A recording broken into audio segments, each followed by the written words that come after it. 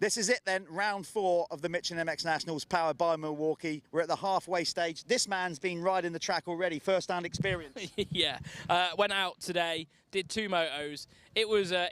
It was a lot harder than I imagined. You know, when you look back, you think, oh, it was easy. This sport is definitely not easy, but it's amazing fun. I had a smile on my face all day. Track was top-notch. They know what they're doing here. We've had straight rhythm last night. That was cool. So you're going to enjoy today. Me and Jeff are going to be on the mic, giving you some MCing. We are. What he said, kick back, get the kettle on. We're in all day, buckle in, uninterrupted live coverage all day on MXN TV. Hope you enjoy.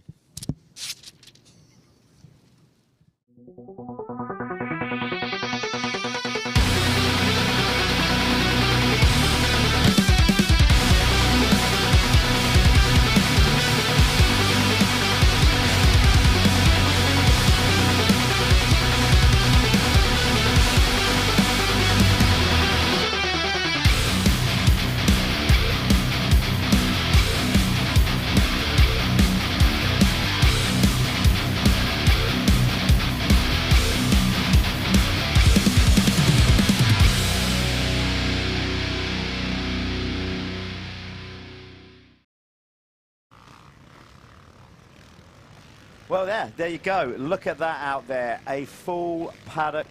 Mate, look at the track. See the colour of that it? Look.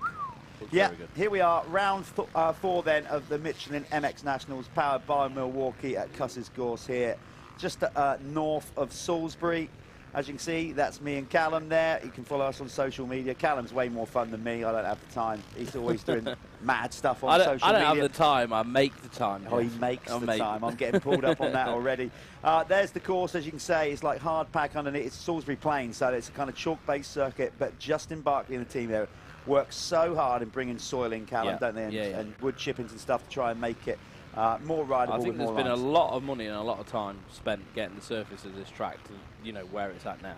Because we're similar to Matley Basin. Yeah, we're not too far from there. And if anyone's been there and watched the GP and maybe walked the track after the GPs, it goes straight down to the chalk. So, you know, it takes a lot of looking after. It does. And if the other thing that we've got here as well, we're up on Salisbury Plain, just on the edge of it, and the wind can play not havoc, but it definitely changes the course throughout the week. You know, sometimes when we get like windier conditions, the track dries pretty quick. If the sun comes out as well, it dries very quick, and that's where Justin and his team and Tim are out there. 2 massive water bowsers, constantly keeping the water down as we go throughout the day. So they do a great job. Yeah. I think with this track you have to, don't you? Yeah. Like the way it is and the way it, like like in the landscape with the wind and everything, they have to keep the water on it. But yeah, I mean, he's probably one of the best track builders in the world. Yeah. So we'll trust him. Trust him to get on with that. You saw what the weather was doing there. You know, it's a little bit intermittent. We might have the occasional little shower. We had them yesterday, but then straight away, typical English summer. Sun comes out, then you coat on, coat off, umbrella up, umbrella down. It was really quite warm yesterday evening. Yeah. When we had the straight rhythm. Yeah, we did have the straight rhythm. If you haven't seen that, please go back and watch it on MXN TV and all our social media channels. It was a lot of fun last night. We had the farm bikes out as well, the little 125 mini bikes shredding the straight rhythm as well. Yeah. Dylan Walsh took the win in the 250s. Dylan looked really good, didn't he? He looked good. Like, Florane gave him a run for his money. Yeah. Yeah, Dylan, I don't think anyone was going to be beating Walshy. No, he was on fire. So he took the 250 title away from Mio, who won that last year, and Walsh didn't compete in the 450 as the reigning champion. So he's now the new 250 straight rhythm champion. And then in the open class, the MX1, Joe Clayton coming back from America, racing MA Supercross, looked really good to get it done. Yeah, they were getting that quad in the middle. Apparently it was a quad. We were thinking it was a triple at the time. They were actually quadding. So they were going triple over the step on, step off, triple again, and then quad over the tabletop. Like, so massive jump. If you watch it back last night, you can even, like, things don't look big on camera, do they? But when you watch that, you're like, whoa, look how much airtime they're getting. Because that was a technical jump to judge. I think most of the guys only did that if they're on Supercross suspension. I don't think anyone really risked doing it with a motocross setup. No, that's what they were saying. So there you go, you get a nice overview. That was part of the straight rhythm. If you're looking on screen now, you can see that bottom corner that they're turning and coming up through the rollers. You can see the guys down there actually with the bulldozers now flattening the straight rhythm. The start was up by those trees, a drop down gate. So go back and watch it. It was a good night. We had a lot of fun with it, which is what it's about. They've got a lot more water down today, though. The track will be very different than yesterday, that's for sure. You can see the Michelin man is there, ready to primed up, ready to go. You're just watching a bit of 3 practice at the minute. This is some of the classes that raced yesterday. Soon enough, we will be going out there with the pro practice. But before then, we did loads yesterday, went around and spoke to loads of teams, all those kind of stuff. So let's show you what we were up to yesterday and the vibe that was going on around the paddock. Right, we're in the paddock here with the JMR Foundation. Now this, loads of you that follow us on the Michelin MX Nationals powered by Milwaukee will know what this is about. It's close to us, it's very close to this gentleman and his wife. Obviously, this is the Jude Morris Racing Foundation that Mark and Lucy set up in memory of Jude.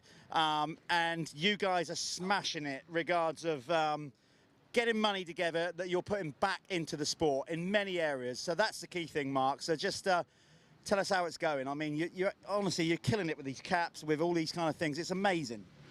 Yeah, it's fantastic. The support from the motocross industry has been amazing. I mean, obviously directly after Jude's accident, we set up a much loved page, and I thought if we can get 5K, that'll be amazing. In 3 hours, we had like 17 grand, and we decided we would raise money for the air ambulances. Obviously, Jude's accident was in Scotland. We're down here at Cusses today, which is our local track. Unfortunately, in motocross, if you need to get to hospital quickly, it's an air ambulance, and rather than donate it to one specific air ambulance, Air Ambulances UK take all of the money and divide it across all air ambulances. So we just felt that was the fairest way of doing it, and to date we've raised 84,000, and that comes from selling our t-shirts, selling our caps, shaking a bucket around. Yeah. Every pound we raise now, 20p of that goes to the air ambulance. So thank you to everyone for the support so far. It's been amazing. It's been, I mean, it has been brilliant. Obviously, you guys have dealt with it from the outside looking in incredibly well. I'm sure we all know it's way harder than that, but you must have been, I would have thought, even with your wild imagination, like overwhelmed by the support that you've received from the motocross industry, which shows where Jude was at with how we all respected him. Yeah, I mean, look, I've said a lot. I cannot believe. Clearly, when something like this happens, a lot of people contact you, but we had thousands and thousands and thousands of messages. Everyone says to the kids, "Oh, you spend all your time on your phone. Get off your phone. Get off your phone." They're messaging each other and stuff. We had people saying, "Oh, my lad was riding at Fox Hills, and he messaged Jude, and he said, 'What time would you run at Fox Hills?' And Jude messaged him back, and It's lovely to know that he was doing that and he was helping other people, and as you know, Oakley Bob called him Factory Jude because of the way he walked around the paddock and looked professional, and yeah, it's incredibly flattering, and we're just overwhelmed with the support, and as I say again, thank you very much to everyone that's helped us, from you guys all the way through to just the whole sport. The tragedy has brought the sport together. Yeah, absolutely. Obviously, his professionalism and morals that he had at a very young age, I'm guessing now that's something that you're really keen to put into the foundation and the riders. Not just helping the riders, it's Jude's legacy, right? Yeah, absolutely, right. I mean, the riders are riding under Jude's name, so, we try and say to all the younger riders, look at the pros. Look at the pros, like you get kids going up onto the podium in a t-shirt and that, and you go, well, what does Jeffrey wear? What does Jeffrey wear? He wears a race shirt, he has his hat on, he has his goggles, he'll have his drinks bottle, all of those things. So we just try and say to the kids all the time, what do the pros do? We've got older riders in the foundation now, and you say like Josh Fell, you see him walking around looking always in a clean kit. He's got a water bottle, drinking, making sure he's hydrated, and just try and make sure that the younger guys are always looking to the older riders, and the older riders are setting an example for the younger guys. Yeah. And on top of that, I don't know if you're at a position where you can talk about it more, but you're planning more than just the academy and the foundation. You're now looking at putting together a group of riders to maybe go and take on the more like European and world stage. How's that coming together?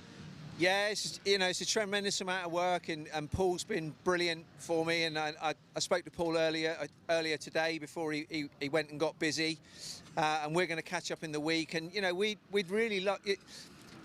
We're doing amazing raising money. It's absolutely fantastic. We think we'll raise between 50 and 70k this year, which is just unbelievable. In the current climate, especially. Absolutely. So if we can take a couple of 65 riders and a couple of 85 riders into Europe, I think that's where we want to aspire to be with the foundation and with sort of 3 or 4 group of elite riders. I think that, you know, if kids play football, right, they want to play for Man City or they want to play for Liverpool. I think if they're riding motocross and they really, really aspire to make it to the top, then we've got to get them into Europe, because that is, and we can debate this all day, that is where the fastest kids are right now. Yeah, absolutely. Well, obviously, we'll be right behind it at the Michelin MX Nationals. Very quickly then, show people what we've got, what you can get involved with. Come and have a look. Here we go. Look, he's going to do his sales pitch, like he's working in a not supermarket, a chainsaw. These are brand new. These are our paint splash ones. Yeah. So they're brand new. We're launching them here exclusively at the MX Nationals. They're 15 quid. They'll be 18 quid when they go online. Yeah, the hoodies, like the hoodie I'm wearing now. This is without, the caps have gone nuts. This is our biggest seller. Yeah. During the winter, we've probably sold 3,000 beanies and bobble hats. We could not, you know, you very kindly, when we were at Hawks, when we were at the GP, put a little plug out. We did. We sold 600 hats. Yeah. That's key. Number boards. Number boards to go on the front of your own plate. Yeah. For those of you who like to hit a small ball with a stick around a golf club, we've got a charity golf day coming up. I'm told this is a very, very good golf club. It's Not for me, not for me. This one, though, this one I might have to try and get myself to that. I won't be racing in it because I got thrown off last time I was there, but look at this. There needs to be an MX Nationals team or an RFX team. We've got 2 carts left. It's at Thruxton, proper race circuit, proper karting. If this is not male testosterone zone, then I really don't know what is, you know. So yeah, we've got 10 carts. We can do 12 carts, so we've got 2 carts left to sell. So we'd love to get some more teams in for this. And Mike from Salisbury Wheel Builders, who was a massive supporter of Jude, he said to me, "Have you entered?" I said, "No, I'm not riding." He said, "I'm having a cart, but you're in the team." I said, "Mike, sign up. I'm driving." So there we go. So we need an MX Nationals team. I think me and Swanee might have to get on the old. We might have to trim the old emergency diet if we're going to make the squad. Mark, keep up the great work, and obviously all you guys out there watching motocross or watching this, get behind this in memory of Jude, because it all goes back into the sport in some way, shape or form. We wish you the best of luck. Thanks for the support. Thank you for the support. Thank you very, and as I say to everybody else, stick a quid in a bucket, buy a hat, whatever. Thank you very much. Yeah, there you go.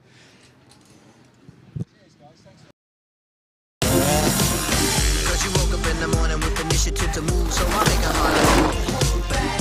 Think about it, cool man, look smart. The world time has come to.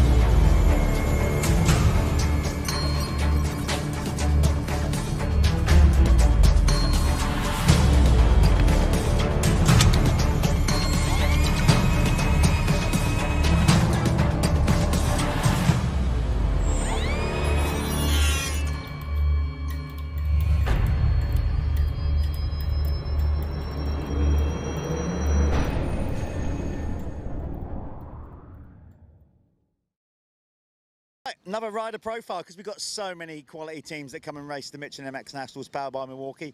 Such one is behind me, and locals. Another reason we want to speak to these guys. This is their hometown track, or the team owner anyway. Paul, tell us first and foremost, because let's be honest, you're quite a young team in the grand scheme of things, but you guys have come up and pretty quickly worked your way as front runners. So why do you do what you do? What made you want to start a race team? Well, the boss, Simon Gabriel, he started the team. He's been passionate about motocross for about the last 30, 40 years, really, and used to ride himself. He's got a son that used to ride. Started in schoolboys, really, and I don't know, he's got a successful business, and it's just passion, really, Jeff. That's all I can say, and we are a team that's just starting out over the last few years, but we're gradually getting bigger. Hopefully got some riders that can produce the goods now, so you know, we're trying to improve in everything we do, you know. What about the learning curve of it? Like, because there's no sort of Bible for it, is it? You know, no matter how much experience you think you've got, when you're starting off a bit small and then it starts to grow, you know, learning about each other, learning about the bike. Have you found it, like, sometimes if you wanted to all go, why are we doing this or whatever, you know, has there been any of those kind of moments? We feel like that quite a lot. I mean, we look at the bigger teams, we try and learn off of them. We just try and improve a little bit every time, take on board what people say. We're just looking all the time to just make small improvements, and we feel that we're getting there. We got some good riders, you know, that they're not the best, but they are getting there, you know, and they're coming through, you know. And I guess with brands and people like that, you're probably now getting more response from them, because obviously as you're improving, the results are improving, the bikes each year get better, you know, the infrastructure and all that. You finding that as well? Definitely. We get calls on people wanting to help, which we've not had before. The setup is looking better all the time. We're trying to improve that. Yeah, it's coming together. We feel that it's coming together. So, you know, we've got Brad, who's 5th in the British Championship at the minute.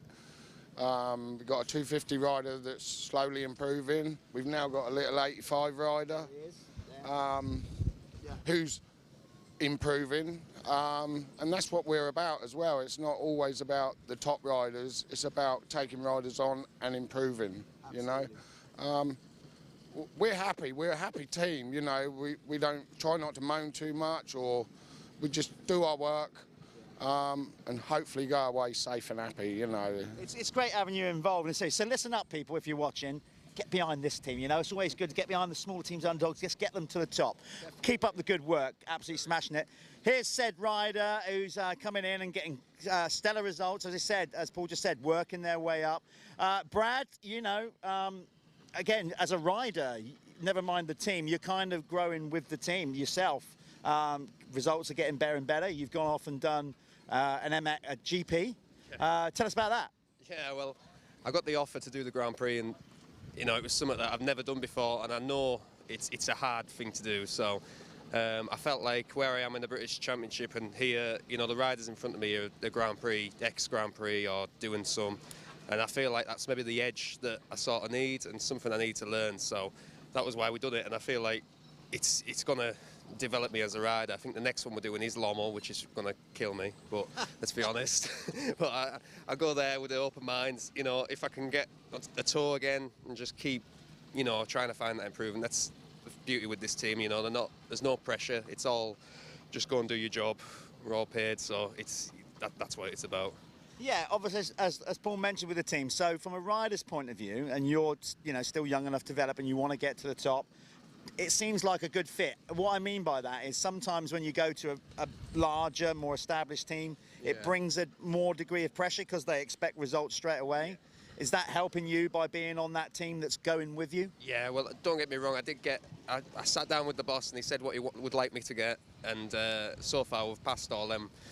That means he's going to take his foot off the gas. No, no. But you know, I feel like it's well, I'm just out here trying to enjoy it. That's the main thing, and you know, we all enjoy it. So it just makes life so much easier when you go there and you just go for a good weekend, and the results just seem to follow with it. So yeah, it's good.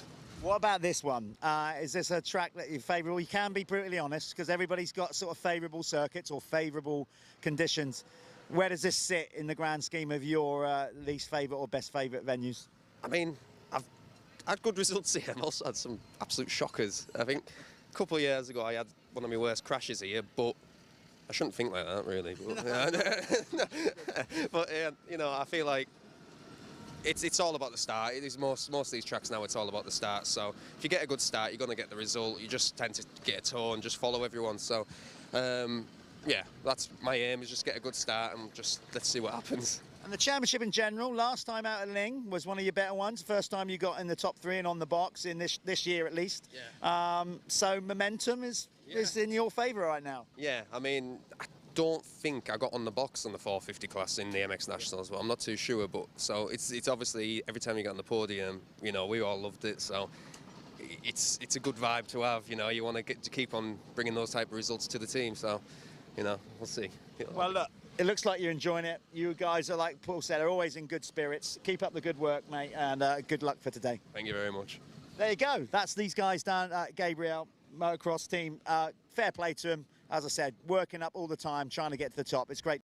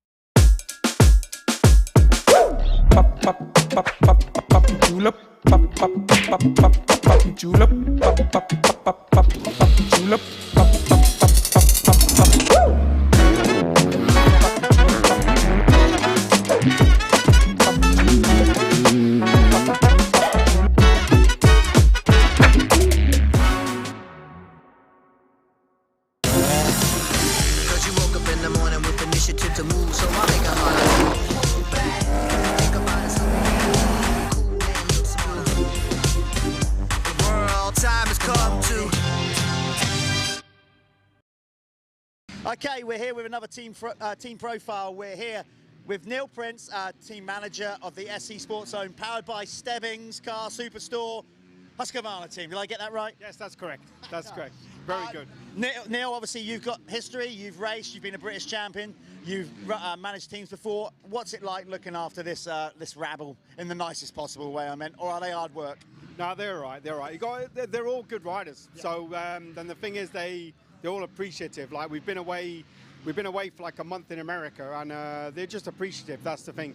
Like, so you don't mind putting the extra time in when you get something back from them. So they're good. They're a good bunch of kids. They're always smiling. They're always happy. We try and cater everything what they need to do the job, and basically just try and make it. You know, you've been a racer, Jeff. Like, if you go to the track and you're not happy, or there's something you're not happy with, if they go there and they're happy with the bike, happy with the team, then the results should hopefully come.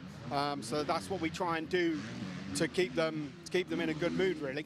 You mentioned about the American journey, whatever you want to call it, adventure. I mean, it was exciting for us. I mean, obviously we obviously lost you from around, but you went over there and we followed your progress. It looked like it was a lot of fun, but also you guys put the work in and got great results. Yeah, it was a lot of fun. I mean, we went the first round and we didn't really know what was going to happen.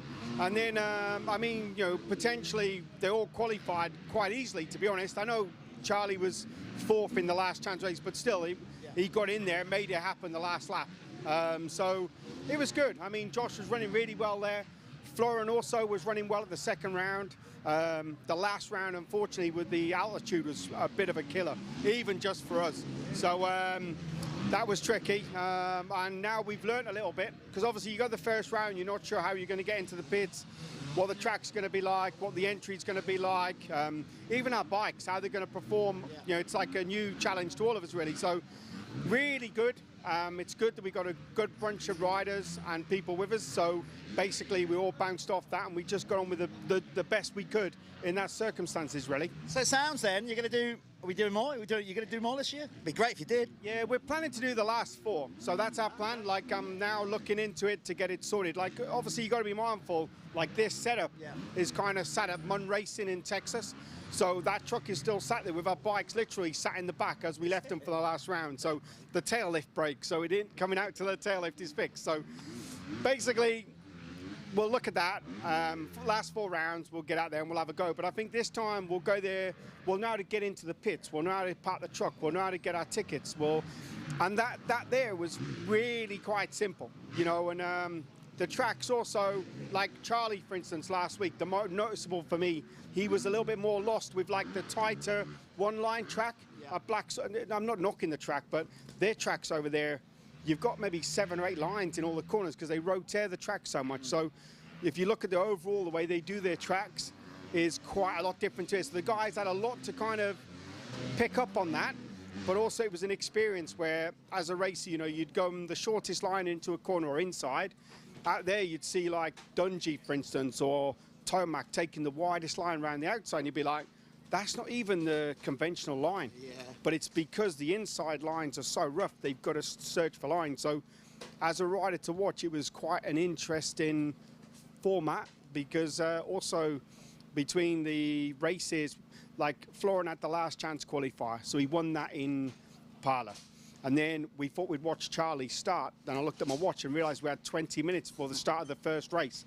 So we did the first race, then it was 25 minutes before the second race back to the start line for the holding pen. So realistically, that's one thing where I think it's good for spectators because it's boom, boom, boom for 4 hours, you see everything. So that, to me, is much more interesting instead of a 2-day format. World Championship, I'm talking. So to me, that format was very interesting from mechanics to the riders. It's a whole different ball game, which was really interesting to see, really. Nice new learning curve for you, though. It is, but trust me, if you understand now, like you look at their bikes, they lock wire, lots of stuff. They plan on when the bike goes for practice that they don't really have time to touch it at all until after the last race. So that way puts a bit more pressure on the mechanics. So obviously we're running around. We haven't got a massive amount of parts there as well. We've got our, we had 3 450s, 1 250. But if you get a little problem, which is a 10-minute problem to fix, or if you've got to change an engine, you really need 5 people there to get that engine out as quick as you can to get the 25 minutes back on the start line for the next race. Well, we're going to watch that because they're going to do some more, which I made up about. Let's get said riders in. Charlie, come on round because Charlie, living the dream. We did a little interview in the week, man in the van interview that will go out. But yeah, the American trip, the whole thing. You're still on cloud 9 about it now. Just from your standpoint, tell us what it was like. Mega. It is like, that's all we need to know. Yeah, it's the reason that we do it. Yeah. The reason why we love it. And yeah, going out there is just an eye-opener. You watch it on the TV when you're a kid, and just to get into the main race, I was like celebrating after the LCQ at the first race, and it was like, yeah, still on cloud 9 now. It was mega. See, he is. You can tell. Did you throw in any knack-knacks? Quite a few at the first round. Yeah. I was like 6th in the LCQ at one point and threw a little knack-knack, and then yeah, in the main race and again at the end of the LCQ. So keeping you on side. You're moving. Are you moving up to this round? Are you in? Yeah. So you're not in experts anymore. You're going up to the elite pros. Yeah. Yeah, because we've gone out there. I've ruined the championship anyway for the experts, so I thought, why not mix it with the other boys? See how time now. You're gonna hand it to Gilby in that. Well, it's because I'm used to the 1-day format now. That's what it is. You know, I can't go racing 2 days. No, that's it. Hand it to him. Let's spin round. Thanks, Charlie. We got. Let's bring Flo in. He's behind Florent. Come on round. That's it. Like that. I don't know what all this is about, but he's going to be riding later on. We got the straight rhythm, reigning champion in the straight rhythm. So we got that going. Like, feeling good about that? Yeah, I'm feeling good. I have more pressure to the last year because now I know I can win, but it's okay. I go focus, enjoy. I ride with my maximum feeling, and yeah. And what about you, America? How was it for you? Lifetime achievement. Great to be there. Yeah, it's very crazy. Yeah. The race is very, very difficult. It's big pressure, and because you have lots of good riders, it's the same to MXGP, but very more impressionant. And yeah, it's okay. Just try and enjoy, but no good race, not good point, and it's okay. When I go back again, I need the good point and maybe top 20. Yeah, well, good luck. Love the hat. Thank you. It's good, yeah. I don't know what it's all about, but I love it anyway. Let's go and speak to this man who did make some genuine noises and waves over in America. Obviously, in this championship, you're kind of out of it a bit now because you missed that round, but the whole American experience, what was it like to be up there racing, you know, like with Dungey, with Roxon, with all those guys? At the first round, I think both motos I lined up between Dungey and Roxon in one, and I think who's the other two in the other ones? Tomac and Anderson in the other two. So yeah, it was quite cool, and especially no one knew I was. So I just turned out there and had a good qualifying, and yeah, from then on it just I think I got recognised, and yeah, it was just an awesome experience altogether. You've had a good week. You went and won the Patchwick Trophy as well. Got your name on that trophy, which particularly made the old man proud. You got the Gilbert name on there. So here we are, round 4 at the MX Nationals. Bit of you, this, isn't it? I like Cusses. Yeah, this is a bit of me. It was nice to sort of almost get back in a routine this week, because it's cool being, like, obviously in America, but we was like traveling around a lot. So, and then with my crash, I didn't ride that week. Then Thunder Valley, the altitude, it kind of got me in. I think it's all been a bit sort of draining, which you think, oh, you're living the dream and everything, but it does catch up with you after a while, which I don't regret any of it. But yeah, like I say, it does catch up with you, and I didn't ride last week in the week, and yeah, this week we've had a good midweek, won a race, so yeah, coming into this weekend good. Well, we're going to watch Josh. He's going to be at it. He's going to be right at the front. You've got Kulas, you've got Silver. Well done, mate. It's good to have him back in the UK, but it was great to follow those guys with their US adventure, but they're going to be racing right here, right now today at Cusses Gorse. So sit back, watch the action, and enjoy.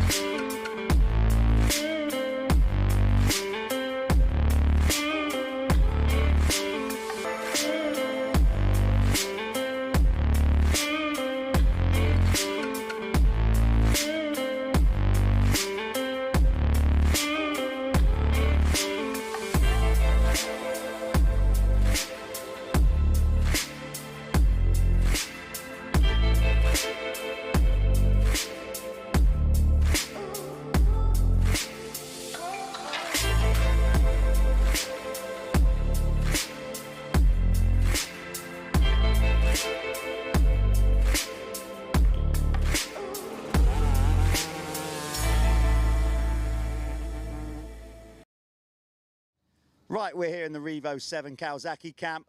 One thing in motocross, it's a tough old game. It's one of the most brutal sports in the world.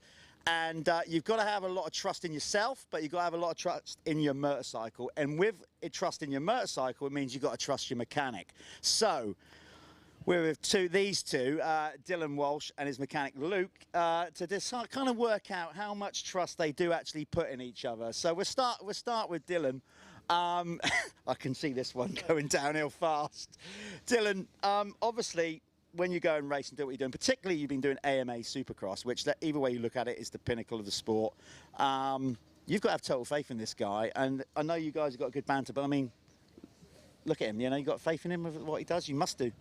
Yeah, a little bit, but as you know, it's quite hard to find motivated mechanics these days, so we were short, the list was short to pick out of, but no, Luke's good. Supercross is hard though, because I don't know what I'm looking for, he don't know what he's looking for, so we're both winging that one. But no, I trust him, he's motivated. I check up on him here and there, like if he's done stuff, but yeah, I'm mechanically minded, you see. I was just going to say, right, he's already saying no. Are you though? Because some riders haven't got a clue. No, but you genuinely, you could bin him off and you could get through a race meeting like a club meeting without him, yeah? I could, but I wouldn't turn up if I had to. But no, I am actually quite onto it. Yeah. Like, I've done all my own stuff like growing up, so I do know the ins and outs. But no, it's just like little stuff. Like I'll look at other teams' bikes, and you know, in America, and I'll pick up on stuff. Then I'll bounce it off him. He'll bounce it off me. Like we'll come up with some few ideas, and then I'll say something during the week, and I'll just double check on the weekend if he's done it, or like the night before practicing, I'll say, hey, do this, and I'll be like, hey. Or some days I won't say nothing, and I'll know what track we're going to, and I'll wait to see if he's changed the forks, or you know. The pressure. Yeah, it's little games, but it's good. We've been going good. See, what I'm saying is there's a proper relationship. It's that kind of thing where you put your trust in each other. Does he ever, like, so you've done your thing, and I've seen you in America when he's, you know, that grindstone, at the grindstone, working hard. You finish all the bike, does he ever then come in and go, oh, you've done that wrong, you've done this like that? And if he does, what happens then? Do you throw a spanner at him? What happens? No, he does come and do that, yeah. He's got his attention to detail is quite good for a rider. Yeah. Like he said, he's mechanically minded. I get that every time he comes into the workshop. But yeah, he'll point something out, and if it is wrong, then I'll praise him. But half the time he's right. He's always right. It's Dylan Walsh. But no, we get a bit of banter going if he says, "Oh, nuts loose," and it's like it's not Dylan, but do you know what I mean? Yeah. He don't get no spanners thrown at him though. Not yet, anyway. Not yet. Well, this is the big one. We talk about the bike. What about when you're in the race environment? Because you actually pitboard for him as well, right? Yeah. Right, so how does that dynamic work? Because, like, what you put on the board, have you ever had fallouts about what you're putting on the board, what information? You know, in other words, you as a rider, you work all week putting the effort in, and if he's having a bad race and you're getting frustrated, does the frustration come out on the board? Have you two ever had blows about that? No, not really. Dylan's quite simple on the board. He likes his lap times and the best lap on the bottom, and the lap he's just done on the top, and you put a little couple of words in the position you're in, and that's it really. And I've never changed it really, so we've never had any arguments about pit boards yet. L1 round. 1 round. No, L1 argument. Oh, they've had a tiff. There is been a love. There is, yeah. Well, remember Supercross? What happened? See, first two sessions. Oh yeah. Right, hold on then. So see, this is classic relationship. He's forgotten about it, but he's remembered it. So come on then, what's this? Dylan always remembers, but when you're here, you're used to someone bringing your pit board and your trolley down. Yeah. But tell them where we were. So the first Supercross, we're at Anaheim 1, and we're miles away from the gate, and Luke forgot the pit board twice. First two sessions in Supercross, so totally forgot it. Right. In a panic. We'll come back to him in a minute. Yeah. I'm going to blank him off so you can't make eye contact. So what was said? Where's the pit board, Luke? Forgot it. Eh? Joe's normally here to pull it, or Kieran. Not this time. Was the language? Did he get animated? Was there a few Fs thrown into it? There was a couple of F bombs, yeah, and a couple of other words thrown, but No, it's all right. He got over it. I was going to say, have you forgiven him for that now then? Yeah, I actually wasn't too harsh on him. No. I'd imagine some riders would go pretty hard on that, but I knew it weren't there, so I was like, "Where's the pit board?" And he's looking around.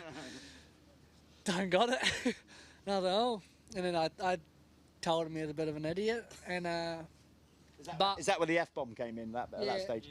No, that one weren't too bad. It was the next session. Right. When it didn't come back again.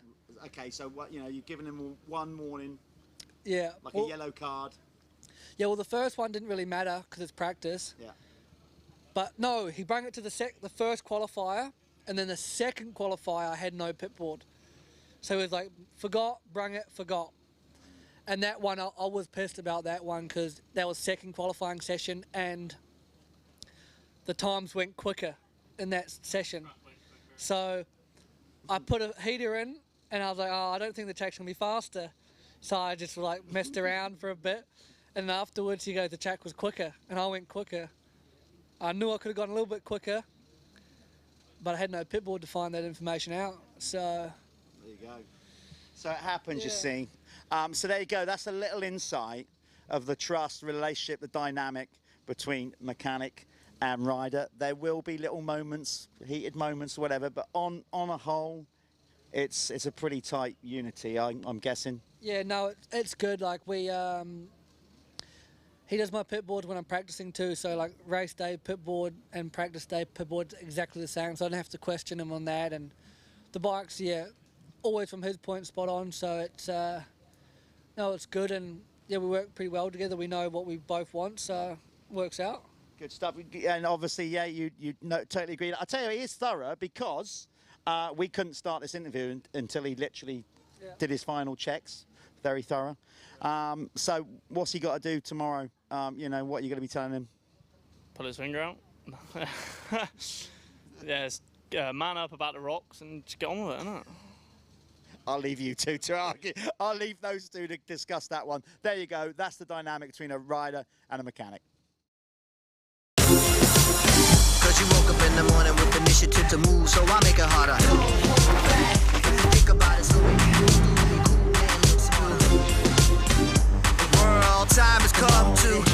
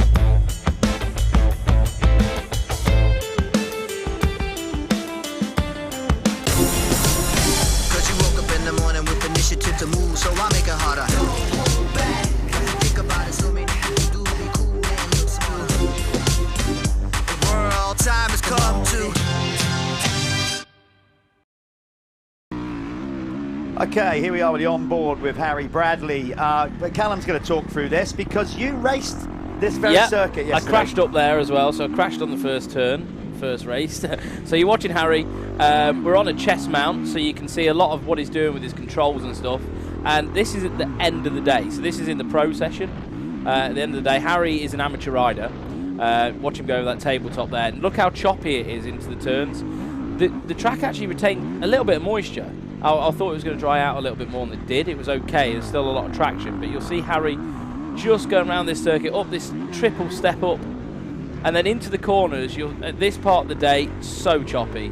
You know, the ground's quite hard. It is, you know, it's a chalky ground, and you get these real ledged bumps that unsettle the bike, and you'll see Harry's bike getting really unsettled going into there. I was actually going to do this, but I was going too slow to even give you a good perception. I mean, Harry even looks slow. GoPros never make people look good, do they?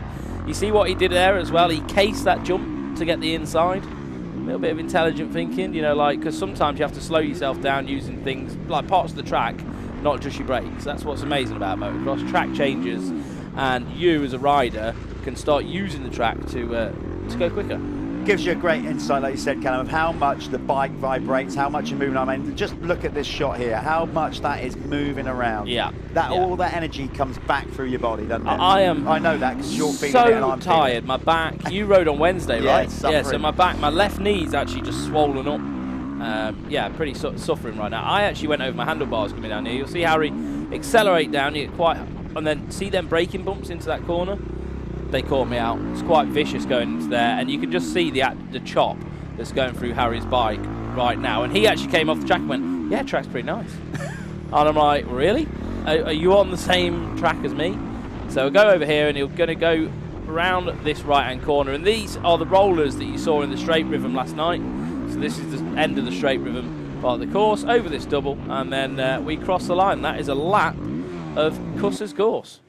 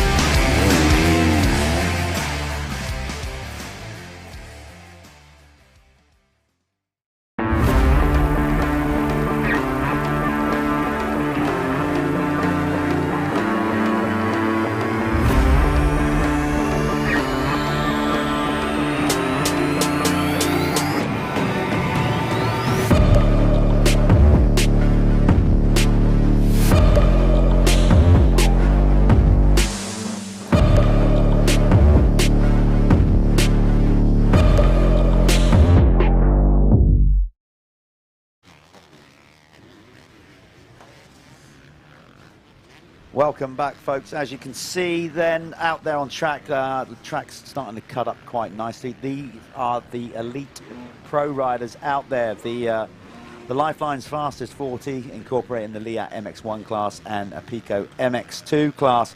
These guys are just going through their final phases of qualifying.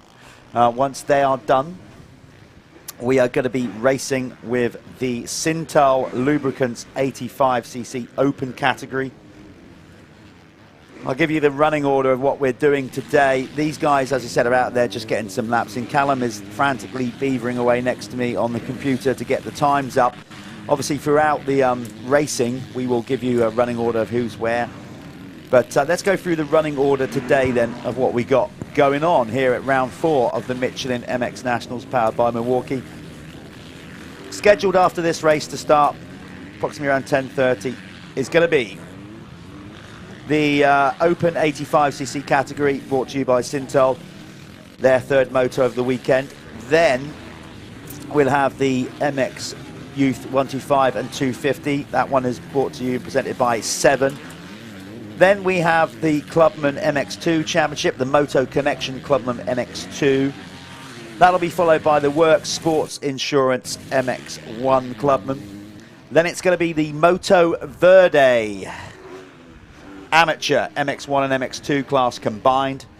It will then be the RFX Expert class. They get a 20-minute plus 1 lap moto.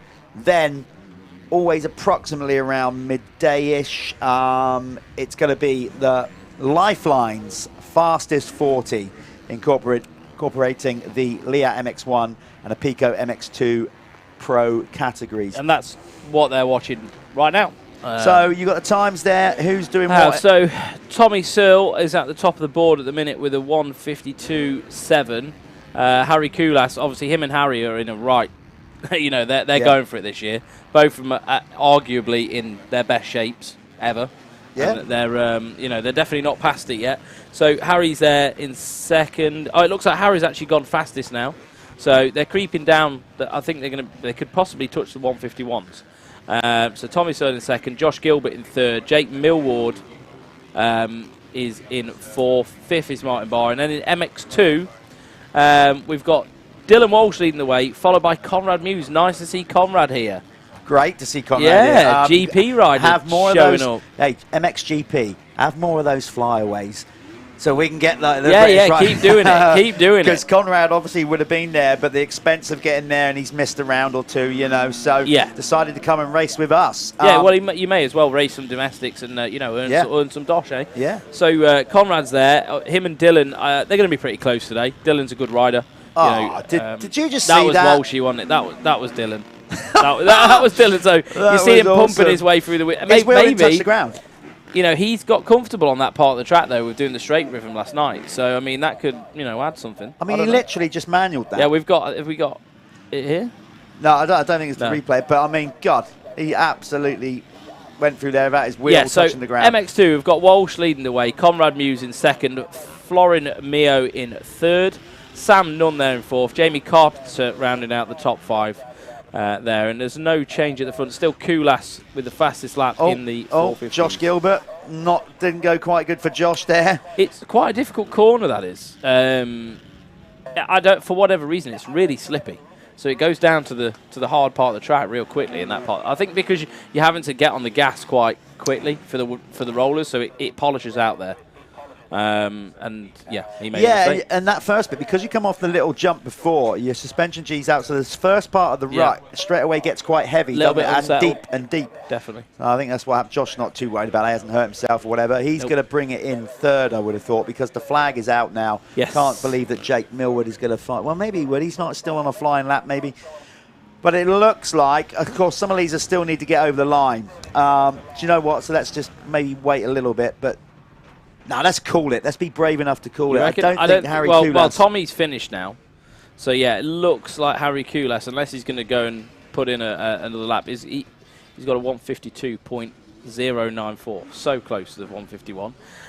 Tommy Searle there is in second. Josh Gilbert, don't think he's going to improve. Obviously, he had a little bit of a tip over, maybe. But Josh Gilbert third. Jake Millward fourth for the minute. Martin Barr's finished now. In fifth, Glenn McCormack. is in 6th. 7th was Brad Todd. 8th was Jack Brunel. 9th was John Adamson. 10th was Gavin Stevenson.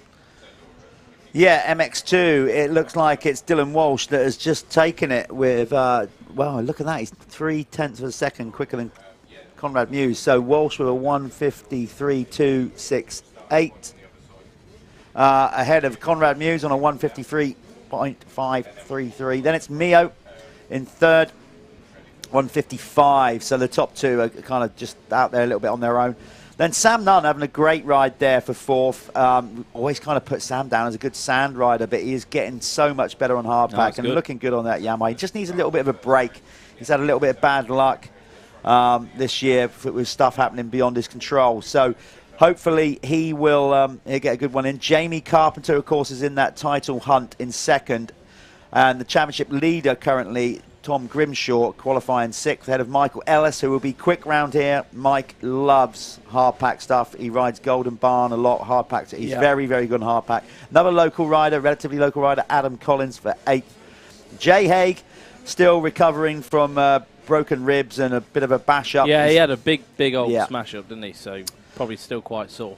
I'm sure he is. Getting there, though, in 9th. Callum Mitchell, who may well be a bit sore as well, because he took a bit of a dirt digger last night in the straight rhythm. When I was talking to him down there, he was like, I'm still trying to diagnose myself. I don't know. I don't feel great. But yeah, he got on with it.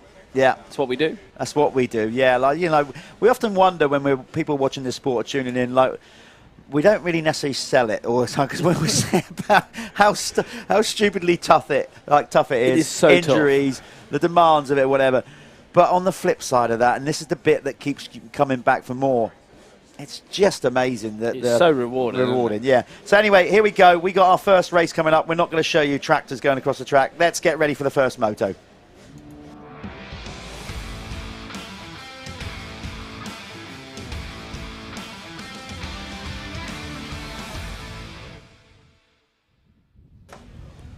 So we're going to film these guys coming down to the line. I'm going to just get, or Callum is, we're going to get just yesterday's results up.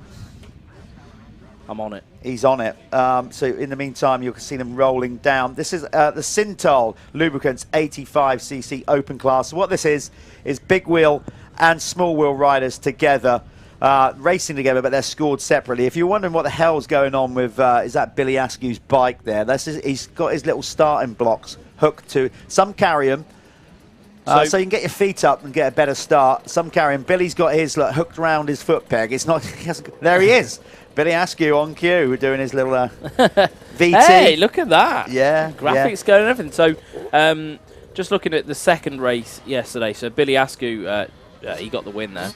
Fastest man on track as well by the looks of it. Josh Vale was there in 2nd. Jake Walker was 3rd. Charlie Richmond was 4th. 5th was Freddie Gardner.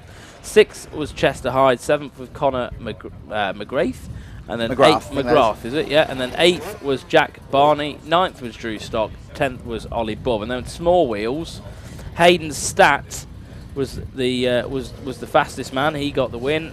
Blake Ward Clark was there in 2nd. Mason Jones 3rd. 4th was Lucas Moncrief, and 5th was Finley Pickering. Yeah, so Askew is in the big wheel, particularly is in charge of this championship. At Ling, he just clean swept it, basically. He won all 4 races. He led the Planet Moto First Lap Leader Award. He got all 4 of them. He took 2 races yesterday. He's stretching out his points lead. It's looking good for him, and just past the halfway stage. Is Askew with, is he? It's GRT Impact. Yeah. Okay, so he's with the RMJ guys as well. Yeah. I was actually riding with them on Wednesday. I think Ash Wild was trying to butter me up to give him a good mention on the live stream, you know. Well, it worked because you just done it. It did, yeah. So, you know, they have a training school, and I was there riding with them, and you know, he was getting all the times in, doing all that. I don't think Askew was there. It was some 125 riders that were there. It was Joe Brooks was there. So yeah, good day with Ash. So I appreciate that. So here we go. You can see the MX Nationals were one of the first. Well, they were in British motocross to bring in the mesh start gates. So you can see that's how they use the blocks there. They will that rider just prefers 1. Some riders like 2 feet down. But the idea of it is so you can you can leave the launch pad in control of the motorcycle, isn't it? You know, so some of these kids have short legs. You know, they're still growing.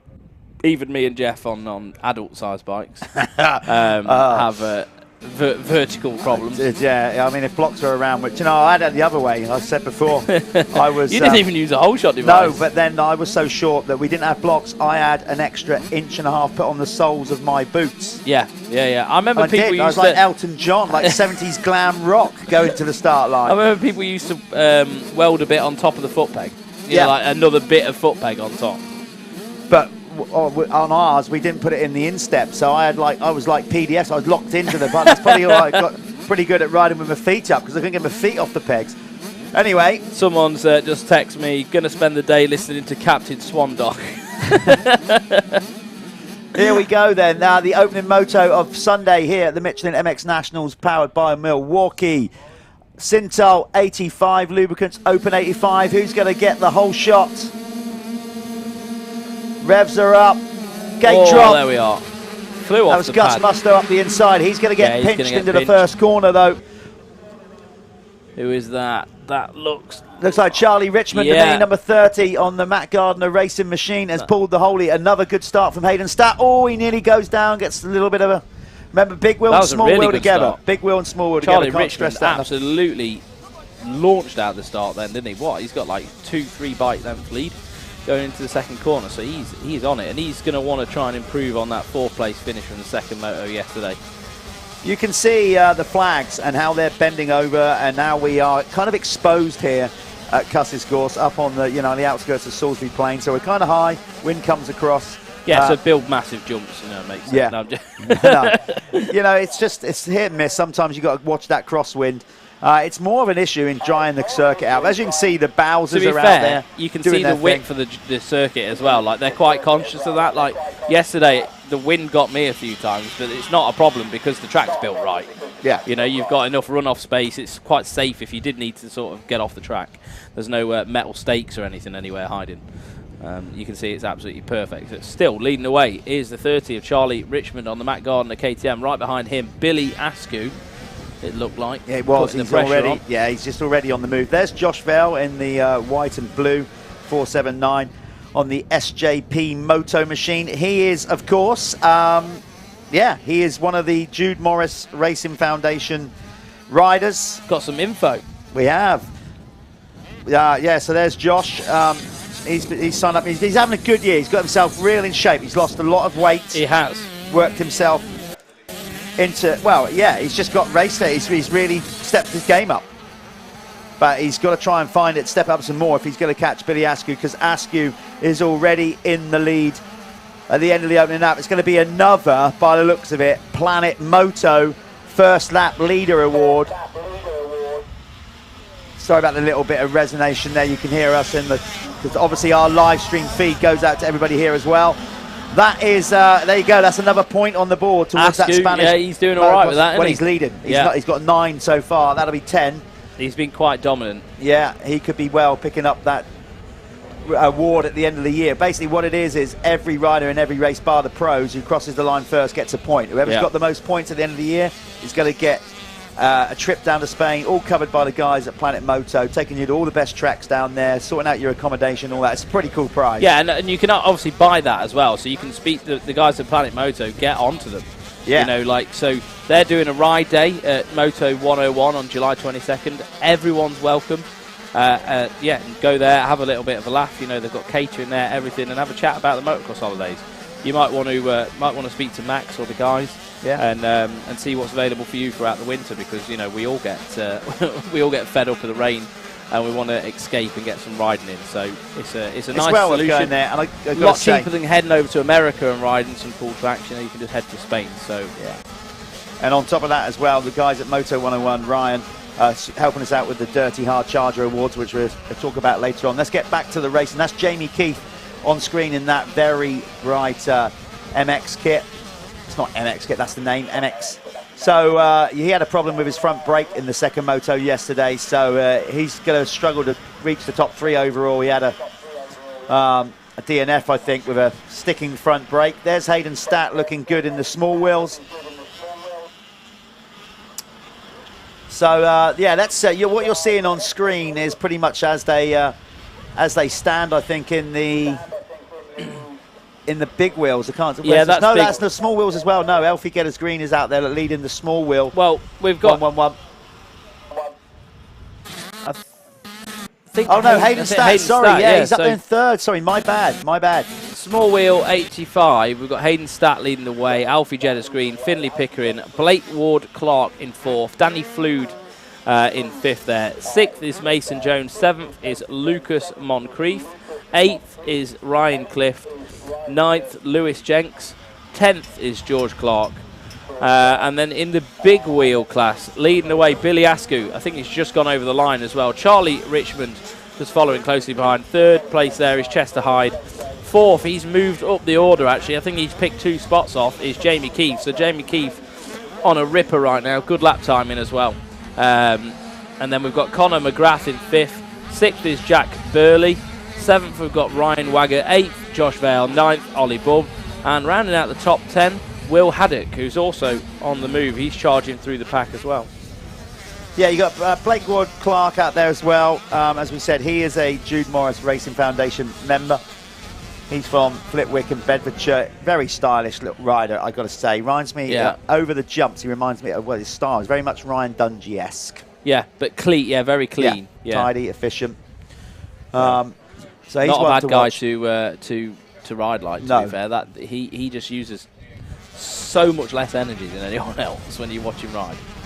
You can see here that some of these 85s, that it's not necessarily all about the power to get. Top riders will be doing it. As we said, got to look out for the crosswind. You can see the Marshall's bib there blowing. Oh, it would be pretty windy up there. Yeah. When you're at the top of the track, you can definitely feel it. There's 2 quite big tabletops at the top. They're quite, they're relatively safe, as in like you've got nice run up to them and things like that. But yeah, you can definitely feel the wind. We can hear it. Yeah. There you go on the cameras right now. So sometimes you get days up here, obviously like anywhere, beautiful steel and whatever, but we are exposed, as we said. So just one of those bit of a gusty days, and the guys will have to be aware of that.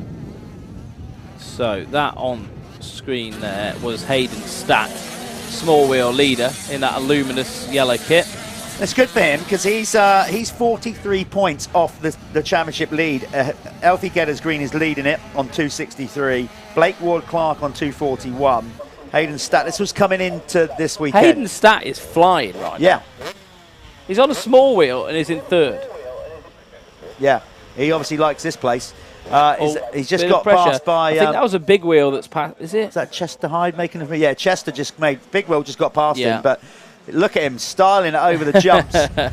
Looking good in the small wheel category. So, yeah, I was just looking at the championship. I think it's up to date after yesterday's results. Let me just see if it is. No, it's not. So coming into this weekend, Hayden Statt was 43 points off the lead, but he had a good day yesterday and he's having another good day today. So Hayden Statt last lap was a 2:17. Alfie Getters Green, who's caught him up, a 2:30.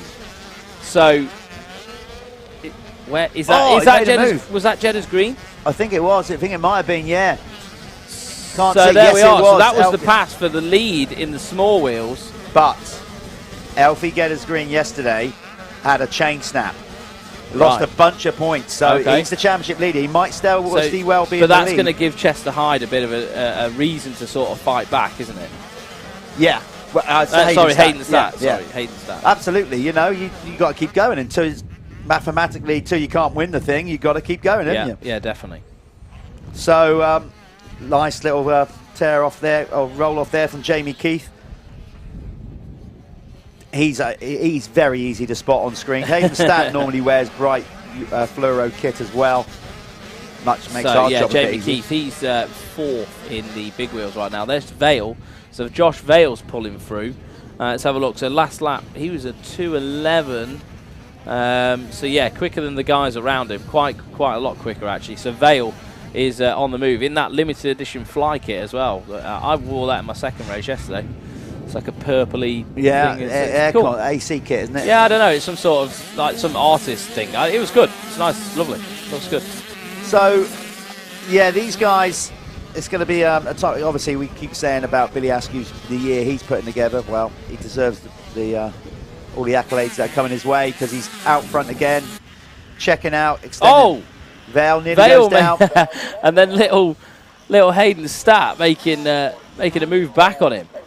Hayden gets a race light. Look at the difference in size, though. But, you know, that's the thing. Yeah. Sort of same age. And through the rollers like that, you need a bit of strength. You need to be able to pump the bike, don't you? And definitely I didn't have that strength yesterday. I just smashed into every single one of them. So you were just basically like a sack of potatoes just strapped to the bike. I was just casing my way through there, yeah. Yeah. Just bang, yeah, it was, mate. It was just like, yeah, it was bad.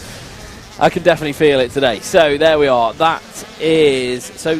Josh Vale, he's still in 5th. He hasn't obviously made it because he passing Hayden Stat didn't really move him up the order. No, not really. But he is going well. He obviously had a bit of a sketchy start. So top 2 have checked out basically. Billy Askew has now nearly a 7-second lead over Charlie Richmond on the Matt Gardner KTM. And then there's a massive gap after that. There's about another 19 seconds further back to Chester Hyde. So the advantage of a good start. There you go, highlighted right there. You get a clean run, clean track, while the others are kind of like stepping over each other. Those top 2 made a clean break. Billy Askew made light work on the GRT Impact KTM. Yeah, and those 2 will be in a different rhythm of speed as well, because like say it's a rider like Vale who's trying to fight his way tooth and nail through the pack. He's not been set into that pace that the leaders are running. You know what I mean? Like, he doesn't know. It's quite difficult to like go, oh God, I've got to find 4 seconds. Yeah. But if you're actually racing them and in that race, then it's a bit different, isn't it? So a lot of good airtime for Josh Vale here on the SJP Moto Husqvarna. Looking good. As we said, Jude Morris Racing Foundation rider. How long we got left, Callum? Have we got running on the clock here? Let's have a look. So total time. So we've got 4 minutes to go. Local weather, 18 degrees C. We're on it. The guys have done 4 laps so far. So they'll be coming through to their 5th lap. And total time of the race, 7 minutes 46 was total time. That was Billy Askew last time they came through. Let's see if we can find Billy Askew out on track, the race leader, give him some honourable airtime. He's the race leader is 441. We've got Darren, our director in here and producer, is obviously in comms with our camera guys, because the camera guys out there, you know, they're just filming riders. They can't concentrate on who's leading, so we need to tell them. I love seeing the parents, you know, passionate people, mechanics and everybody hanging over the fence there for the riders. You can get so into it, can't you? You've been there? I try internally, yeah. Yeah, I've been there. I really do try to keep my emotions in check, as in what shows, particularly when managing a team and all that kind of stuff. I can't, you know, like. But sometimes you just can't help it. It's hard not to. It's just very difficult. Yeah. So listen, I try to, but I'm not saying I've never been like over the fence like a demented screaming like Captain Caveman. Come on! I think we've all been there, haven't we? Yeah. Yeah. Anyone who's a fan, anyway. If you haven't, you know, you're really not loving it enough. No, exactly that. So we're trying to find Billy Askew out on track somewhere. So he should be coming around here, yeah, somewhere now. Just looking at the sector time. He's in a darker kit today. He was in his orange Alpine Star kit yesterday that the guys at GRT Impact wear, of course. So this is the Syntol Lubricants 85cc big wheel and small wheel class. Syntol's a new oil brand that's just hit the market. And yeah, go and check out their products. They're here. Go and have a chat with them. If you are watching this online, head over to their website, see what they've got, and I'm sure they'll be able to sort you out with something, or at least you can try it, sample the product, see what's going on, because they are a great bunch of guys, and they've definitely got a nice product line out there. They are. So, yeah, absolutely. Charlie Richmond is now 12 seconds. So Billy Askew is kind of, there we go. We've got hold of him now. He's wearing that black kit. He's harder to find, blending in with the dirt. So we're going to stick with Billy probably now, bring him home, because he must be getting close to being on his last lap. Lovely style. Yeah. Lovely style. You see he rides on his toes. Difficult to do. I mean, it's something I've always wanted to do. My ankles don't want to do it anymore. But yeah, you see he rides on his toes. He's got such a, you know, a nice style, and that's obviously been groomed, you know, through a long process. You don't just get that good through not putting in the work. No, So, that's the thing. Technique comes first. Yeah, if you've got good technique, you can find speed. The speed comes. Yeah, it's as simple as that. It looks like he's having a lot of fun, to be fair. You see him come up there, a little bit of body English, you know, just sort of dangling off the bike. He obviously feels very comfortable. Because you can be, you know, you can be a twister, as we call it, you know, and hang it out, whatever. But eventually, if you don't have the technique to match the speed, it'll bite you. That will bite you. Yeah. And at some point, you're going to throw it down the track. That's when you start picking up injuries, all those kind of things. Yeah, I mean, I don't know whether people follow the American stuff, but like someone like Alex Martin, for example, he just sits on the bike, twists it, always bites him.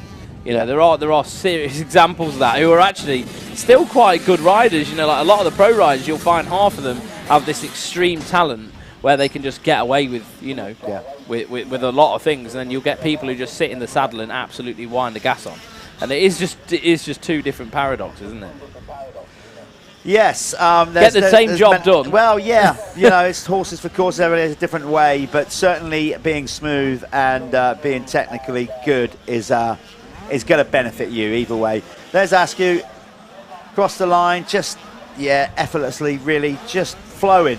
The whole flow there, you could see that his body language, the way, it was all one fluid movement through the rollers, then just turning into the finish jump. You can see there's a lot less energy being used. Like, if you watch someone like me who's not so good as a rider, I would be, like, you know, hitting stuff. I'd be stopping, starting. I wouldn't be getting over the bumps as nicely. You know, these are all things that, like, they help you go quicker because you are just using way less energy.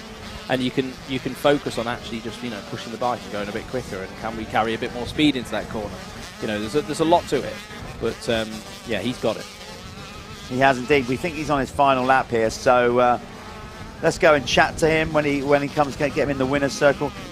Who wants to go first? Do you want to speak to Billy Askew? I can go first, yeah. I fancy a bit of fresh air. Yeah, fair enough. So Callum's going to jump out of the commentary box and try and grab Billy Askew and get him into the winner's circle. Yeah, so we'll be with him in a bit.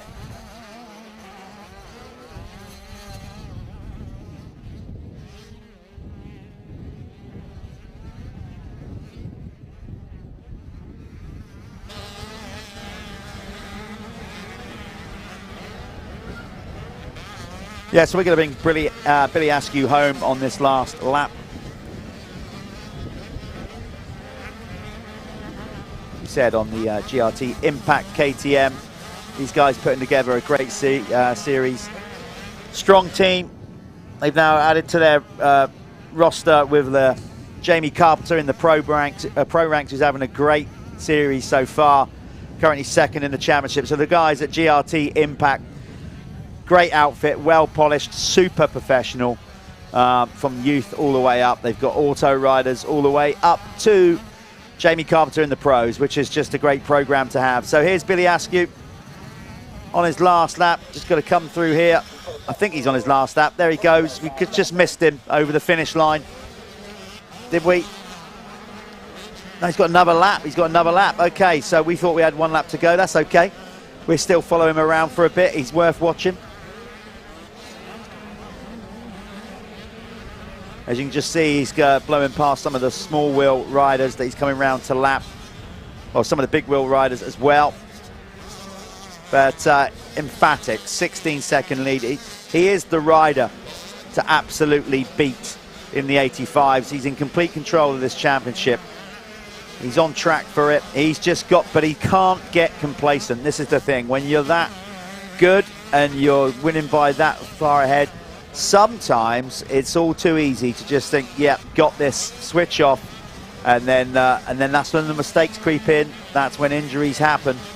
So I'm sure Billy is being told on a regular basis to race the stopwatch, head down, don't take it for granted, just keep doing what you got to do until that championship #1 red plate belongs to him.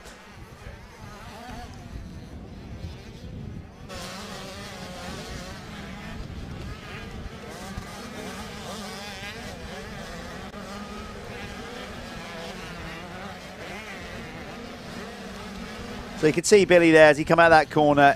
He gets his pit board, of course he does. They guys tell him where they are, their lap times or whatever's going on. You saw earlier on in the broadcast the dynamic between a mechanic and a rider. when you're a young rider in particular, that mechanic can be so influential, whether it's your parent or it's a mechanic guiding you through. It's a big part of the sport. You put your faith in the mechanic with the bike being prepped and the information you're being told. So, but Billy still just keeping a tab on things his own way out there, just looking over his shoulder here and there. He's got a gauge of where the others are. And we think, judging by the time, this has to be his last lap. Surely he hasn't got another lap after that. It's got to be checkered flag now, isn't it? Yes, it is. He can't air it out because he had a rider in front of him. But there you go. Let's Billy Askew. We'll be joining him in the winner's circle sometime soon.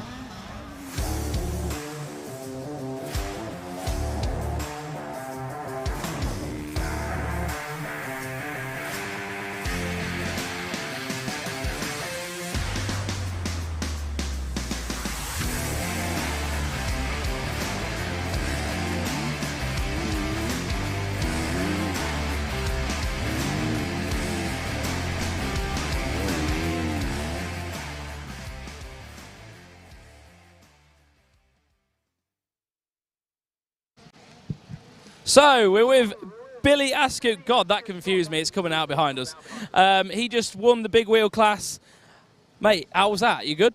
Yeah, I got off to a good start and then passed a few lads and then just rode my own race really, tried to get through the back markers as clean as I can and just finish on top really.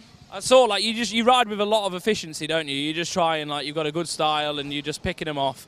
What's your plans for the rest of the season? You're going to just keep picking these wins off and try and get the championship, I suppose? Yeah, I'm just going to try and get as many wins as I can, just be consistent and try and get the championship, really. Yeah. Right, you go and get your face cleaned up, and sure you want to go and have a shower or something, and we'll see you for the next moto.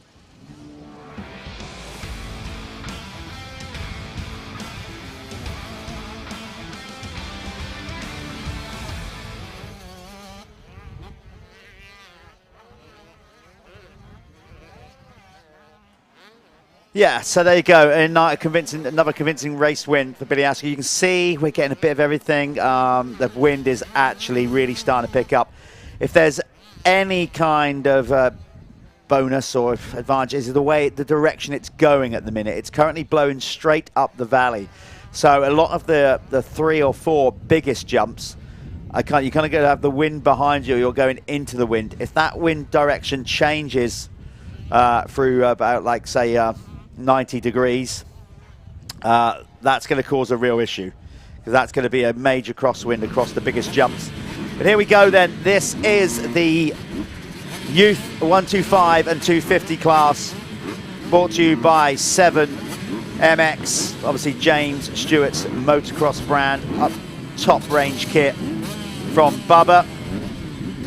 So the guys from 7 getting behind what we're doing here. In the 125 category, so far, Charlie Heyman has had the perfect season. He's done it once before. He's on track to do it again. He has won every race in the 125 category. In the 250 category, Tyler Westcott on the Planet Moto HJA KTM, with a bit of support from Planet Moto as well, leads the way in the 250 category. But Heyman looking for that second perfect season. I remember Carmichael did it once and then we thought, how amazing is that? Then he went and did it again. Heyman could repeat the Carmichael thing. Does it have the same prestige? I don't know. No, not quite the same prestige, but still not to be knocked. So, is that Joe Brooks with a start? Brooks with a start. Hudson Roper on Team Green and Charlie Palmer, his teammate there in second and third. Cashmore moving into third now. Charlie, now go for it. Brooks has started finding a little bit more pace. Absolutely. He needed to. I mean, I think Brooks has been doing the European stuff, has he? I think he's been doing some of the EMX 125 stuff, and I think it's just gave him a little bit of a push. Obviously, Heyman's not been doing that. So, are we going to see a little bit more, a little bit more from Brooksy? Well, what he's saying is, I'll tell you what, he's definitely getting closer to Charlie Heyman. I think so. So Charlie Heyman is under, I wouldn't say he's pressure because he's won every round, and obviously, like, if he can do a perfect season, that'd be amazing, but it's winning the championship that he's worried about. Yeah. So he's totally in the driving seat there, but if anybody's going to basically stop that streak, it's probably likely to be Joe Brooks on the GRT. I think Joe Brooks he got a good result last weekend as well. I think he may have beat Heyman in one of the motos. I'm not too sure on that. That wasn't with us anyway. So we're going to see a repeat of that. Heyman's obviously got a terrible start, so we'll see where he is when they come through. You've got Wolbini out there as well, going back to the youth classes for this one, I think in preparation to go and race the Junior World Championship. So you've got a 125 lead in Joe Brooks on the GRT Impact machine. Then it's a Chambers Husqvarna. I think that's Husqvarna or Gas. Well, I'm not quite sure what. I think it's Husqvarna that Harvey Cashmore is on in second for the Chambers Racing team. Then you've got Hudson Roper for Team Green Kawasaki in third. This is mixing the classes, of course. This is just as they're running in the race.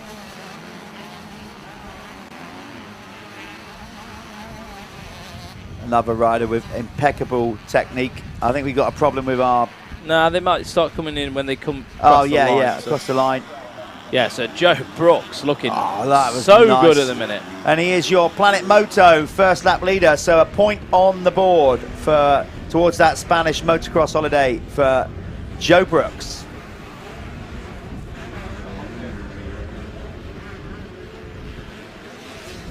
Cashmore doing well to stick with him, as is Roper. Then you've got Mackenzie Marshall out there, switching to the Yamaha and looking good on it. You know, Mackenzie, I think I've got this right. I'm sure somebody will come into the TV van and tell me if I've got it wrong.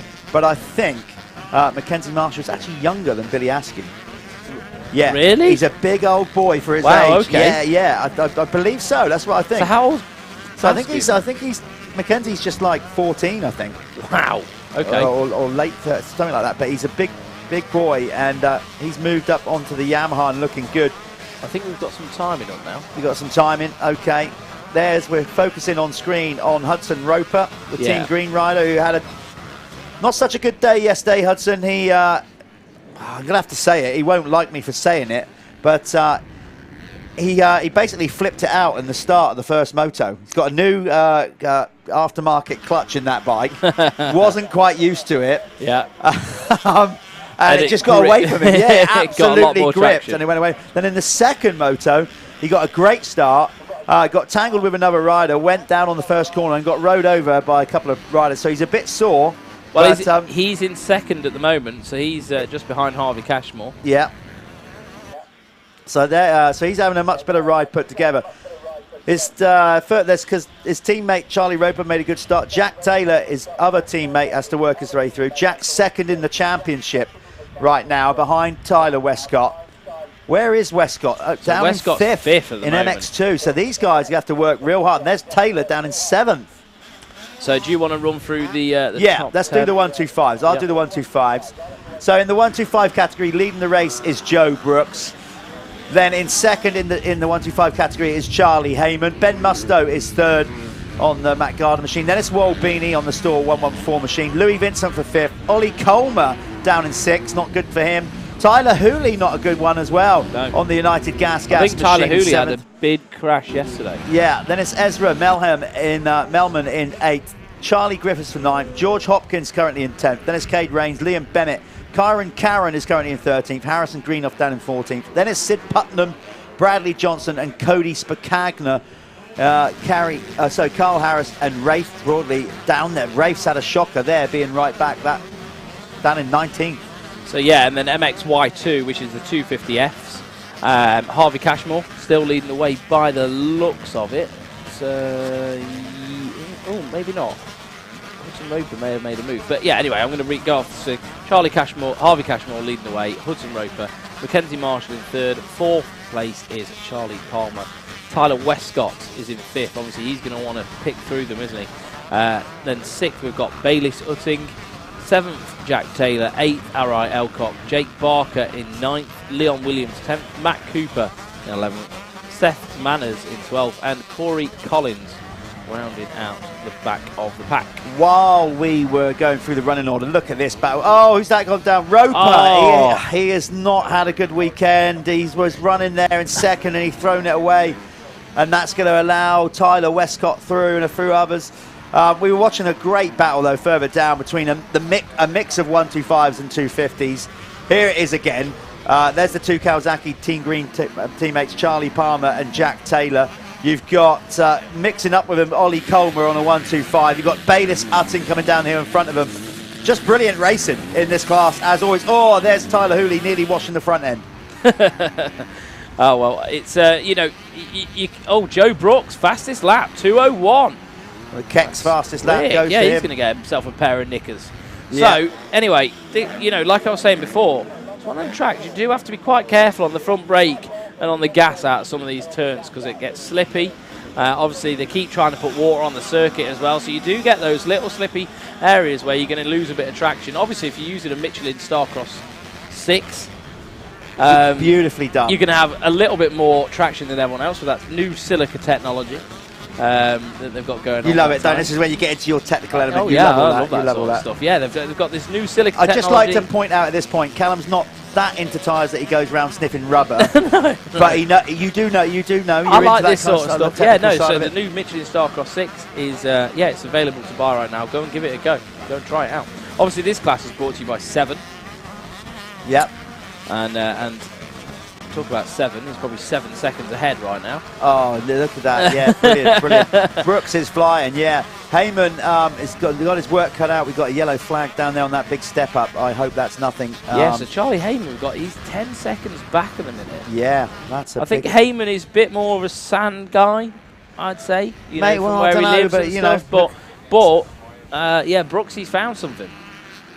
Oh, that's a big one there. That can be a big one. That's why I was opting out of doing that jump yesterday. Yeah, I don't know who that was on the deck there.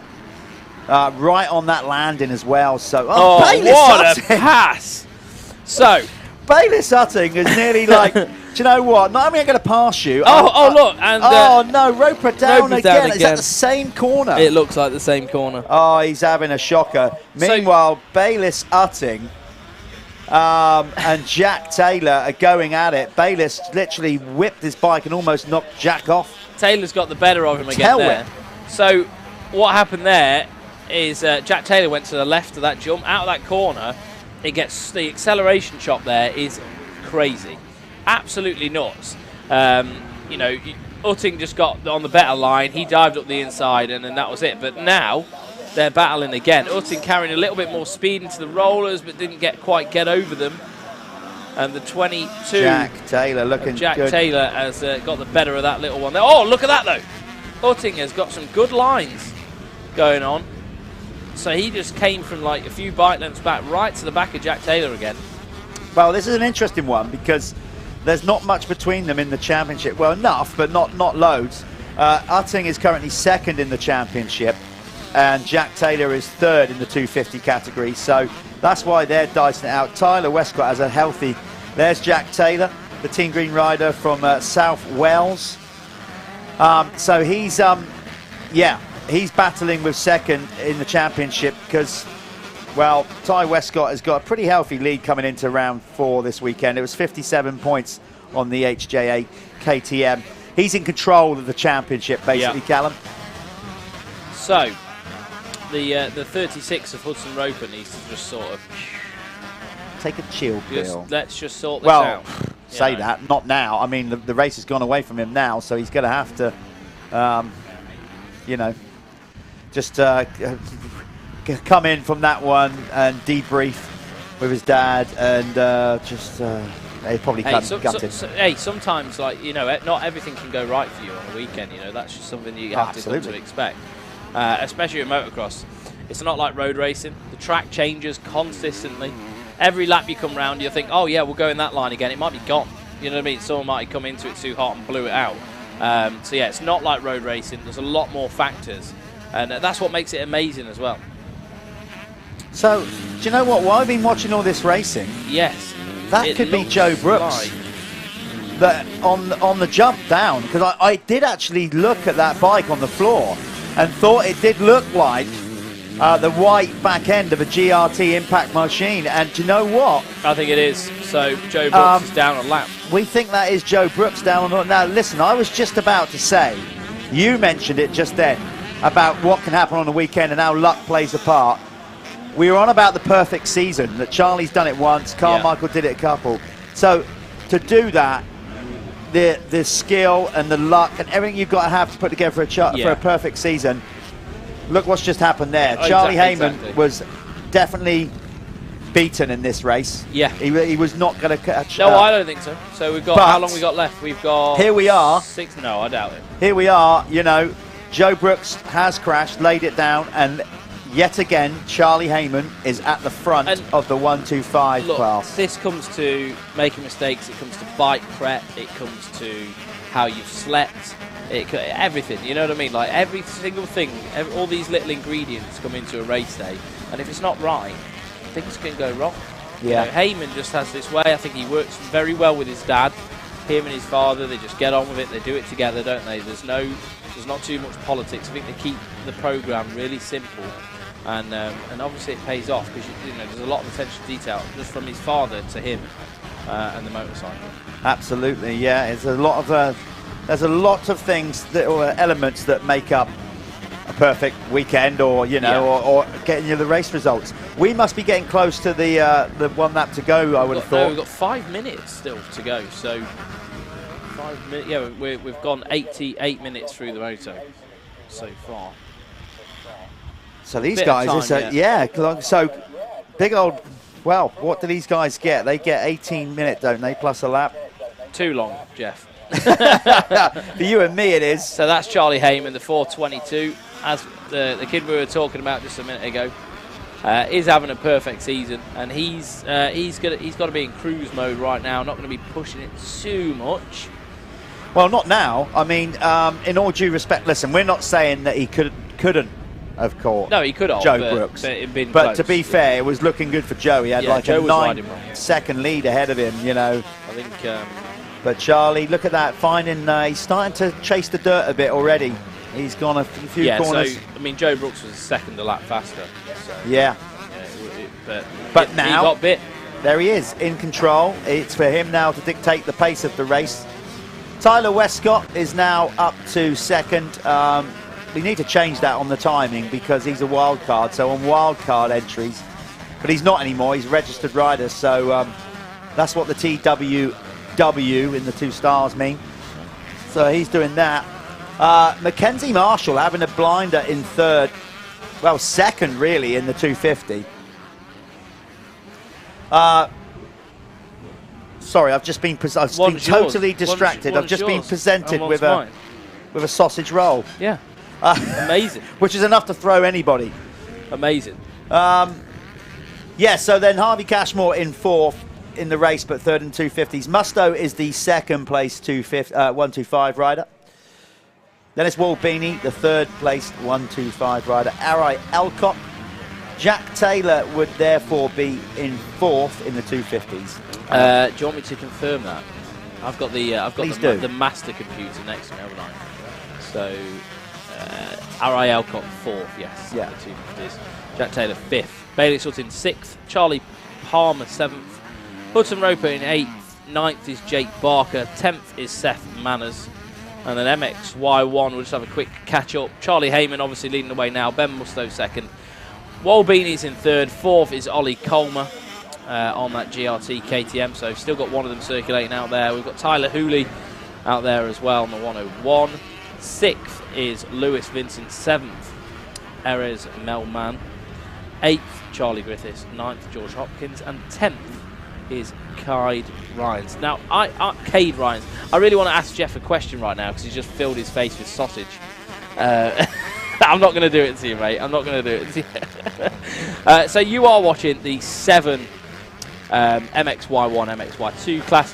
Just if you're watching for the first time, not understanding what's going on here, MXY1 is 125, MXY2 is 250. We put them both into the same race because purely being they're the same age. So it's the same age category, and it makes sense. It does. So I've finished now. Now it's your turn. So, yeah, you know, we're always pretty busy at MX National, so we're kind of breakfast on the go for me and Callum. Anyway, yeah, Charlie Heyman is looking good in this one. If we scroll down to the top, if you could do that for me, Callum, that would be cool. Just to see the running time, race time, what we got left. We got 2:14 left. So, yeah, we'll keep an eye on that. 18 minutes plus a lap for these guys. As we, again, give them a little bit more race time to get them used to a lot of the top-end guys in the Youth 125 and 250 category will pretty much go straight into the expert class or elite class. So let's get these guys getting used to doing longer motos. Obviously, they're longer than the 85 races.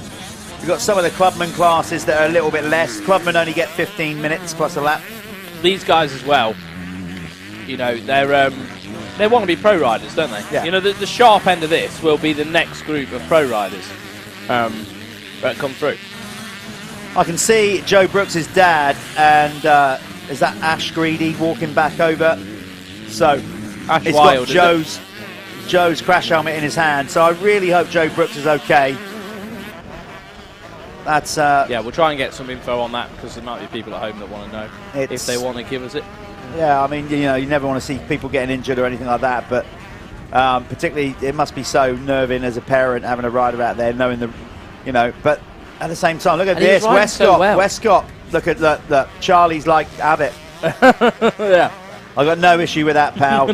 You're winning the 250s. He might go back winning the 125. He might go back at it. I'm going for a perfect season in the 125s. I'm not going to throw it away dicing with you when I don't have to. I don't think he's going to do anything that he doesn't No, get. not if at all. he can have him back, then he will, but I don't think there's really no need. No, so this is the battle for the actual race win of the race. But please remember, if you're new to the Michelin MX Nationals, these two are in separate race classes. Tyler is out there on a 250 4-stroke, so he's leading the 250 class, and then tucked in behind him now is... And you'll see the difference with the riding as well. Like on the 4-stroke, Tyler Westcott's able to get them inside lines up to the step-ups and things like that. And you'll see Heyman riding it wide. You know, it's probably a track that doesn't really favour a 125. Yeah. Over a 250F. No, it's hard pack underneath. The You've got to keep it 250F rolling. is definitely the faster bike. So that's the time. Is that the time elapsed? Yeah. So it's going to be 1 lap to go next time around. Hopefully we can stick on Tyler Westcott as he goes over the finish line to see if it's the 1 lap board. It should be because the time has elapsed. Yeah. So it's 18 minutes plus 1 lap for these guys. And they've done 18 minutes now, so they should be getting the last lap board. Putting together a good season, Tyler Westcott. But to be fair, and I don't think Tyler will mind me saying, he probably started as favourite, you know, coming into this championship. It's his last year in the class. He's almost kind of really expected to run it. You know, he was very good last year, got close a couple of times. So, yeah, the 1 lap board is out. There we are. You can get yourself down there. Yeah, he was kind of expected to win this. And right now he's delivering. Long way to go, of course. And Tyler Westcott just coming in with the fastest lap of the race as well, 2:01.116. So there we are. There's the flag man. Look at those gloves. Committed to the role, as ever. And that is the 1 lap to go board. So we're watching Tyler Westcott, and he's looking really good at the minute. So he's leading the way. He just went past Charlie Heyman. Obviously, Charlie Heyman's not in the same race. Charlie Heyman is in the MX1, and he's leading that by quite a way, I think, as well. So this is the last lap. When they come through this time, this will be the end result. So Charlie Heyman gap. So he's got a 9-second gap at the minute back to Ben Musto, 163 in second. And then who we got? Walt Beanie, 12 seconds back. So Charlie Heyman's in a pretty nice spot.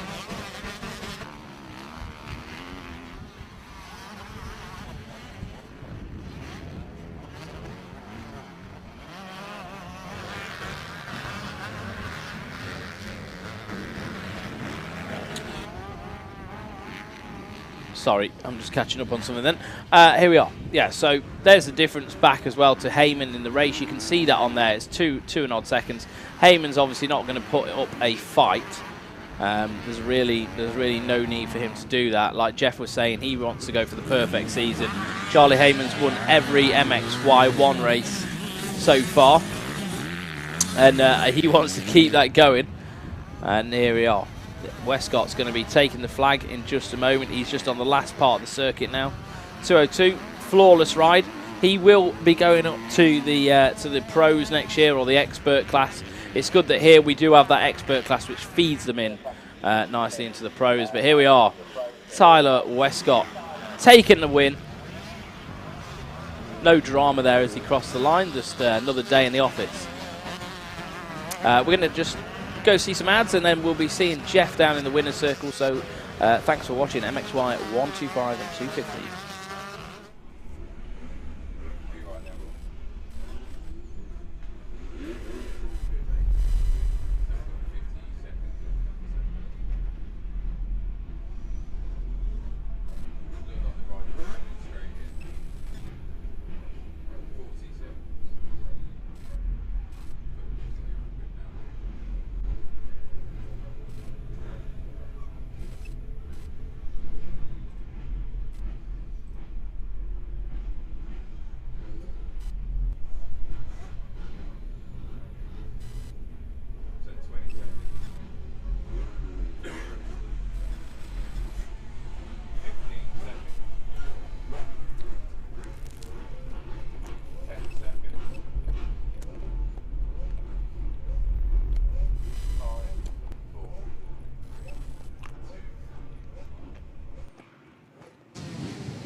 Okay, here we are with the winner in the 7 MXY2 category. Tyler Westcott, another race win, in control of the championship so far. How are you feeling out there today?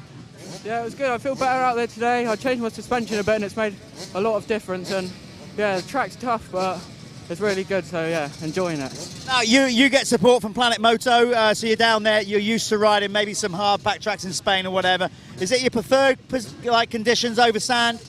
Yeah, I definitely prefer the hard pack over sand, so I spend a lot of time on hard pack, and I do go right in sand, but I do struggle in it sometimes. But you're in control, you still got the red plate. Go and get yourself ready for the second moto. That's Tyler Westcott, winner of the 7 MX250 category youth class.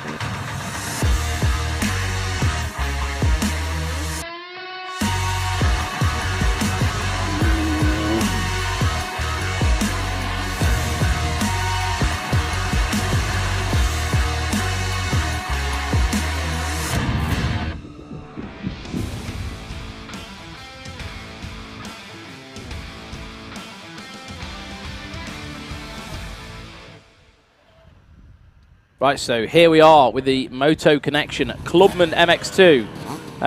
That's what I participated in yesterday, and I'm glad I'm not lining up today.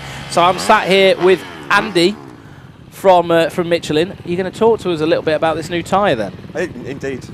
We're down in force a little bit this weekend. Obviously, we've got the new Starcross 6 down. And we thought it was an ideal opportunity to come down and see some of the guys using it, start getting some feedback on the performance of the product, and see how it's wearing. And it's been most enjoyable. Yeah, mate, it looks like a great tyre. I mean, we were comparing, weren't we, yesterday? Because I was running a Dunlop. Oops, I was running a Dunlop 30. Was I on a 33? Yep. I think a 33. And then Harry was using the new Starcross 6. Medium Harry's soft. a quicker rider than me as well, by quite a lot. And the wear was quite similar. And I was really shocked. I was like, oh my God, like Harry is 10 seconds, 15 seconds a lap quicker than me. It was impressive, like really impressive. And it kept that sharp edge. The way it wears is different. I think it's, obviously we're the first manufacturer to start using silica in the motocross tyre. And it makes a huge difference on the wear rate. Obviously from our point of view, it's a balance between finding the out and out performance of a tyre for the professional rider, but also allowing the more amateur clubman rider to have a product that gives him the performance he needs, but will last for 2 or 3 races, because these guys aren't swapping out tyres every race. See, it's okay making a factory tyre, but this is why they don't sell the factory tyres to the public, isn't it? Because they'd literally, people wouldn't be happy with it. They'd be like, hang on, it's wrecked after 1 race. Exactly, and with all due respect to a clubman rider, they're never going to get the most out of a tyre the same as a professional rider would. But yeah, you look at Harry's tyre after, what, 2 races yesterday, qualifying? The edges are still sharp. I know, Absolutely. And the stones out there, they're pretty lethal on some of these couldn't believe it. And that's the soft one as well, remember, it's not the medium hard. I was talking to Lewis Wigger as well, and he was using it as well. He said he burned it out on the start straight. He was on the grids here. Some guys spin the wheel to get it a bit hotter, and it was still fine. I didn't touch it. Exactly. Absolutely crazy. So what is this silica technology? It's a synthetic rubber. It's easy for me to say. It's a way of binding the polymers in the tyre. Traditionally, we've used things like carbon black, which is a horrible, nasty substance. It's a byproduct of burning fossil fuels. But it binds the polymers together. More synthetic rubbers and silica can be used these days, which are fantastic.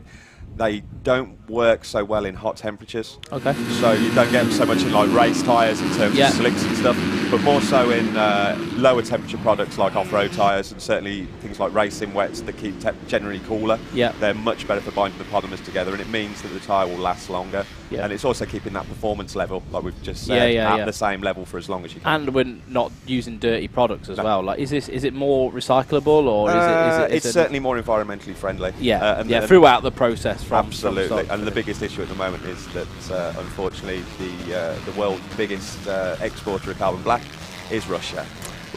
So hence we've had to change our supply chain model. The carbon black is used in all tyres, not just motorcycle. And so that's a problem throughout the world. That's a problem throughout the world for all the tyre manufacturers as well. And obviously the price has gone up because supply has become limited. It's meant that we can't produce every tyre we want at the moment. And that's hence why we've probably got shortages of certain, what we consider maybe more leisure product. Not personally what I consider leisure, but what maybe the company will consider leisure. And motocross is maybe not as much of a priority as tyres for things like fire engines and logistics trucks. Lorries and things like that. Which is awful when you come to an event like this and you have to say to someone you're not that important. But I think everyone kind of gets it, and the guys who we're all having fun. There's things that need the wheels need to keep moving on everything else. But most of these guys, they work for companies that have probably got shortages in other areas, and you talk to the guys and you can't get this, you can't get that, you can't steel. There's rubber shortages across the board.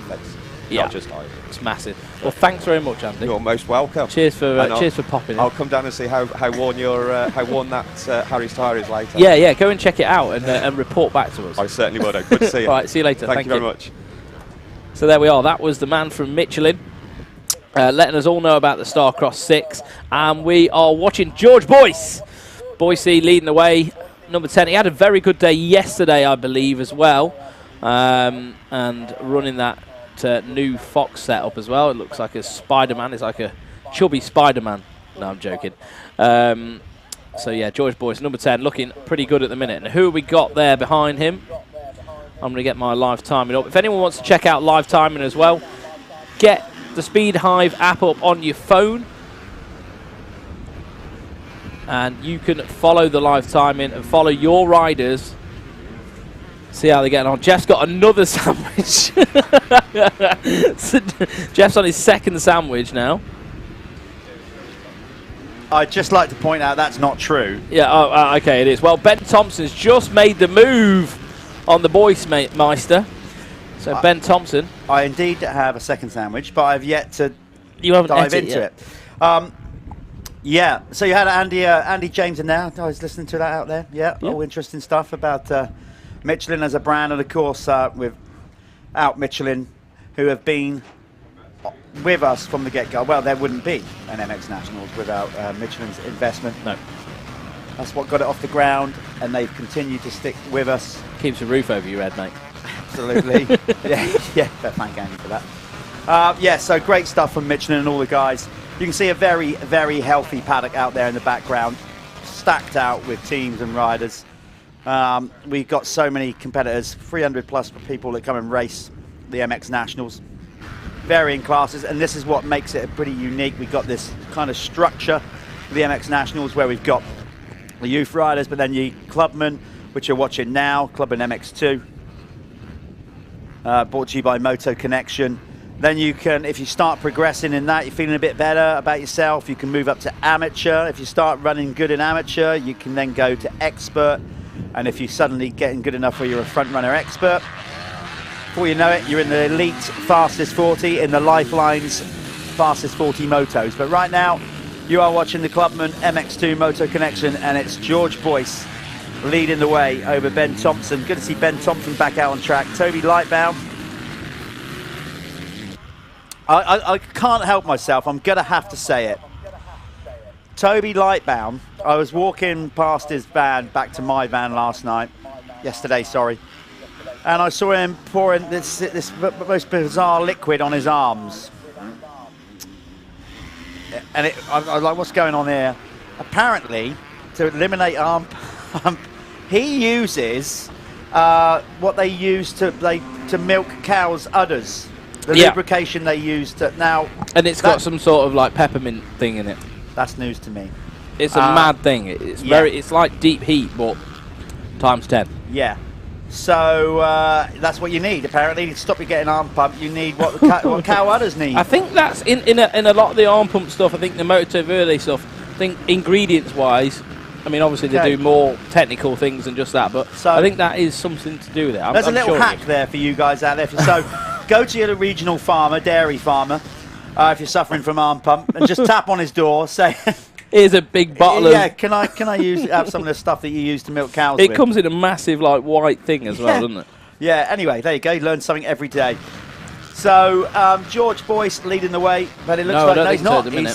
He's been passed now by Ben Thompson. I'm just going to refresh this on here, Jeff, folks.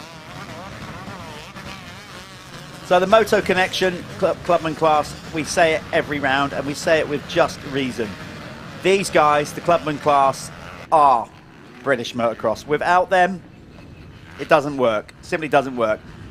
They work. Oh! Nice race going on. Boyce running up the inside, but then look how the track's working there. Inside, outsides. Boyce are looking really good, actually. Like, he's, I mean, he had a good day yesterday as well. Was that some fireworks? That's on there, the wind, the camera suddenly picking up the wind. Wow. Yeah. So yeah, he had a good day yesterday. I think did Boyce get 2 wins yesterday? I think he may have done. Let's have a look. So you can have a little look at that. He always looks trick. He's always got the latest Fox gear going on. And the design scaffolding. Or scaffolding by design. Let's see. So he's Clubman MX2, right? So he... No, it didn't look like he had a shocker, actually. In the race 2, he was 10th. Oh, right. Race 1, then, maybe. So I think he took the opening moto. Yes, by recollection, I seem to remember him winning that one. I just had a shocker in all of them. Yeah, he took the opening moto win, but he had a 10th in the second. Do you know what I love? Oh, he's down. Down again. Commentator's curse, saying the shocker, and then he pins it. Well, at least we got a good view of the sponsor on the side, scaffold by design. So he, you know, I was with him on Wednesday, and we were doing a bit of training, and I seen him walking off with the with his start grid in his hand like this. And I said, blooming hell, George, that looks a bit heavy. And he went, I'm a scaffy and I. Yeah. Lingy was complaining about arm pump money a little bit, as was Lee Tolan. Like, come on, boys. Yeah, you're hoik scaffolding stuff up buildings all day. If scaffolders are getting arm pump, you know how difficult this sport is. That's it. So Ben Thompson's got a nice gap now, hasn't he? Obviously, this will change when they come through next lap. But if you're watching live timing, it still looks like George Boyce are winning. We haven't got sector timing going on, but Ben Thompson is back out in the front. Do you know what makes me laugh? The Clubmans. I'm so glad I'm not the only one. I'm looking at this. I'm looking at how many people are out there on track, and there's 33. Yeah. I think we started with nearly 40 yesterday. Yesterday, yeah. Because people wake up and go, no. No, don't fancy that today. No, absolutely not. That definitely don't. They're like, and you know, sometimes they come in and you know, they're not athletes, pro athletes, whatever. They come in, they go, do you know what? I might have a beer tonight. That's another reason we might not see someone. Yeah. It's like, actually, I'm here to enjoy the weekend. I've done a bit for the weekend. That'd do. Spoke to a couple on the way back last night. They were like, nah, not bothering tomorrow. I'm just going to watch. And I was like, you know, yeah, same. Same. I've got to call it all day while I was having a sore behind. You've got a legitimate reason to say I won't ride. Honestly, just sitting down is hurting. Yeah. Listen, you don't have to sell that pain to me. I went through it this week as well. Mad. So there we are. We'll update now. But it looks like actually Boyce has just had a lap and a half. So Boyce 2:09. So, oh no, that was that. No, George Boyce 2:16. But he must have put some magic together on the back end of that lap, because he's caught right the way back up to Ben Thompson now after crashing. So look, he's there already. So those two absolutely checking out. And we've got Luke Corker in third, fourth Toby Lightbrown, fifth we've got Jake Taylor as well. So Jake Taylor's actually out there on the new model Husqvarna that he had shipped all the way from America. Really? Yeah. Factory Clubman. So reason being is his dad owns K-Tech, and they needed to get the bike as soon as possible to start developing like the shock and things like that. So it's not just like, oh yeah, I'm just going to do it just for the sake of doing it, because that would just be daft, because I think it cost a fortune for them to do that. So Jake Taylor, if anyone wants to get their eyes on the new model from KTM and Husqvarna, Gas is out there. Oh, there we are. So, Boise hit the triple, and I don't think Ben Thompson did he? I think Ben Thompson was sleeping there. A little bit. To be fair, going on my midweek performance, it looks like Ben Thompson might have hit that. He's hit the wall. Oh no, bike problems. I thought I was slowing down. Have we got a puncher. Or does he think he's got a puncher? Because sometimes when you get tired, you can start thinking you've got a puncher. Yeah, or is the rear brake sticking on? No, you can't quite. The tyre looks okay. Yeah, maybe he had a little stone in the rear brake or something like that, because that happens around here as well. If someone goes in your head as well, you want to start. You start thinking, is it a puncher? What's going on here? He's definitely looks got like a bike he's retiring. Is he going to check the rear tyre? He's got a puncher. He's got a puncher. There you go. Thanks for clearing that up for us, Ben. Yeah, thank you. So. Anyway, gutted for him, because he was leading the race, and that's obviously on that step-up jump was why he rolled up. You know, he must have felt it as he stepped down, and then gone, oh, hang on, because he'd wound the gas on and it would have spun. So yeah, fifth was Jake Taylor, sixth was Mitchell Collins, seventh Charlie West, eighth Jasper Gibson, ninth Tom Hughes, Max Fletcher's in 10th, 11th Matthew Fuller, Tom Haddock in 12th, Joe Cooper in 13th, Giles Richards in 14th, Max Flint in 15th. Jamie Collins 16th, 17th we've got Charlie Parker, 18th Liam Deegan. Oh, one of the Deegans out here. Who's that going stage right off the track? Sorry, somebody just peeled off to the right like. He's got some TV time. Yeah. So that was 12. So who was that? Let me have a look. That's the trouble though. They got 12 on the bike. They might be registered. So 19th Elliot Cook, 20th. Is Jack Loveridge. Yeah, that was Giles Richards who just kind of aborted. So that's it now. George Boyce, he's going to have a healthy lead, I think. And it's going to be Toby Lightbrown now in second, is it? Yeah, Lightbound. Yeah, he's... Bound. I always want to say Brown. I don't know why. So that's like you said, that new Fox kit got a bit of like Spider-Man. Yeah, he's going to hate me. I said it looks like a chubby Spider-Man going around. No, to be fair though, he's actually an athlete. He's just got a body armour under that kit. But I do think it's like a Spider-Man-esque sort of Let's be honest, thing, both you and I are in a definite position to call anybody chubby. No, because oh my God, I would come back. I couldn't wear that kit. Look at the. So I saw Michael Lindsay in America go out in this kit, and the other day, and he's a mature man. He's put on a bit, and it really didn't look that good. I was like, that's for a slim person. The squares sort of kind of stretched out to triangles.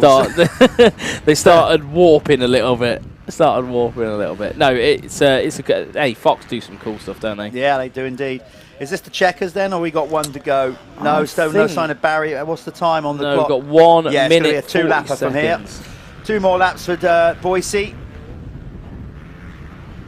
No, so yeah, I mean these boys. I mean Boise gets out in the week to ride, like a lot of them. I think Jake does as well. A few of these guys that do it, but they've all got they're all working as well. They've all got to go to work. As much as their parents might own the companies that they're working for, things like that, doesn't matter. They still got to graft. I know Boise puts in the graft sometimes. Weekly. So, and he was definitely working hard even on Wednesday. He was at the track. He wasn't messing about. It was like full. We were down to business. Yeah. So yeah, well that's why is it the front? Yeah, absolutely. I said they into it, and we said there's all levels of riders, Clubman. But as we've said time and time again, it doesn't matter what class you're in, you still need levels of commitment, dedication, effort, all these things if you want to be at the top. It doesn't matter what class you're in. No. And these guys, they might not be pros, but if you go away and you've given it your best shot and you've given 100% every weekend, that's all anybody can ask. Yeah. Really, He come jogging past me yesterday. I was walking back to the van. He was like, "You riding tomorrow?" I'm like, "What are you jogging for, freak? Like, what are you doing? Stop doing that." Yeah, I've got to say, it wasn't a bit of my motocross career that I particularly enjoyed. Hated it. But you do have to jog your legs out and stuff, don't you? Sometimes, Like today, I mean, I wish I had done a little bit more of that, 'cause my leg, or some stretching or something, because I'm in a lot of pain today. Just sitting. Yeah. Like being alive hurts. Yeah, it's a tough old game, but we love it, and we hope that you do too, watching it wherever you are in the world. We have had so many people tuning in from various parts of planet Earth. So we've had guys tuning in from Australia, New Zealand, America, Canada, South America. We've had a few people tune in. Yeah. Nice. So wherever you are on planet Earth. We've got fans, mate. Which is good. It's what we're getting the series out. Well, I'm not sure it's us, but the series has fans. My Facebook yesterday come up with a thing in it, and it was just a little pop-up, and it said, reply to fan messages to increase your your reach. And I'm thinking, how have I, I'm not that. Get you. I should not have fans.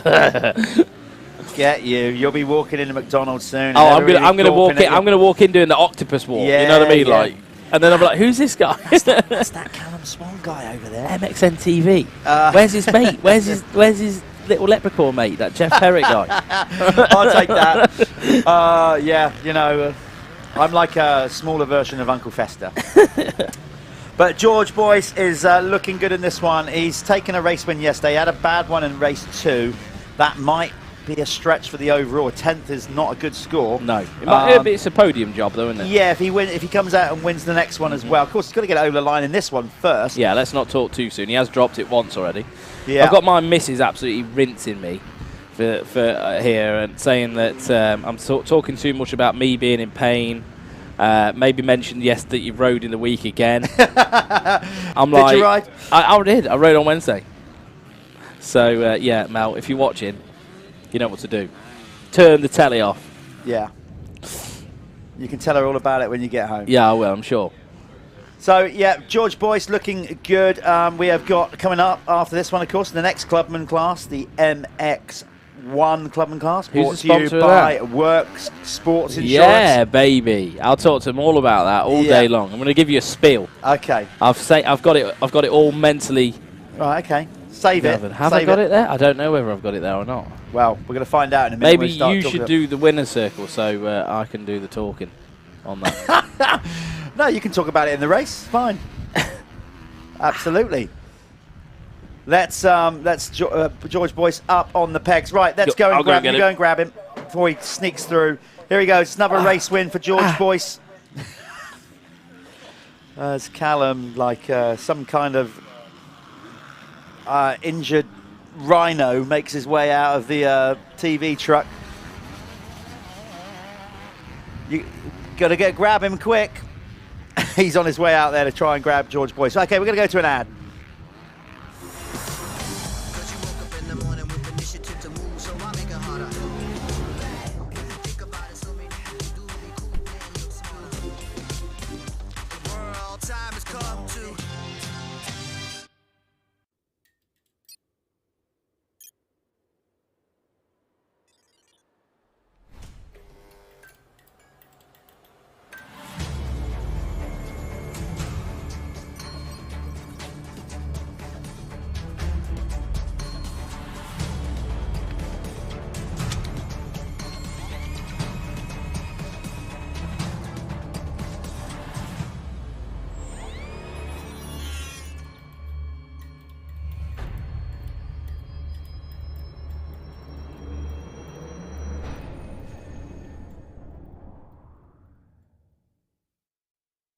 I am here with Spider-Man.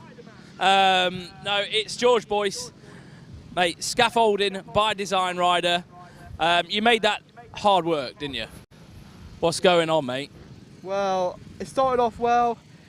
Had a little tip over, but managed to pull it back, got out quick. Just pushed on to the end and just got it done. Yeah, I mean, like, what happened in the second race yesterday? I had a bit of a come out the gate and got a bit sideways and collided with another rider and went down, but I finished 10th, so it wasn't too bad. Yes, you had to pick your way through from the back, so we've got another win. Hopefully, you know, it's going to be a podium job. You're not going to win the overall, I don't think, but we're going to do as best we can, yeah? Yeah, we'll do the best we can. Anyone you want to thank? Design Scaffolding, Technical Solution, Off-Road World. That's about it. Yeah, cool, good man.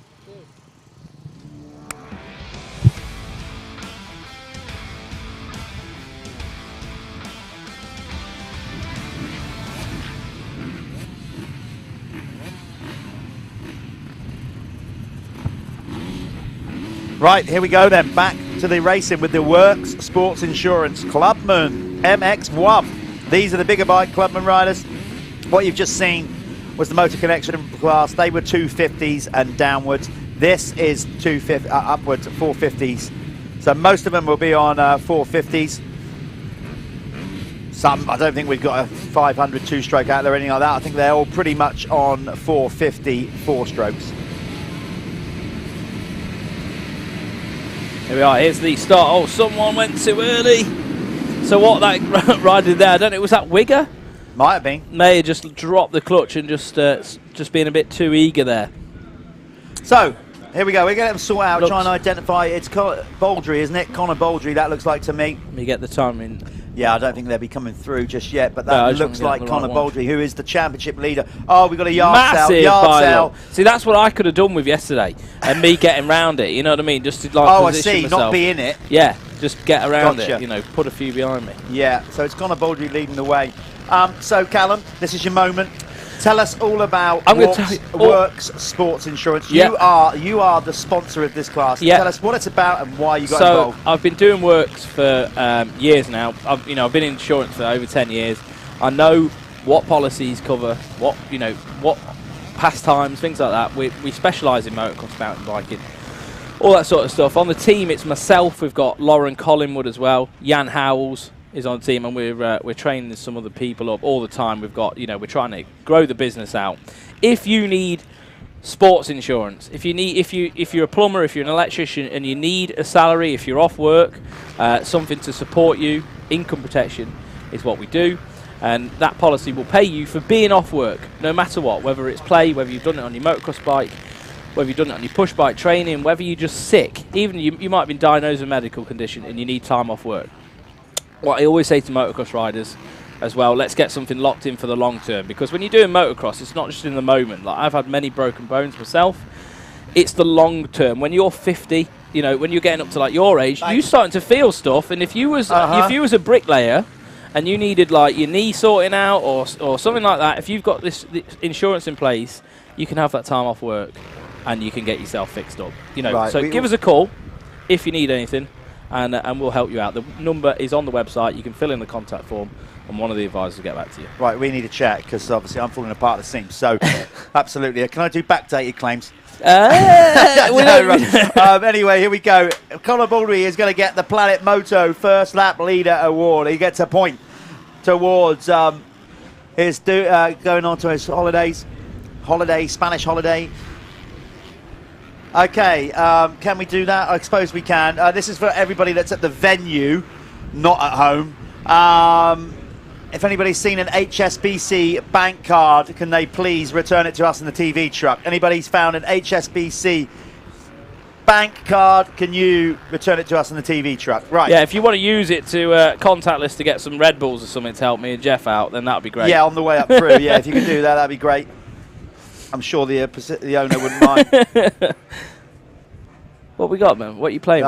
Jeff's playing games here. Right, let's get back into this race. So Conor Baldry was leading the way when they came through. Keaton Stewart was there in second. I mean, things may have changed. Mitch Best, so the Australian, is up there as well. Grant Martin in fourth. Talon Aspiden in fifth. Billy Saunders sixth. Seventh is Rodney Jones. James Thompson in eighth. Charlie Roper in ninth. Jordan Ambler 10th. Ivan Kerr was in 11th. Ryan Davies 12th. Ash Senior 13th. Ollie Kingston in 14th. 15th was Michael Garham. 16th was Connor Tingle, 17th was Elliot Reeves, 18th Jack Waterman, 19th Joshua Kirby, 20th was Josh Bailey. Obviously things are going to change a lot. That was the first lap through. Yeah. There was that pile up, so people are going to be shifting around on their positions. But Conor Baldry doing a great job at the minute. Yeah, he's had a great series. He's leading the series. He took his, do you know what? He took his first overall win at Ling.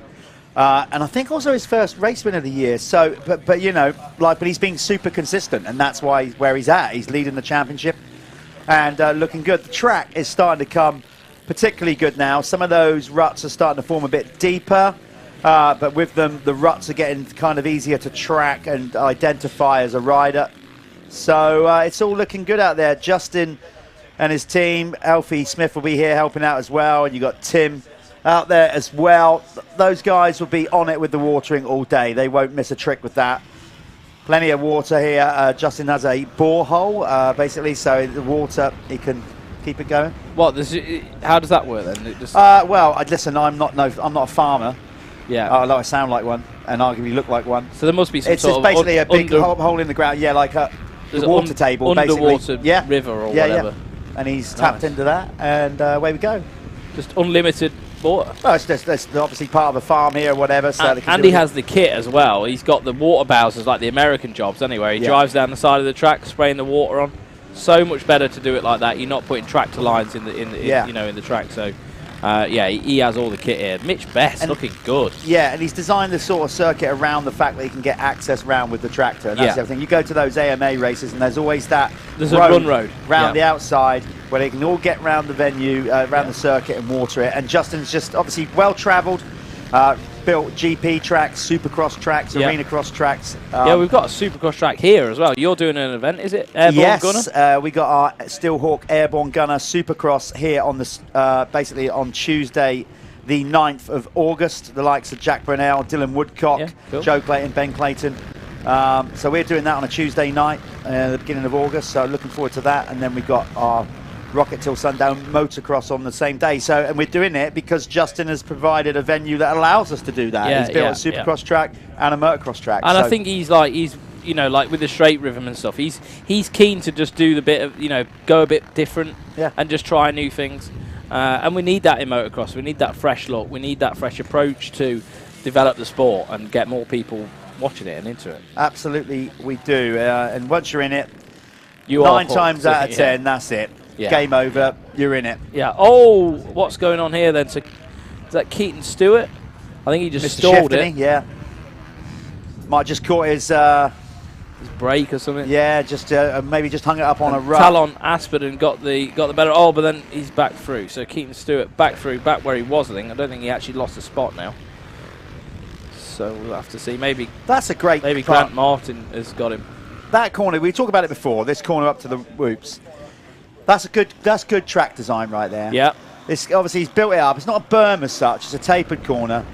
Conor Baldry setting the Keck's fastest lap so far of today. But that corner, going back to that, it's a bank turn. You naturally want to sort of go to the inside and push against it, but then you don't get the run on the whoops. No. I sucked there. You know, I absolutely sucked because you need to get over that first one. To get the momentum. And you've got to be quite brave. You've got to hit that burn with like a lot of aggression, and the ground's really slippy there.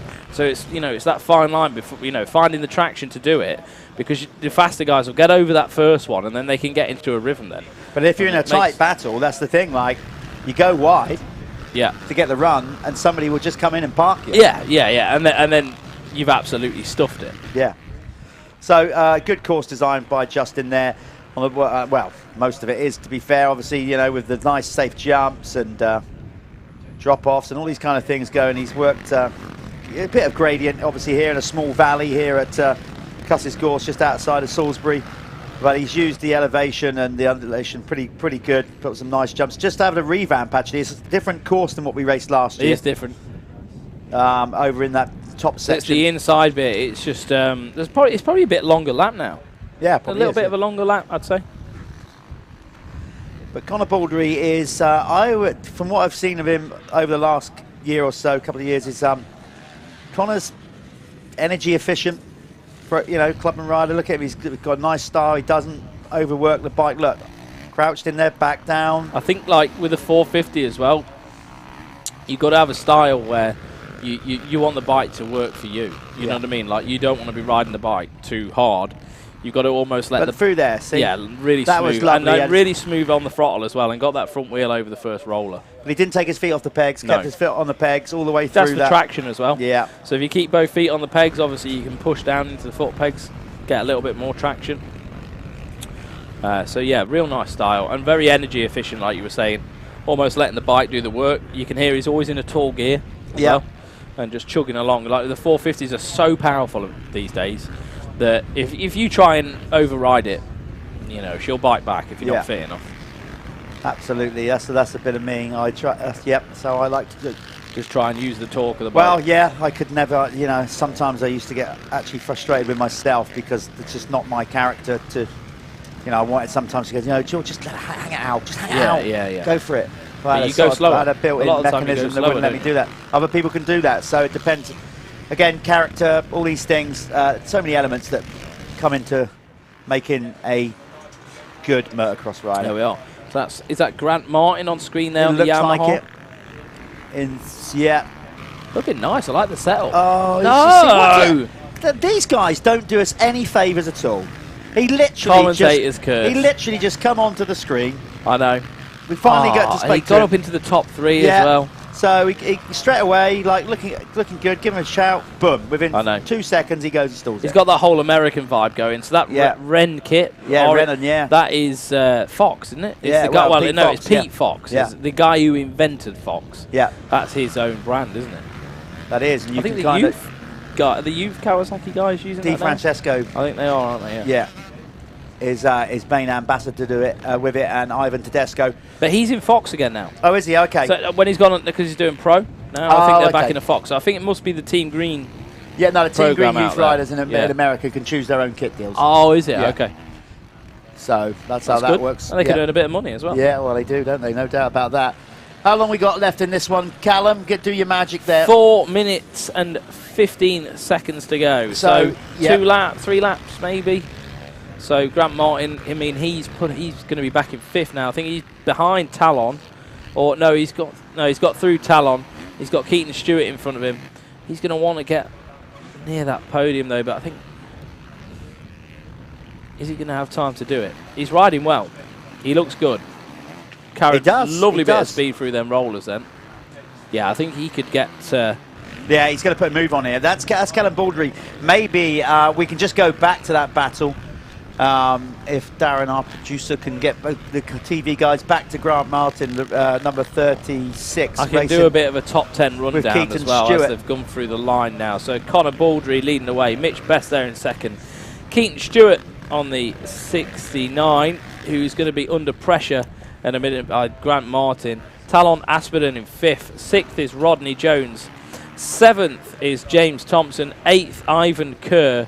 So a bit not the best race for Ivan. Here we go. Is it? Oh, there we are, look. We're back on it. See, we didn't want to miss this. This one's shaping up. Our TV production. Oh, straight down the inside. But he's exposed himself. So he's got the Stewart can get on the gas. Yes, nice move. Yeah, I think Keaton Stewart might have to surrender to that one, but then he could get on the inside here. I don't know, he's going to go. He's not giving up on it, but he's ran it wide. Trying different lines. He's going to get the run down the hill though, but the 450 should come. Yeah, he should be able to get over that double down there. From that the was inside, fine. yeah. The ease that just looked, I'm jealous that 250s are difficult. Keaton just in rider there in 3rd, number 69 now, just starting to light it up a bit much. He's actually trying to got get some back to him. Good lines, I think Grant Martin has. He's staying out of the chop, even going up towards that jump there. He was on the inside, probably hindering himself a little bit by using less track. Yeah. But making the best advantage on it. You know, some of the outsides, the accelerating bumps here get quite vicious. So, he's using his head. It looks like he's doing a good job. And I think that's going to be it for him. He's not going to be catching Mitch. Mitch is, he's a good 10 seconds further up the track, I think. Yeah, and this is one track that Mitch Best, our Australian rider who's come out, this is the power of the stream. Basically, last year he was sat back there at home, down under, and he's got friends over here, and he thought, I'm going to go and do that. Blew me away that did when someone told me I'm going to go and live in the UK for a year, and I'm going to go and race the MX National. Fair play. Yeah, fair play. Absolutely great. So hello to everybody watching in Australia. Yep. We'll try and get a little bit of your man on TV in a minute if we can.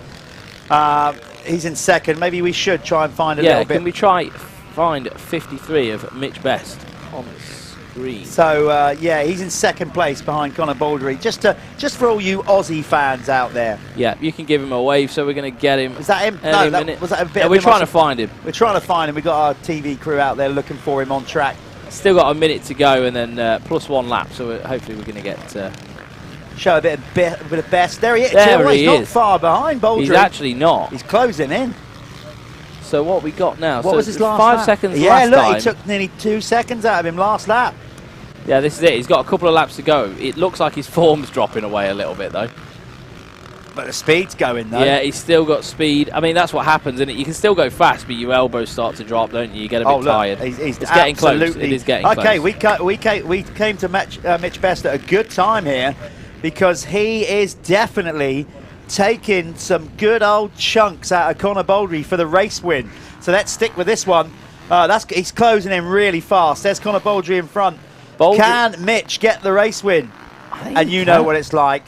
You're working away, you're getting the pit board, you kind of know you're getting a bit closer. Yeah. Then all of a sudden, you see them. That's it. Well, they were both in the same camera shot then. And then that's a whole extra thing. Then all of a sudden, the kind of pit board's out the window. You're like, come on. Yeah, that gives you a little bit more motivation, doesn't it? It's just got to be careful not to go too crazy. Because this track, again, like you can lose traction, make silly mistakes. It's the 1 lap to go board, let's stay nice and smooth. So here we are, Mitch Best getting through the rollers really clean as well. And we are 1 lap to go, shaking his arm out. Obviously got a bit of arm pump. He wants to go for this win.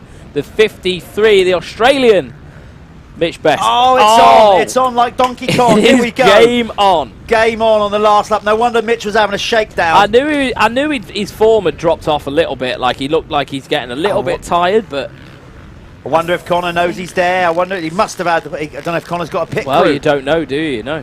But he's ridden an immaculate race. But what's going to happen here? Mitch he's got to get within striking distance within the next 3 or 4 corners, I think. Otherwise, he's not going to make it happen. Mitch is going to be absolutely gritting his teeth right now. Oh, he is. This is everything he's got. These guys, they're just normal guys. They go to work. Mitch Best's over here. He's working as well, I think. He is, absolutely. This is it. He's right on him. This is a great Worx Sports Insurance Clubman MX1 race you're seeing here. Mitch Best is digging deep on the last lap, and Baldry coming in to lap traffic. The same line then. So let's see where's this going to happen. I think if it can happen, it's going to be after this tabletop as they drop back down the hill. As long as Mitch can get close enough, he needs to get within a wheel's distance, I think, to make anything happen. But Baldry's going to know he's there now. Mitch Best round the outside. Look at that! Hey. Look at that! Oh, nearly did the old Everts Stewart manoeuvre there. Feet up round the outside. And it's where I thought it was going to be as well. This is it. He's got this section. Mitch, he should have gone on the inside. I don't know if he should have done, because he's got a nice little run down the inside. He's going to park it. Nice. Oh! There you go. Was that a mistake of his own? I don't know. Was that? We just lost the camera angle to see what actually happened there. Did they make contact? I don't know. Mitch, let's go and see. Well, we're going to find out. Is going to we're going to go to the winner's circle. Pumped. So the 53. Okay, it's my turn, isn't it, to get down there? Yeah, you need to Let's go and get down there and catch Mitch then while we can. Right. We're going to go to a quick ad.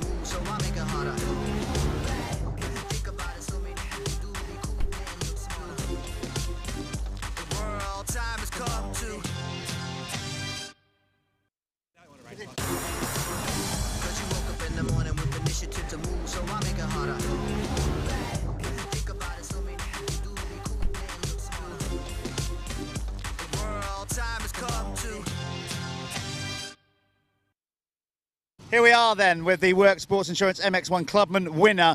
That was some excitement for the fans down under. Mitch, just talk us through that. You came through, you made a really exciting race. We couldn't quite see it. What happened there on the last lap? Last lap, so I got quite close to Connor. I knew I had one run under brakes on him, so I ran in deep. He shut the door on me, but unfortunately I had too much pace. We made contact, unfortunately he went down. It's not like how I like to race, but hope he's all right. And I'm lucky enough, well, I got the win anyway. So I mean, the good sportsmanship at the end there. You waited for him at the end there, and you obviously acknowledged each other. So it's all fair in love and war. That's it. It's Rubbins racing. I'm Australian, so I'm aggressive. But yeah, leave it all on the track. They're all good guys in this class, but we all want to win. Well, you made for a great race there, so thanks for that. Anybody you want to thank? Yeah, I just want to give a big shout out to my family at home in Australia watching. I've got my partner and my kids here watching today for the first time, and my mechanic Andy. It's all been a great weekend so far. Oh, that's awesome. Mitch, all the best in the second one. We'll maybe see you up here in another while. There you go, Mitch Best, winner of the Worx Sports Insurance MX.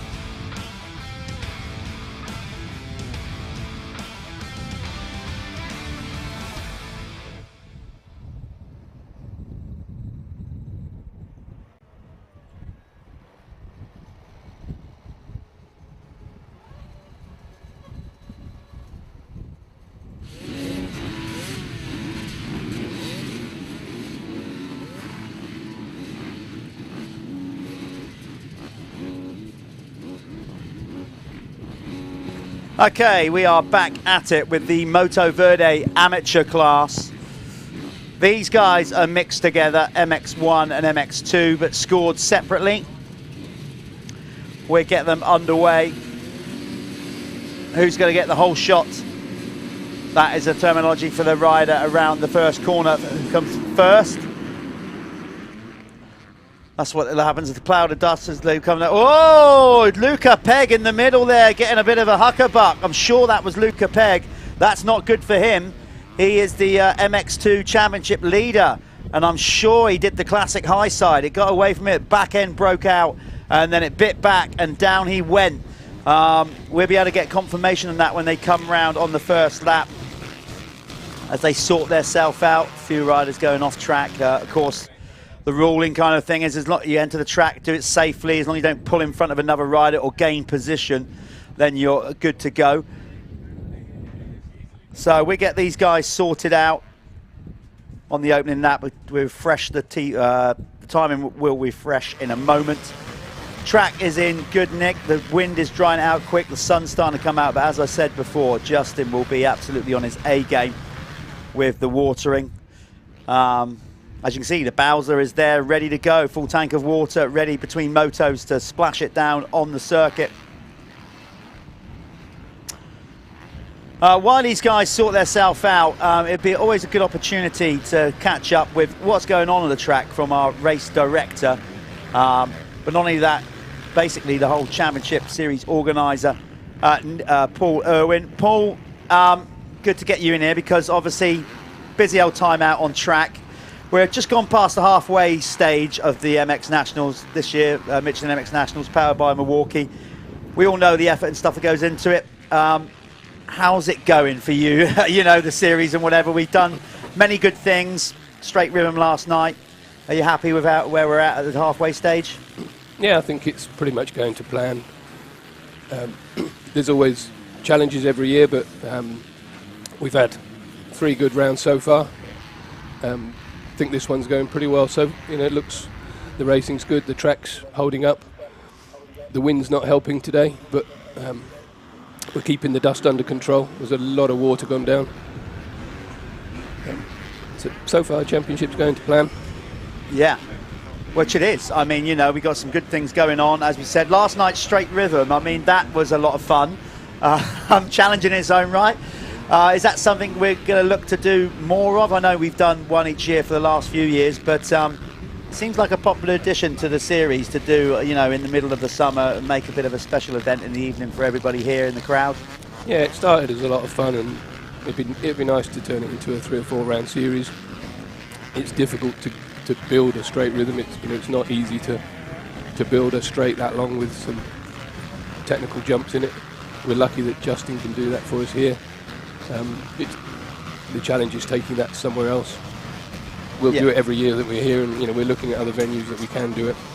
There's certainly a demand, but you know, the riders, every time they do it, they love it. You see the smiles on their face, and yeah, I'd love to make more of a thing of it, make it more of an event. The farm bikes, they were fun. Well, I thought they were great. I had a lot of fun calling them. Yeah, but it started as fun, and you know, yeah, we've got to turn it into, just keep building on it, really. Yeah, well, basically like the series itself, you know, we're coming up to the 10th year, believe it or not. Do you feel, yeah, the look on your face when I said that. It's like, has it gone quick? Has it gone long? I mean, judging by your reaction, it's probably gone, God, it's happened that quick. Here we are, like 9th year. It'll be the 10th year next year. So when we started the series, it was always about building something sustainable. Happy that we've managed to do that. Yeah, 10 years has gone in a blink of an eye. Yeah. There's a lot of memories being created. We've been all over the country to fantastic venues. We've learned so much about running motocross events. Yeah, I think back how long I've been coming racing. I started racing age 7, 52 tomorrow, and it's. Happy birthday! Thanks. Oh, he's got the nod. He's got a bit more mileage in him, and he's trumped me there. He's got an extra 3 years of me in the game. That's the thing. Yeah. I've got a few more questions to ask you, but we'll come back in a minute because I'm going to give Niall Cregan some kudos because he basically not only did he get the Planet Moto First Lap Leader Award, so that's a point for him. He is looking mighty fine out there. He's not basically, it's a name that Niall, we haven't seen him running near the front much at all this year. I'm not sure if he's wild carding, but he's not registered on the timing as a wild card.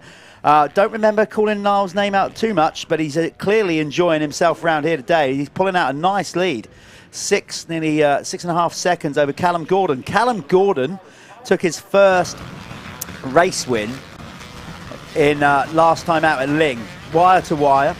So the family were made up of that. Confidence is going good because Niall is leading the MX2 category, and in the MX1 category here in the Motoverde amateur class, Callum Gordon is leading the way. So there you go. They're like buses. You take a race win, confidence goes up, and more follow. So let's give you the top running order of the amateur MX2 class first. Niall Cregan is in the lead ahead of Sean Springer. Then Jack Seaborn making a comeback, which is good to see him out there. Harry Fletcher is in 4th ahead of Archie Hicks.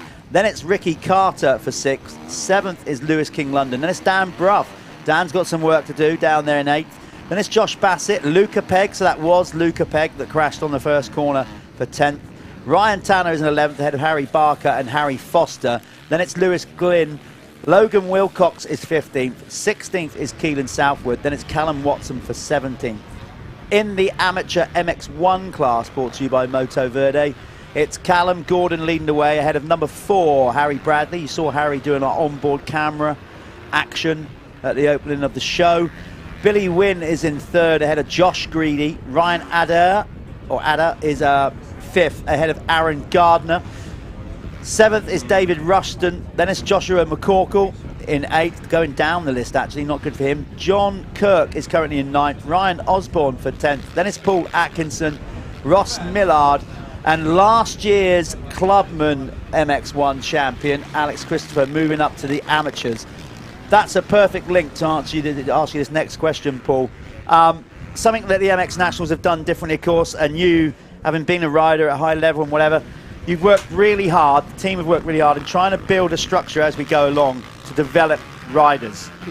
So by adding the amateur class, the expert class, it seems to be working really well. There we got like Alex Christopher won it, moved it up. We've got a rule in place that if you win 2 back-to-back championships in any class, obviously other than the pros and the youth, you've got to move up. So that seems to be working. We're getting riders moving through the system. Yeah, the amateur class has proved to be really, really successful, and they're actually really quick when you look at their lap times. They're not. There's a lot that could progress to expert quite comfortably. There's a few clubmen that move up and try their hand, and some of them get on really well, some of them don't. But it's nice to be able to see that there's progression for everyone. You know, if someone's having a good year, they can take the next step. Harry Bradley will almost certainly be expert next year. And yeah, you look at his lap times, he's quick enough to be top 6 in the experts at most events. Yeah, so you guys keep an eye on that, and then we evaluate and put where riders, so that way we kind of end up with decent racing as well, because we're kind of filtering them into the speed category of where they should be, and not them necessarily saying, oh, I'm a clubman and doing the classic, like I'll stay down in that and do a bit of sandbagging. We're like, come on, no, you should be in this class, and away it goes. Yeah, obviously we don't know every single rider that signs up for the series. We've now got a lot more history, so we know a majority of them. But if someone really quick signed up to be in the Clubman and was walking it every week, we would tell them they've got to go up. Yeah, we want as close and fair racing as possible. Sometimes you get local legends at certain tracks that can ride sand, but not hardback. But yeah. I laugh. The reason I laugh is because, like, back in our day with GPs, where you'd suddenly have, like, you go to a Dutch GP and you'd have, like, Gert Van backdoor suddenly come from nowhere and be topping qualifying. Yeah. But that's a good, obviously. So that's a big thing with the MX Nationals compared with a lot of the other championships around Europe and in the UK. Also, the sport recently, it's not been all straightforward. We're losing some tracks. Tracks are getting harder to find. We've got the electric movement starting to come. That's obviously a few years away from it yet. But venues, this series has grown so big just by the number of competitors. Even that is great that we've got so many riders, but it causes problems in other ways in finding venues. I mean, we literally get into a stage where we are filling a paddock. We're cramming them in here. So finding new venues is not an easy task, is it? No, unfortunately it's one of the limitations of running quite a big series. We need a lot of parking, we need a fair bit of infrastructure, and that narrows the choice down. There's a lot of really nice tracks that we physically just can't fit everybody in. So we're constantly on the search for new venues. We've got a couple that we're looking at for next year. The next round is a new venue. But we never stop looking. It we don't want the series to just keep going to the same track year after year. We'd like to mix it up a little bit. Are you in a position to tell us more about the next round? You know, we know obviously there's. Well, I know it, you know, because you're doing it. But are we in a position to sort of say a little bit more about it at this stage, or are we just holding fire a little bit longer? Yeah, but you're straight on the spot. It's like question time here. You're going to get, grilling on it. At the moment, it's still planned to be near a venue near Oxford. There's a few hoops to jump through at the moment to all make it happen, but the track build should start in the next week. The plan is to do a straight rhythm there as well, but yeah, we'll start releasing more details hopefully over the next week or two. Yeah. As soon as we're on site, we'll start to do some videos and show you what it's like. Yeah, looking forward to that. I'm sure I'll be up there doing some of them. And then, of course, we finale this year's championship at Hawkstone. Just recently, did another kind of bespoke event off the side of the MX Nationals, all run by the team. You laid on an event called the Weekend Warriors, where we just kind of opened the venue up to exactly that. Weekend Warriors, Clubman riders, amateur riders that don't always necessarily race our series, but they could have the opportunity to come along and ride Hawkstone at the weekend. It wasn't a race event, but it was a great event nonetheless. Yeah, Hawkstone's an iconic circuit, and there's tons of riders that have never got a chance to ride there. We get on well with the Salop Club, and they kindly let us hire it out for a practice day, and it fills up very, very quickly. The demand to go and ride that circuit is immense. So yeah, we had 2 really fun days, really good atmosphere, a lot of people saying how much they enjoyed it. We had a father and son that got a chance to ride around there together. And they'd never ridden there? Never ridden there. Oh, that's awesome. The father's been there since probably the last 30 years and always wanted to ride. And he got a chance to ride around with his son and was over the moon about it. So is that, again, maybe too early to say, but it went really well. Is that something that potentially, like the Weekend Warriors concept, is that something that you'll look at to do again next year, or maybe even more than one? Yeah, I'd like to. It's easy at Hawkstone because there's a pool there. Yeah, there's a pool to get riders to ride there. You can't do it at every track. It's got to be a special track for it to work. But yeah, it's great. You know, we see a whole new audience of riders. A lot of them were, you know, they're very amateurs. There was, I think, 80% of the riders that signed on don't have a license. No way, is that right? Yeah. There you go then. So it just goes to show how many people are out there but not necessarily coming out and racing. Yeah, there's over 400 riders over the weekend, and to have that many that don't have a license, you know, let's bring them to a good event, show them some good tracks, and hopefully some more of them come racing. That's great stuff. And have you got, a short version? I suppose you can't answer it in detail, but where are you at in your mind, in your head, and with Dad Neil? Every year, I suppose, we have discussions and conversations now, about ways to improve the series. Where you're at with next year, what are you looking at, what you're thinking of? Like it's a 10th year, you got to try and do something special. You got to try and stick to the same formula, or just literally, as always, let's have an off-season, talk, discuss, and seek ways to improve it. I guess that's the thing. Every year, try and look at ways to make it a bit different, and so it doesn't get stagnant. Yeah, feels like now we're kind of getting down to the details, the small details that we can improve on. I don't think we're a long way off with the structure. There's always things that we would like to do, but the series has got a great following, and you can never keep everybody happy. But I think we keep the majority riders want to keep coming back. So to change it too far, I think we would change the series. Yeah. Interesting stuff. Well, I'm going to hopefully, looking forward to the conversations about that, because the series has been, as I said, 9 years, just evolved all the time, grown and grown. Of course, with the help of some incredible partners, Michelin. I mean, obviously you'll have something to say about that. Without the guys like Michelin and Milwaukee, it just doesn't happen, does it? No, Michelin have been with us since day one. They've been superb support. We certainly wouldn't be here without them. yeah, they're invaluable to us. So. And you know, we've got a lot of support now, and we need all their help to continue to grow the series, continue to build new tracks, and hopefully give everyone a good race meeting. Yeah, well, I think most people in the paddock would certainly say that, because we're getting pretty much full lineups in most classes at every round. So well done to yourself, to your dad, to the whole team and everybody that pulls together the Michelin MX Nationals powered by Milwaukee. I suppose we better let you get back out there as race director. You're normally out there in the infield getting covered in dust and mud. Yeah, we managed to drag you in here for a moment. That's the other thing. See, you're actually running the series, but you're hands-on. You're not like swanning around with a nice suit on, looking all sharp. You're very much hands-on. It's a big deal. And I mean, bottom line is, you and your dad started. You didn't have to start. Oh, wow, who was that going off the side? Just hands come off the handlebar. That was number 99, Billy Wynn. So Billy, God, there you are, look. That's how tough us motocross riders are. Just a little like high speed, get off the side of the track. Classic hand came off the handlebars on landing. Down he went. He got away with that one. You've done that, I've done that. All been there. We've all been there, got the t-shirt on that one. Yeah, so all I can say is everybody, you know, thanks for the obviously brilliant hard work, and long may we look forward to, as we come into the 10th year, to many more.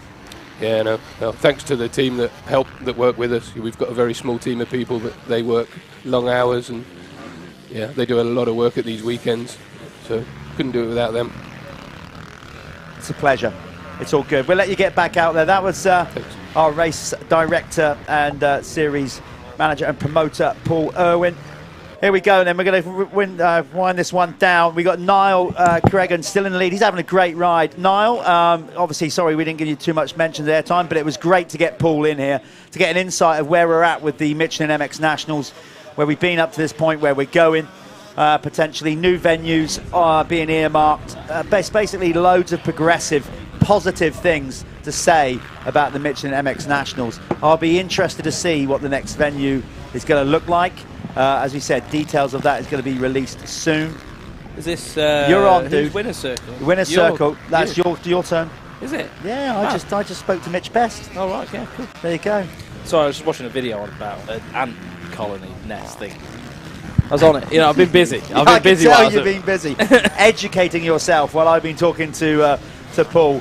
I get excited by stuff like that. Yeah. Weird, but what, yeah. ant colonies. Well, they poured metal into it. And oh yeah, that one. Yeah, I've cool, seen it. yeah. That's good. Yeah, Niall Cregan is leading the way. You're going to go and speak to him. Here he is. I like Niall's thing going on here. He's doing that kind of full privateer thing. Yeah, no no graphics, no nothing. sponsors. Thank you very much. Yeah. But I'll tell you what, I'll go out and win anyway. So we've got hit. How far behind is Harry now? 2 seconds back. Yeah, but obviously Niall's leading. Yeah, basically Niall. These are Niall's leading the 250, Harry the 450. Okay. So, regards of whoever's going to win the race, well, I like the whole amateur American number thing going on Yeah. as well. 9:45. You know, Yeah. it's like, yeah. I think he's going to get it done. Look, You better go and grab him because Loretta's. we're on judging by. No, maybe not. No, maybe it's going to be the one lap board this time around. I think there'll be a yeah. This will So be the Harry last lap. might win the race, but he's got to get past Niall first. And it's a shame because Niall's, like I said, we had Paul in here, Irwin, talking about him. So I haven't given Niall too much love, but he's getting it now. Can he make the winner's circle? Or is your man, your mate, Harry Bradley, going to spoil it for Harry him? did deliver us a nice sausage roll this morning. Yeah. And then you went off and got another sandwich as well, but we're not. Well, we're I'm well not that, catered right? for. Yeah. Got my food unit here. So Harry, I mean, he's had a good season, hasn't he, Harry? Very good. We got him obviously to do the track laps as well. So Harry works for SM Pro. So anyone who's getting their SM Pro wheels and they're ringing up to order them from the factory, he's the man on the other end of the phone. Right. More than likely. Well, this is going to be interesting because Niall, I'm sure he'd love to get in the winner's circle. And not like, judging by the look of his bike, he's got no sponsors to thank. No. But he credit to him, he's led from He's riding the well. whole race. Because like it's been a bit of a Harry Bradley show this Exactly. race, hasn't it? So But from a neutral point of view, I kind of hope that Niall holds on to this so Yeah, we can get to yeah. speak to him. Yeah, it would Because be we nice. spoke to Harry enough times this year. He's Yeah. done enough winning. well, we've told him he needs to go up to experts next year. Yeah, but, well, Paul just said it in here. In the but do you know what? Like he hasn't been sandbagging. He just has had a really good year. Yeah. Like last year, he was nowhere. Yeah. Like he really struggled last year a lot. But So, that's what we were just talking about, the you know. structure of the MX Nationals and how you can Yeah, you can you build it genuinely pick a class, you know, and if you're too good for that class, you've got That's another it. class to go into, That's you exactly know. it. You know, like Harry, he changed a lot of things in his life. He found himself a good woman. That always helps. Nice, stable environment. I think he's just comfortable, and he obviously has shown in his riding. He started getting a lot better. But for the moment, I think Niall is going to pip him. However, they're not racing each other. No, that's where they are, but they're not. They Yeah, are, this is like he still wants to win. Yeah. I'm sure he'll still be very annoyed that he hasn't. Yeah. But here we go. You better go there and we grab are. Niall Yeah. then. So here we go. He's going to go out and speak to. Yeah, he's going to get it done. So Niall Cregan is going to win this Motoverde Amateur Mixed Class MX1, MX2. Nice one, Niall. It's going to be the first chance we're going to speak to him. Somebody's made up. Is that his dad or somebody down there? Double fist bump. You'll see Callum come into the shot in a minute. We're going to grab him and get him over to the winner's circle. We're going to go to a quick ad while Callum hunts him down.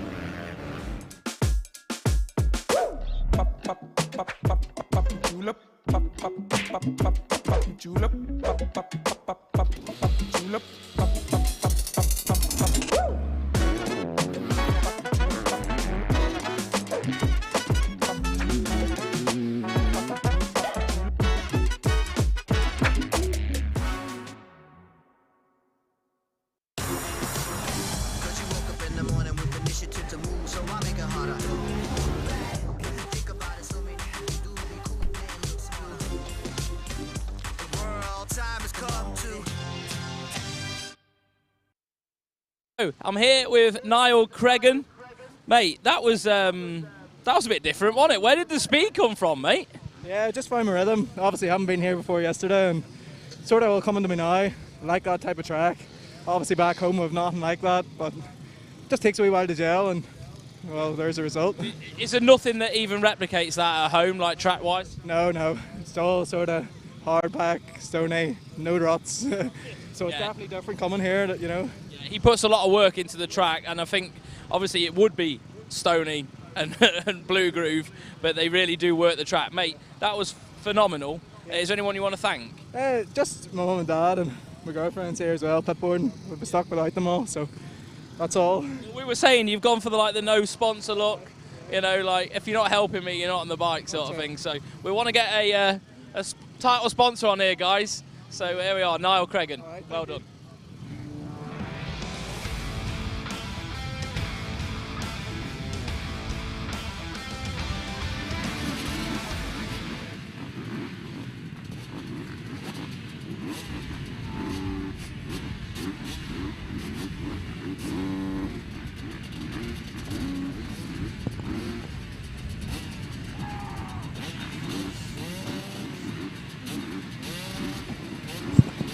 You could hear there on the live stream, Jack Lindsay. Some two stanking. You hit, no, not the bike. You could hear him then. That's why I wasn't talking, because I could hear somebody screaming. So I didn't deliberately talk, because you could hear them firing themselves up. Right. So Jack Lindsay was like banging the bars and like, yeah. And you were eating. And I was eating. Again. Yeah, you've got to keep the energy join level, you've got to keep the energy levels up, Callum. So this is our RFX Expert MX1, MX2. Again, with combined class. We'll do our best to to split that up so you know who's doing what. But who's going to get the start? Yeah, Southgate. Good start. Yeah. Sean's away with God, it. that's a mandatory strip down start, that is. But Jaden Ashwell is very, very quick round here on the AJP gas. Yeah, good to see that team coming here as well from the AMCA. I know they wanted a bit of a change, didn't they? Yeah. Turn up to here, we offer that, you know, they've got a nice professional paddock setup. Have you seen their setup? Yeah, it's brilliant. That's why they're front row. Mate, well nice. You know, put the work in, get your paddock looking like theirs, and you'll get that front row. Anyway, Jaden is from Zimbabwe. Now basically living in the UK, riding for the AJP team, and he is already looking to put some serious. This is a bit of him. This is one of his more favourite tracks. He looks really good at the minute. Yeah. He's got that. He's quite a tall rider. I mean, obviously you can see that from him, but he's got that almost that Jasicona style where it has to sort of. That was a class so nice. move. He has to use his legs and everything for an advantage. You know, like being a tall guy, I think it can hinder you in some ways. So you better start making that work for you, or you're going to not get anywhere with it. It's going to be good, and I'll tell you why it's going to be good. Greedy there as well. Whenever you've got Ash Greedy on a circuit, expect some fireworks. Yeah, okay, I don't mean literal ones. Obviously, he'll do anything to try and beat you. Like, you know, like if you leave the door open, Greedy's coming through it, and he's going to smash through it. There you go. Already trying it on. He's already gone past. Jaden might have to go. You know what? He's wild card. Oh, see that? Greedy jumped straight to the outside, tried to shut the door. Typical Greedy move there. He'll give it everything he's got. But he does stuff like that to intimidate you. It's not necessarily trying to be dangerous. I mean, like sometimes questionably he's done some passes quite aggressive. But he'll do things like that to get into your head, show the wheel. You know, it's part of his character, isn't it? The bottom line is he's a racer. Oh, he'll do anything. That's it. And not everybody has that. I'm surprised he didn't do straight rhythm last night. Yeah, me too. Me too. Anyway, gets the Planet Moto First Lap Leader Award. So that's kind of cool for Ash Greedy. A point on the board towards that, but he hasn't done. No. The whole series. So he's probably. Has he been injured at the start of the year? No, I don't think so. He's just been doing AMCA racing and couldn't make it to the early rounds. Okay. That kind of thing. So he's with us now, though, and it's great to have Ash with us. Yep, some top riders up there. So Ash Greedy, and you've obviously got Jaden and Sean. Well, this is going to be interesting, though, as we come out of this weekend, because Sean Southgate coming into this weekend, they had races yesterday, so this is this is the championship up until the 2 races yesterday at the halfway stage. There was only 16 points in it between Southgate and Ashwell in the MX1. Not much in it at all, and then McCaw quite a ways back in 3rd. But in the MX2 amateur championship as well, let's just have a quick look who's leading that. God, Greedy looks Not good. amateur, sorry. Yeah, expert. Let's get to the expert category. One moment. Bear with me, folks. Greedy looks really good at the minute. You can see he's got a real nice flow around this track. Probably similar sort of ground to what they get in Wales as well. Yeah. You know, from what he's used to, like stony base, you know what I mean? So he's probably got quite, as much as it doesn't look it, I think he's probably got quite good throttle control, good feel for what the back wheel's doing. Bike looks good. He's got like that rear end seems to be sitting down. Yeah, it's squatted. It looks comfortable. A lot of drive out of that. In the MX2, Louis Kessel, rider number 7, is the championship leader. He has a 17-point lead, or did coming into this weekend, ahead of Josh Coleman. And there they are, 6th and 7th in the race. So that's your championship for MX2. Yeah. We'll try and switch to that in a moment. Yeah, so Expert MX2, I mean, they are going to be coming round again in just a moment. So I'll probably call them in as they've come through, just so it's a bit of a fresher take on what's going on. Obviously, you've got the leaders coming through now. Greedy's crossed the line again. Let me just refresh my Speed Hive. If anyone else wants to follow the racing, use the Speed Hive app. You've got it. You can get it on your phone. You can see what's going on. You can see who's where. If you're following a specific rider, you can look at their lap times and all that sort of stuff. So we'll wait for a few of them to get over the line. I'm going to refresh this, go through the MX2, just to make sure you are up to date with your riders, because for whatever reason, it's not naturally refreshing. Oh my gosh, we've got Greedy on the floor. There we are. That's how quick it can happen. Motocross for you, just take your eye off the game for a second and it will come up. It's like the circuit comes alive, comes up and pulls you down. It can do, and it looks like he's holding his chest there, maybe a rib or something. Oh, they're all at it now. Who's that gone down? That is Nathan Dixon, is it? Nathan Dixon, yeah, making a return to racing after being off for a little bit. So Nathan, RFX supported rider as well. He's on the deck there. He's got some work. There's Gareth Padgett, who took part in last night's straight rhythm. Very local rider, Pad. So Nathan was actually leading at Expert MX2. Not anymore. Not anymore. So I don't know where I'm going to situate it. So I'm going to read it as it was on here. So Dixon, obviously he's not anymore. So Louis Kessel should be leading the way. I'll tell you what, let's see if we can get the guys on the cameras to pick up rider number 7, Louis Kessel, because he is the 250 championship leader, and he has got Josh Coleman, 661, right behind him. So I think it'll be Kessel leading the way, followed by Coleman. There's Coleman. So Kessel is just ahead of number 661. Oh, Coleman getting a bit. And then we've got Jimmy Margetson, and then I think it's Nathan Dixon there, and then Gareth Padgett. Right, here we are. If we hold this camera angle, we're going to see Louis Kessel come down the hill. He is the MX2 championship leader, number 7. Here he comes. So there we are. There's Kessel. And there's Coleman right behind. They are battling for the championship. Right, okay. Not much between them. No, it's like it's only a few points. Yeah, only a few points. It's I don't know what happened 17 points yesterday. between them.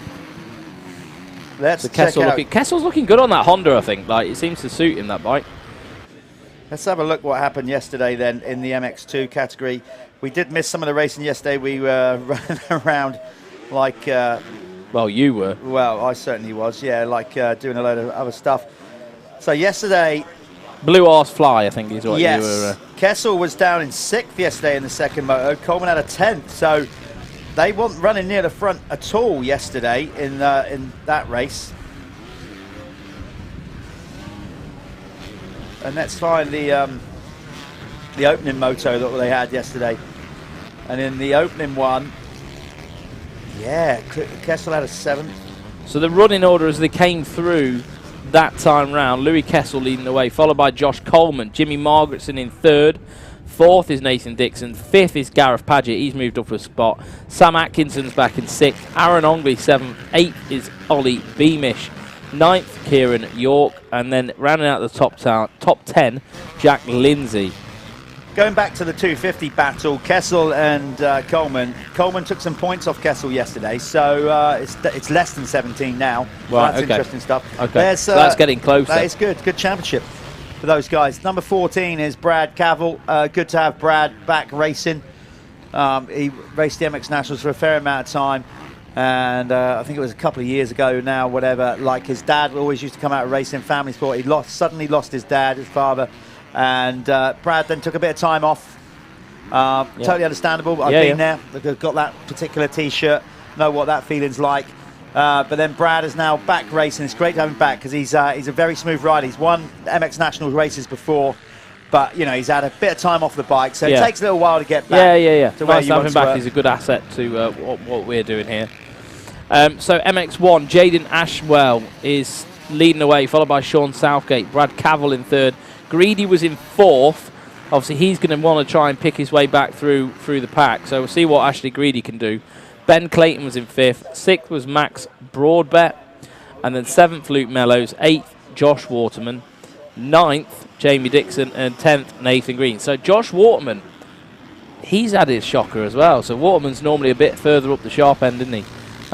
So see what's going to happen with that. Stacked though, stacked expert class. I think it's down to the start, and if you don't get the start, then you're going to struggle. Okay, so here is Josh Coleman coming under pressure from Jimmy Marston. Marston is out there on the other AJP gas. Ashwell leading the MX1 category, but of course Marston is out there on the 250 AJP. They'd love to get a double win, wouldn't they? They would, yeah. So 719, he's got some work to do, and he's going to be working the back of Coleman. Coleman's on a 252-stroke. Now you're allowed to do that. You see the bike's slightly different. It's got a big header pipe on it.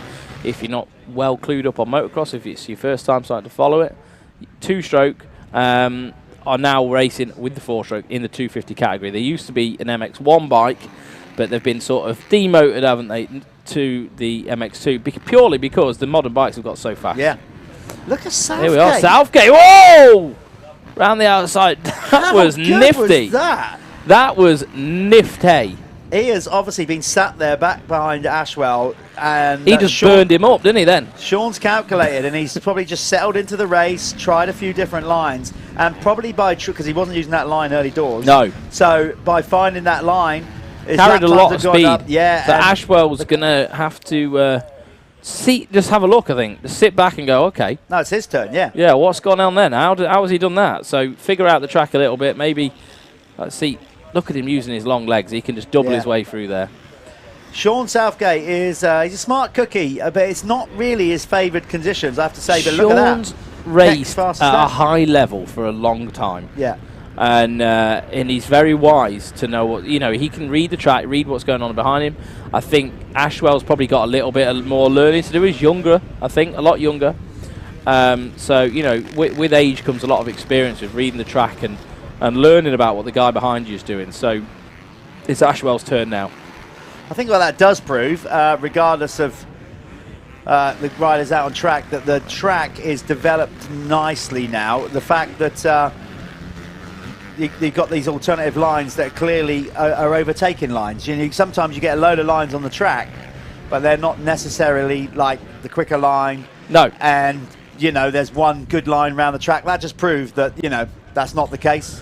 Sometimes as well, you have to go in a subpar rut or something that you know is a little bit sketchy if you want to try and make a pass on a corner, and you can make it work, but you also know, right, I've got to be a bit careful here because this could kick me left, right, or whatever. You know, like all of these corners have different lines that have slightly different characteristics. There was one yesterday that I noticed. The rut was so banked over, very good line, but quite difficult for someone like myself, a little bit more of an amateur rider, to get in it and like lean over, because if you went through it a bit a bit more upright, it was quite difficult because it was grabbing the fork leg. So like, you know, you had to be quite careful, and I think a lot of the corners get like this around here. Yeah, arguably do, no doubt about it. Ashwell is doing his best to try and hold on to. He's trying to hold on to him.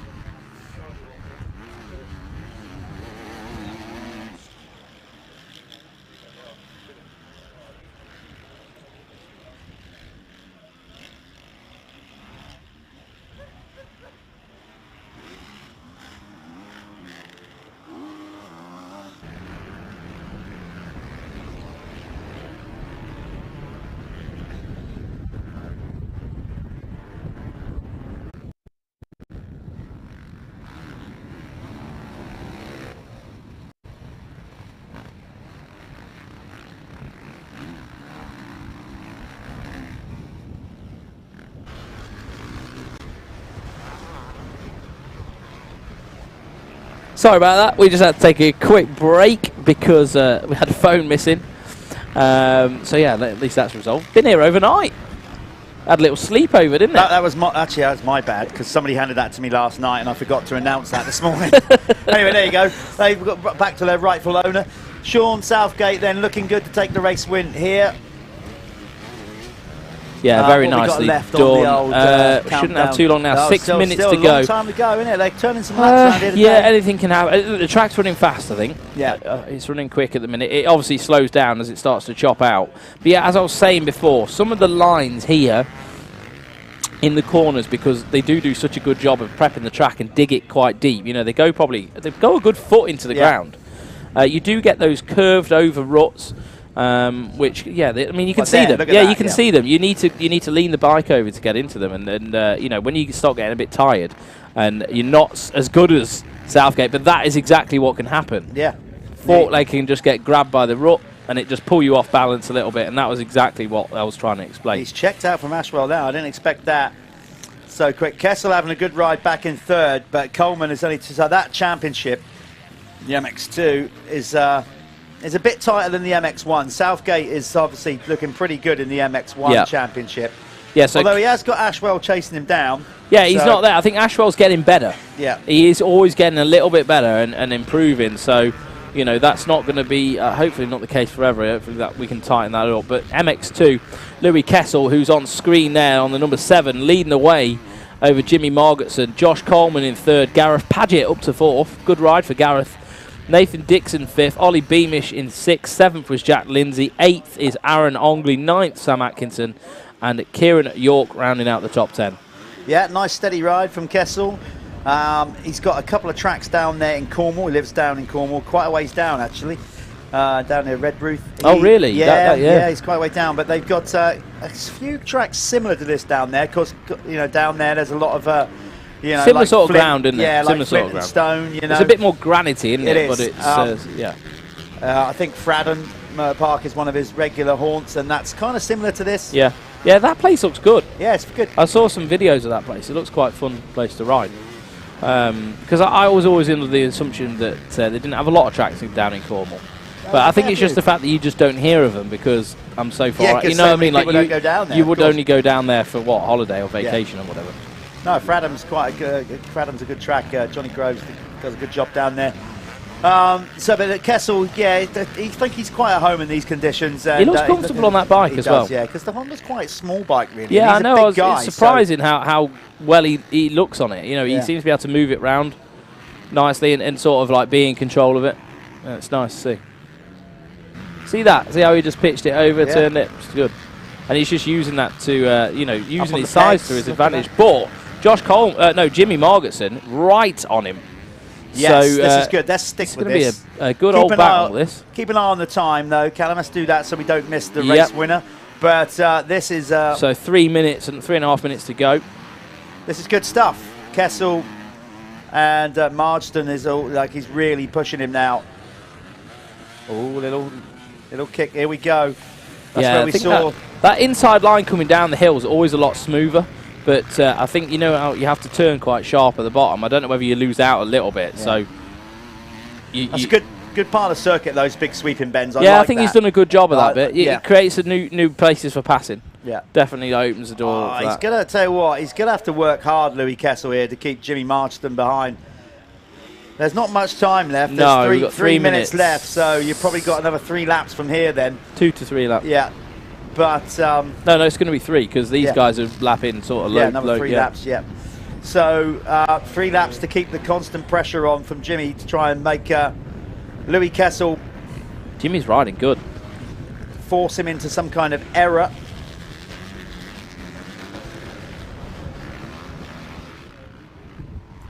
Well, the good thing is that Jimmy is not following. Not much, anyway. No, some corners some corners, you have to. You know that's the better line. You see there though, like you know, there are other options, but like I was saying before, like Kessel was in the favoured line then. Yeah. Margerson had to go in a little bit more of the choppy stuff to try and get a wheel in. Yeah. But that's what you got to do, you know, but that's what this track does. You actually have got those options, whereas a lot of places you haven't really, have you? No. So see what he did then? Cased the top of the double. Got on the inside, and look, he really is pushing Louis Kessel now. He is indeed. This is going to be close. He's within striking distance now. I don't think Margerson's going to do anything silly, though, is he? I think he's really sort of thinking about this. I think if he can get this next 2 corners right... Down the hill. Yeah, where we saw Mitch Best. Maybe not to the same degree of aggression that Mitch ran it in. No, I spoke to Mitch afterwards. I don't know what he said to you on the thing. But he didn't mean to do that. He was just coming. It came in so hot he couldn't stop. Here's Jimmy then. He's got the inside. And he got on the gas nice and early as well. He did. He's going to go. Not quite, but he's good on this corner. He holds a very tight line. Look at that. Yeah. Now and that's very smooth up there as well. See, I'd go for the undercut here. But he keeps running that wide line. So I'd go see if he could come round and see if he can get up the inside. See if the lines might not allow. Here we go though. He's going to get a run on this time. Louis got to get these whoops absolutely on bob. He's on the gas here. Look, he did. Louis Kessel was great. This is going to go down to the wire, I think. There's some big. We might have to follow this one down to the wire because Southgate's got a 14-second gap over Ashwell now. Yeah. So nothing's going to happen there. So I think we need to keep our eyes on what's going on here. Yeah, we'll try and get the lead, at least try and get the leader, Southgate crossing the line, but might have to keep this one. We're limited on time, of course. We've got the next race in the winner's circle, so sometimes we can't always follow a battle unless it's for the lead all the way to the flag, but we will do our best for you. And next up we have the fastest 40. That's right. Lyfelinez fastest 40. You were just about to take a drink, weren't you? No, well, I started commentating into my coffee mug there, thinking that was a microphone.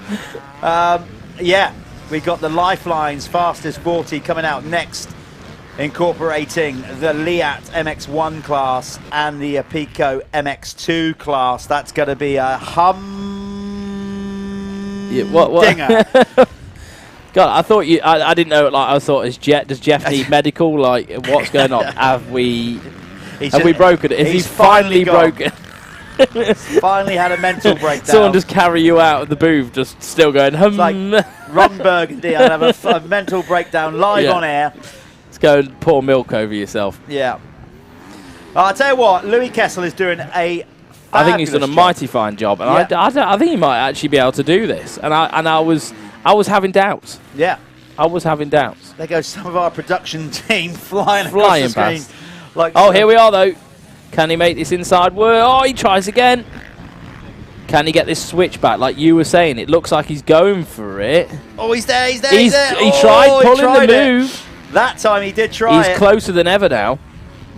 think he's got to try and sort of show his hand, like, and try and make Kessel make a move. Do you know what I mean? Yeah, like, give him a false, like, say almost he's got going to this side. fluster him a little bit, yeah. So Kessel tries to block, and then... Thing is, Kessel's quite a smart rider. Yeah. Like, he's not someone you can, I don't think, trick very easy. Because you see when he's riding, there's not... because there's not a lot of drama, I think he's able to focus a lot on what he's doing. You know, he's got quite an efficient style, especially for a bigger guy. Like, he looks, you know, like, he makes it look very easy. So he's obviously quite aware as well, because he's not, he's not just giving it death on the gas. He's quite aware of what's going on around him. Yeah, he's holding it well. Of course, the air's thinner up there where he is as well. Yeah, well, that's true. So Riding here we... at altitude. I think we had, for a minute... We've got 1 lap to go, so we're going to have to try and find Southgate. Here's there we Southgate. are. So Jeff's going to go down and catch a word with Southgate in a minute, but there's the 301 on that Hertz Honda. These guys run a good, solid team. Look, what I mean by that is you easily identify Sean all the time because he's always in blue kit. Yeah, all blue kit, all the time. That's their team. Look, there he is. That's Southgate. He's your man.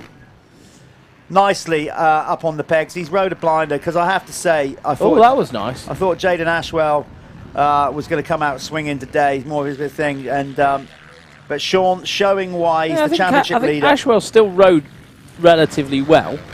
Not going to take anything away from him, I don't think. Like, Southgate's been at, you know, he's raced pro level motocross for a long time. He's in the experts here. I know he does the British Championship as well. So, you know, he's a seasoned rider. Jaden Ashwell's obviously got a lot of learning to do, and he was obviously trying to push this speed at the start of this moto. And well, there we are. That was Southgate crossing the line, and the rest is history. So we'll wait for Jaden, and here we are. The battle still going on for MX2 supremacy. Louis Kessel versus Jimmy Margetson, and I think Kessel's gonna have it. That was a good battle the whole way through that race. Those guys are going to be pumped with that one, and Louis Kessel should give himself a good pat on the back for that, because that was hard. It's very difficult when you're trying to race forward and then also trying to protect people coming from the rear.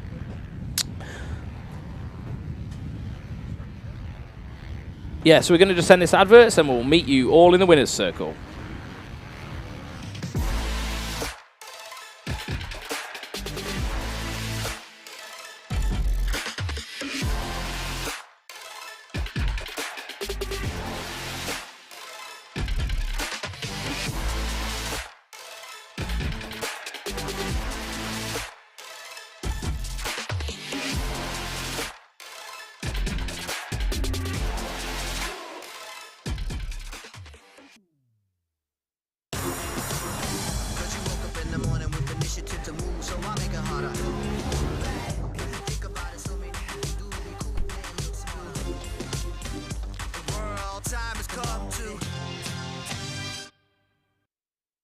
Here we are then with the RFX Expert MX1 winner, Sean Southgate. Sean, I didn't have you down as a kind of hard-pack rider, but that was solid. And I mean, the pass for the win was fantastic.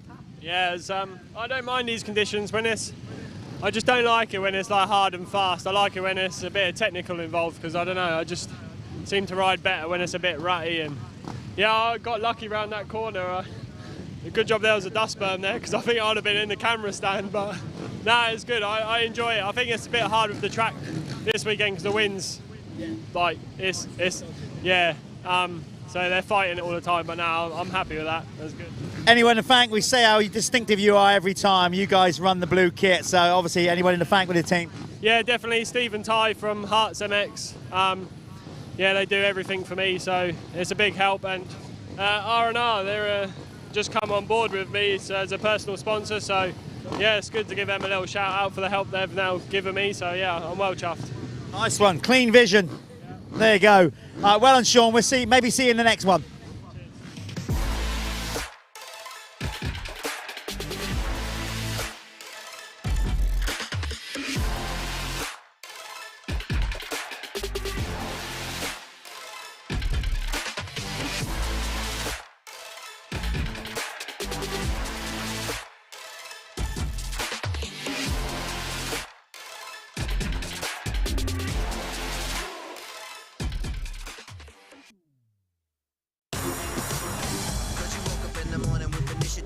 so I make it harder. Think about it, so many people do be cool and look smarter. The world time has come to. Here we are with the 250 RFX Expert winner. We were waxing lyrical in there, Louis, because I tell you what, man, you took a lot of pressure there and you didn't buckle one bit. Did you know he was behind you? You must have done those last 3 or 4 laps. Yeah, definitely. I could feel him on my back wheel, but I had a few places in the track where I'd pull away and then a few places that I'd hear him catch up, so I had to adjust a few lines, and then that made it a bit easier, but he was still there all the way to the end. We were saying, obviously, down in Cornwall, you're way down there, so there's not too many tracks, but Cornwall is obviously quite, like granite and flinty. You got, what tracks do you ride on back home? Because it's kind of similar to Fradon, we were saying. Is that the case? Yeah, definitely not a Sam rider, so the hard back conditions, definitely I've been riding them more, so more suited to that, I'd say. Obviously, I think what happened yesterday, you're still kind of padding out that championship lead. You got the red play, I think. Feeling confident going into the second one? You must be after that. That was solid. Yeah, definitely. I knew I had the speed yesterday, but a few mistakes cost it. But hopefully try and ride a solid last moto and then see where we end up.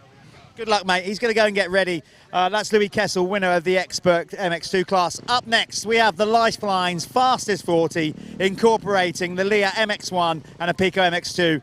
This is going to be an absolute ripper. So get ready, guys. Hope you've got the kettle on. Half an hour.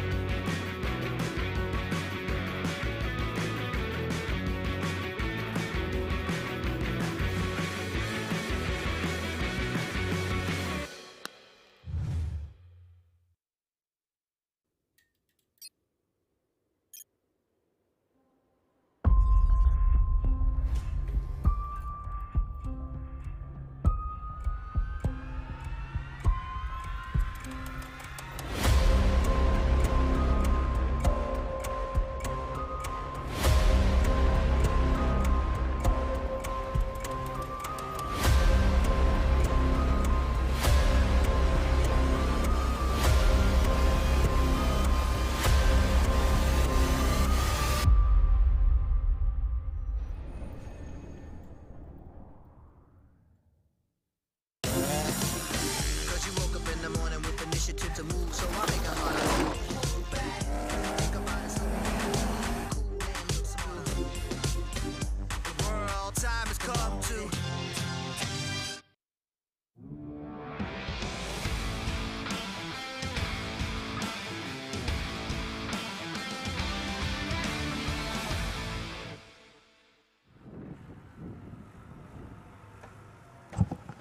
What you're seeing there is a empty motocross track. Now, see, I never, that is now going to become a battlefield. You know this bit where you said I was in the background and I crashed? That's where you crashed. I've not seen this yet. No, that's where you crashed right there. I know it is. Well, just in case you rang your bell and you can't remember. You were lying down on the ground right there in that corner yesterday. I just touched the brakes and next minute I was on my head. Yeah. So we're just getting ready for the Lyfelinez Fastest 40. There you go. We do it a little bit different here than some other British Championships. What you've got is you've got the best 250 riders in with the best 450 riders, all in. The wind is picking up. These guys are skilled, very skilled enough to deal with that. They are. They're kind of turn into the wind. They know which way it's going, all that kind of stuff. There they are in the pit box waiting zone. Yeah, the good thing about this race, mixing the two classes together, you've got an actual full gate of pros. Yeah. Or near enough.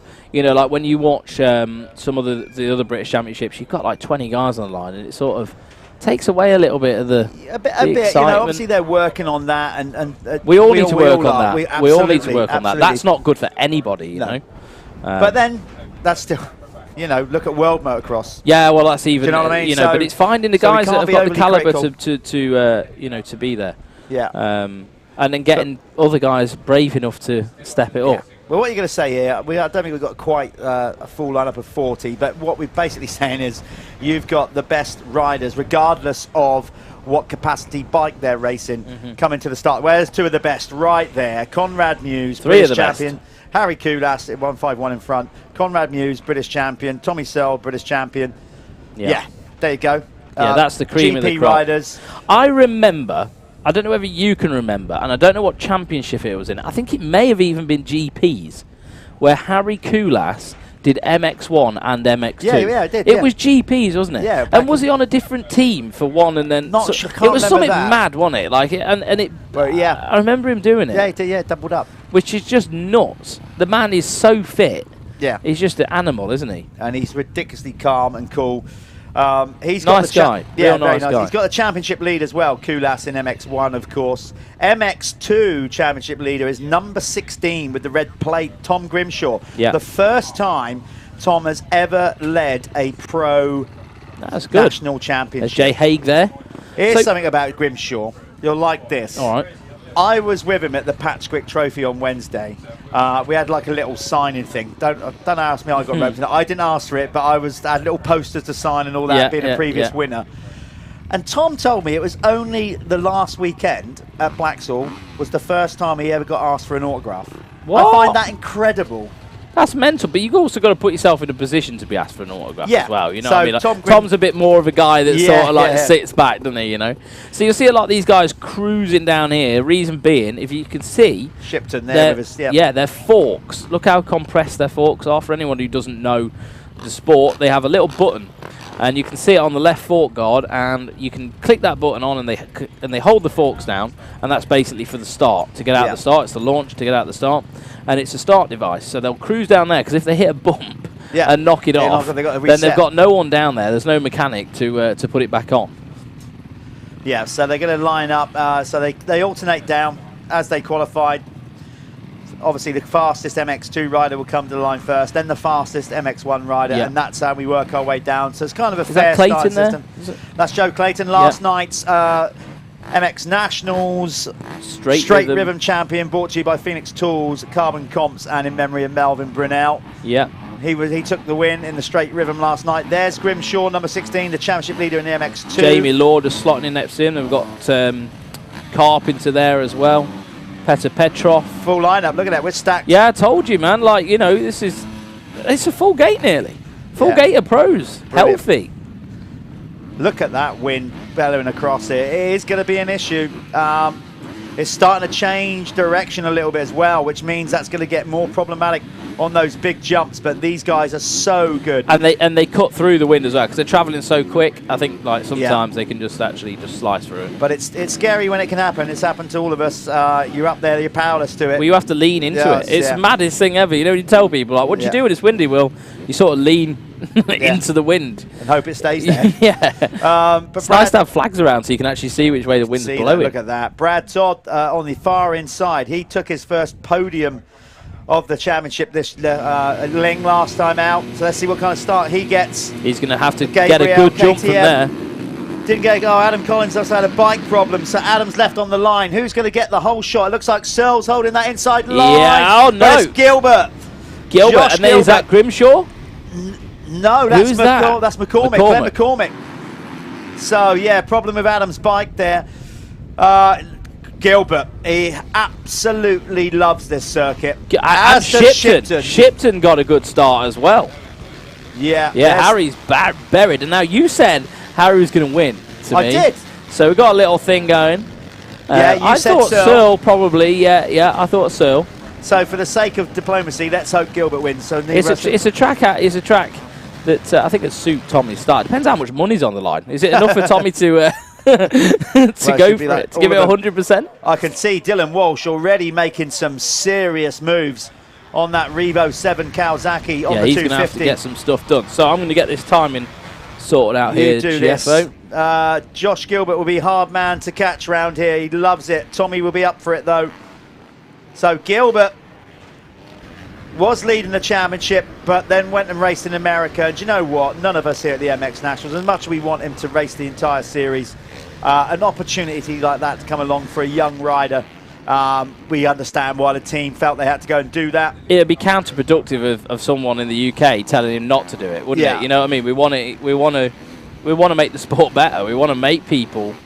Well, now some people in progress America, into professional racing. Some people in America now know who Josh Gilbert is. Yeah, and they might be now tuning in. I thinking, imagine. Oh, I know. This is that guy that was at Hangtown and the guy that was at Parlour.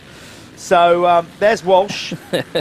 I've got Big Dale Grayton from Middleton MX saying, can you give Lewis Hall a big shout out, keeping it real on the smoker?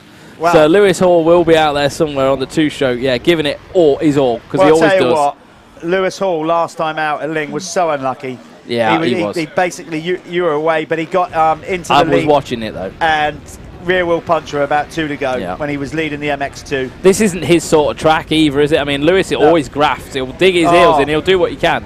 But it's not sort of his speciality. Millward is on the move now, so let me get the timing up.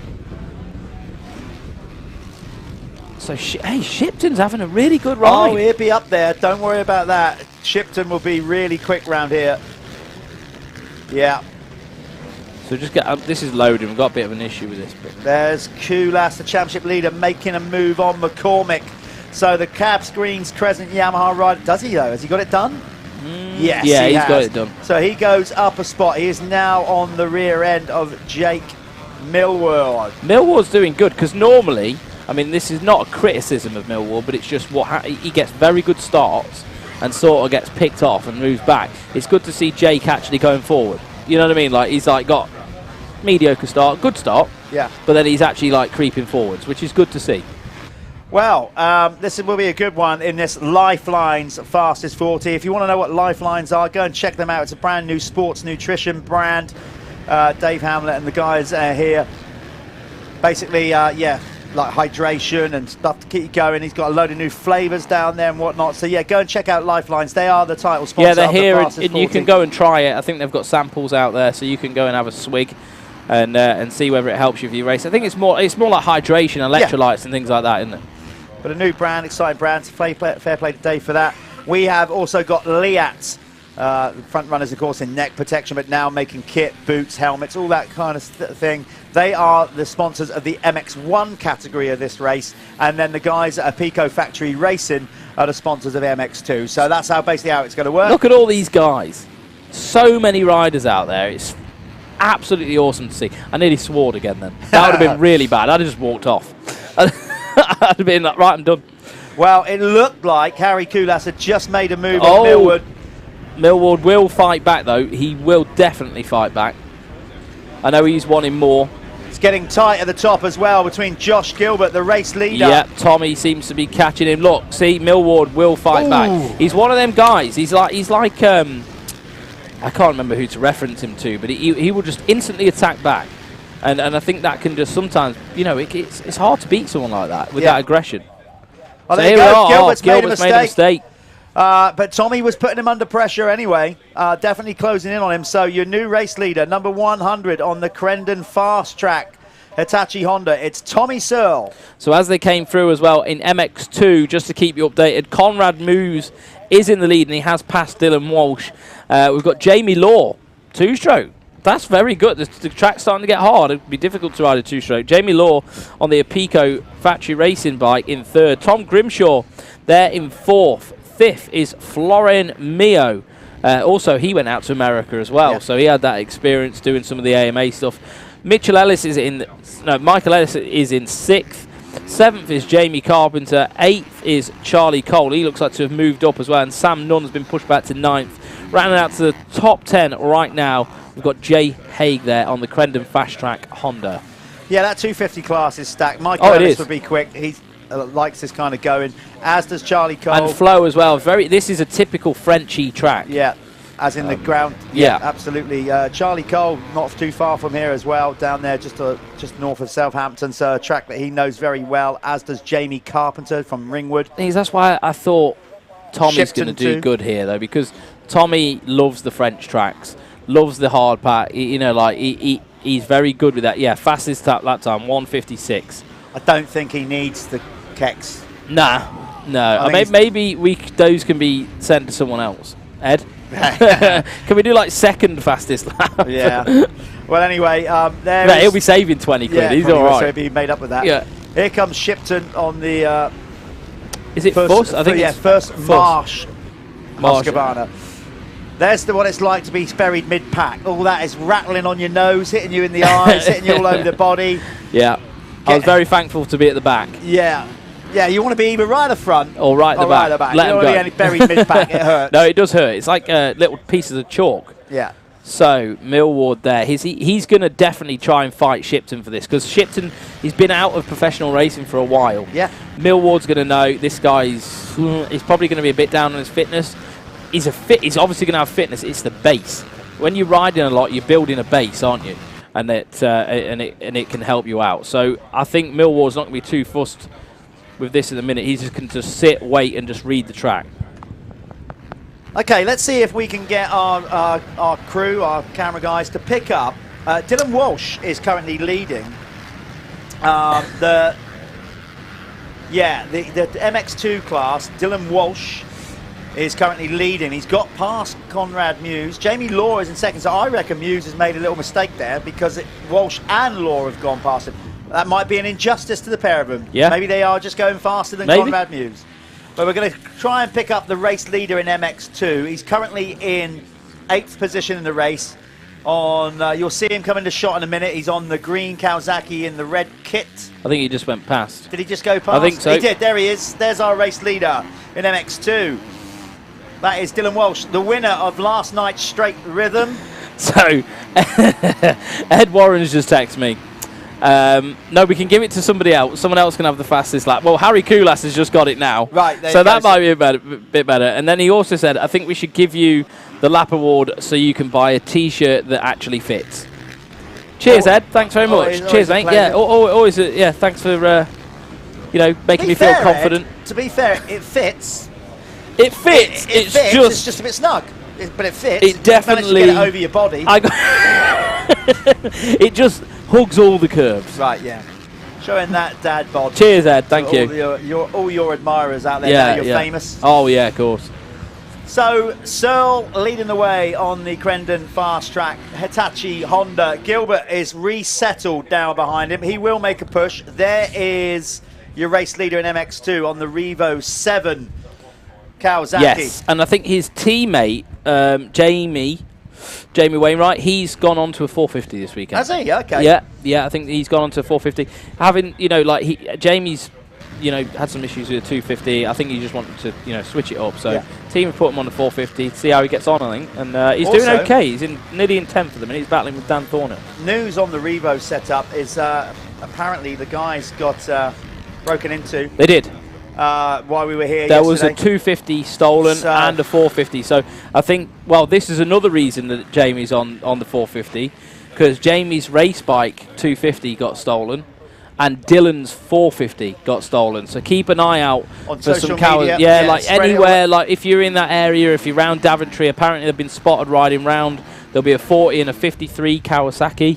They may have ripped the number boards off, but they're very identical. They've got some nice parts on there. You would know that it shouldn't be a bike that's ripping around the roads. Yeah. So please, for those guys, get on their post, share it out. More people that know about it, the less chance these bikes are going to go anywhere. And a little word to the people who've stolen them. They are so identifiable, those bikes, guys.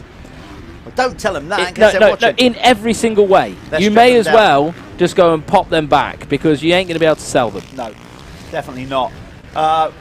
Here we go then. This is shaping up. Searle is on it. Taya, quickest lap. He is feeling it. And when Tommy gets out front, when he's not, if he's really feeling it, Because let's be honest, Tommy would, by his own admission, we know he's getting towards the twilight of his career. Yeah, and Harry. You know, both of them. Not many more years left in them, really. Well, there it is if they want it, but that's the The thing. thing like, well, this is why man, they've all stepped that kind of down from doing GPs, both of them, Yeah. haven't they, to do domestic racing. That's really when you just admitting to yourself, yeah, I can't do that.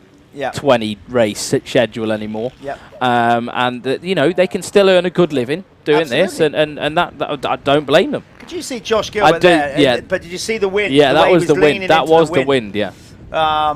So he's counteracting that there. This is a great race. It's a shame, as I said, from a championship perspective, it's a shame that Josh Gilbert and the SC Sports Homes, powered by Stebbins Car Superstore Husqvarna, went out and raced in America. Not for them, for us in that sense, because we would have had a tighter championship. But Kulas is now all over the back of Gilbert, showing him a wheel. In fact, making contact there. Oof.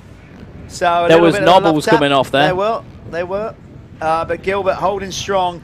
But I got to say, Tommy Searle looking very good out front. We haven't seen much of Conrad Muse. That's no, yeah. Let's try and find the 426 on the Stebbins KTM. It'd be good if we could get some eyes on him. Yeah, some action of Conrad out on track. There's Tommy. He doesn't race all the championship rounds because of his GP schedule. So if we can try and find number 426, which the guys are now working on over our shoulder, trying to direct the cameraman out there on field to pick up 426. As soon as we got him, we'll hopefully bring him up on screen. Tommy looks so comfortable. Yeah, he does. Like, you know, just really in control. I got a glimpse in the qualifying as well. He just looked, I know he didn't get the fastest lap, but he looked, you know, really chilled, really relaxed. Yeah. And, yeah, he's definitely feeling the track, isn't he, right now? Yeah, he sits in that. But there we go. There's Conrad. 426, you know, British champion. He obviously wants to do more in GPs. This is last year in MX2. So either way, next year we'll probably see him riding on an MX1 bike. Yeah, you know, probably we will. We will, and I don't know where he's going to fit in.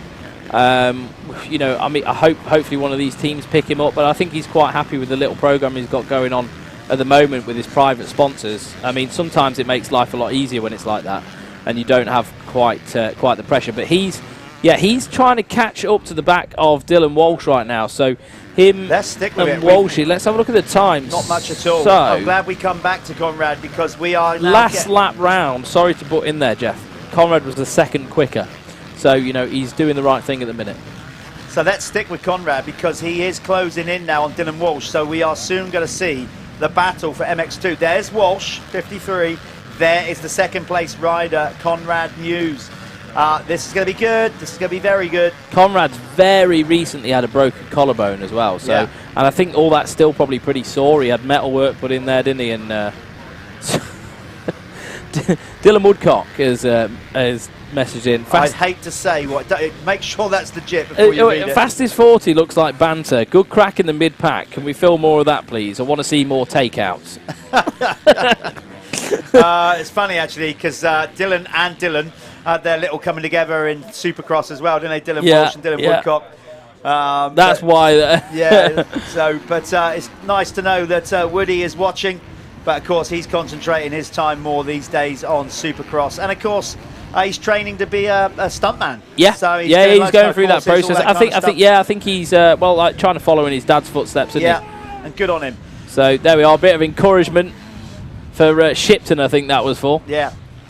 So if we pick up any choice language, we apologise in behalf. But it's okay, because we've already had it. We've already had it. I got that out of the way last night. Yeah, there'll be no. But how can I get through a whole day's worth of streaming without doing it? Soon as straight review. I tell you why, actually. I tell you, no. People bring beers and stuff. Yeah. Like, get one in me, and that's it. Moral compass has folded in half. It's gone. I just can't. Yeah. That's it. No, I'm just going to have to go on a ban. No, not for the straight rhythm. No, this is fine. Yeah. Look forward to doing the straight rhythm again next year. This is getting a great race. Oh, right, okay, so Conrad's close now. Yeah, he's really close. I'm glad we're following this. In the meantime, Searle has a 4.1 second lead over Kulas, Gilbert, Millwood, then Martin Barr. Then we are on this battle that we are now watching. We have got Walsh going past and Martin Barr throws. What's that? I don't know. Did he throw his neck brace or must something? have come loose. Yeah, because it wasn't his goggles. I think mine bars. Yeah, he rides with a neck Yeah, brace. he does. So it looked like something a rock might have hit it. And, Yeah. Imagine if he's like, "Oh right, this feels great." Oh my God. Yeah. So this is it. This is the battle for MX2. Sometimes though, you know, if you're used to riding with something like that, that can really get in your head. You know, like if all of a sudden it comes loose or something. I think I had the same thing at Hawkson with the old style design Leatt stuff. I mean, I know it's come a long way since then, but there we are. So Conrad is really going to put his head down now. This the MX1 category brought to you by Leatt, and we're very thankful of that. And the guys at Apico Factory Racing, and of course Lyfelinez. Go and check them out. We said before, Lyfelinez, brand new sports nutrition brand for all kinds of action sports. Motocross, of course, being the best of the best if you buy us. Oh yeah, for sure. So go and check them out. Lyfelinez.com. See what they got to offer. Get yourself some sports supplements to help you with your racing. Yeah. And yeah, Apico as well, one of the biggest distributors throughout the UK, same as RFX. You know, like they do distribute parts to all the dealers and everything like that. So if you see like nice bling bits, Apico stuff, all the Leatt gear, everything's brought to you by those guys. So they do a fantastic job of keeping the shops all stocked up. It's just great, you know, like the amount of sponsors and people involved, major industry players we've got helping out the MX Nationals. Bell, Seven, Oakley. There's 3 brands. What I love ridiculously cool in their own right is obviously Paul, the guy who, you know, is the race director and puts on the show. He's part of RFX, so you know, and he invites sponsors like, you know, like Apico to be a part of it, and it's amazing. It is amazing. But so's this. This is also amazing. The 426 of Conrad Muse is eating away at Dylan Walsh at the minute. So Dylan Walsh on that Revo Kawasaki is trying to fight off the Stebbins car Superstore rider. This is a good shakedown for these two because they're not in the championship as such. No. You know, Dylan's been doing Supercross, Conrad doing GPs. So it's the fashion at the minute to just go and do bits of everything, yeah, isn't it? But you know, we're going to have to stick with this. I know Dylan Woodcock wanted us to film the mid-pack Yeah, sorry, action, mate. but come on, we've got to stick with this to see what happens between these two. It's the battle for MX2 supremacy in the Apico MX2 class. So Conrad is going to... The thing is with Dylan, right, he's so good at defending lines, and he's so good at knowing what the guy behind him is going to do. He's almost got eyes in the back of his head. So whatever Conrad's got to do, it's got to be set up well, it's got to be well thought out, and he's got to execute it. Because if he doesn't execute it and he doesn't quite get it completed, Dylan will shut the door. Absolutely. We're talking about 2 extreme... Oh! Absolutely no need for that. Wow. What was that? Did they actually come together? I'm not sure. We can't tell if the lines hit or whatever. 2 ruts coming together there. It looked a bit more to me like Walsh was just up the inside, and maybe Jake didn't know he was there. Yeah, I wouldn't say Jake. I don't know about that. Or Jake's come off line or something. That's what I'm saying. I'm not. God, that was a nasty. That was violent. That was. You know, we can't really tell you either way. But you make your own minds up. I'm not getting involved with that one because we can't see exactly what happened. I would say Jake, because that corner. If I'm seeing how it formed yesterday, coming into the outside, there was sort of a long sweeping line coming in, and then if these guys on the MX2 bikes are coming diving in the inside, that would definitely meet there. And he's racing. At the end of the day, he's racing for the lead with Conrad. Yeah, he probably just thought, look, mate, I can't give you this. Well, I don't know. If he'd have got on the brakes though and let Millwall through, that could have lost it. I don't think if there was intent. I don't think there would be intent. I just think he came in. I actually do think. Well, I don't know. I don't think there would be intent, but from the split second we had to evaluate that, I think the 2 lines just kind of got together and they hit bars. And I think in Team Jake they're going to be frustrated. Yeah, surely. Oh, I would be. But that's racing. If Walshy backed off, then maybe Conrad could have got up the inside of him, and that's all he's thinking of. Well, we'll find out after this one if there's any words. I'm sure there will be. But, hopefully he's okay though. Jake's injured, which it looks like he might be. Oh, that was a violent crash. Anyway, so Tommy Searle obeys the yellow flags. A kid's watching. Yeah, you see him back off? He chilled out a little bit. He rolled off the gas. Obeyed by the yellow run. That's his mate on the ground there. Well, he would have noticed that as he went by. So Walsh and Muse are moving up the field in their battle for MX2. And but Searle is having a blinder. I've got to say, looks particularly good. And he has looked good the minute he stepped on that Honda, it has to be said. Yeah, I think he's. I know they're trying to find a setting for the sand.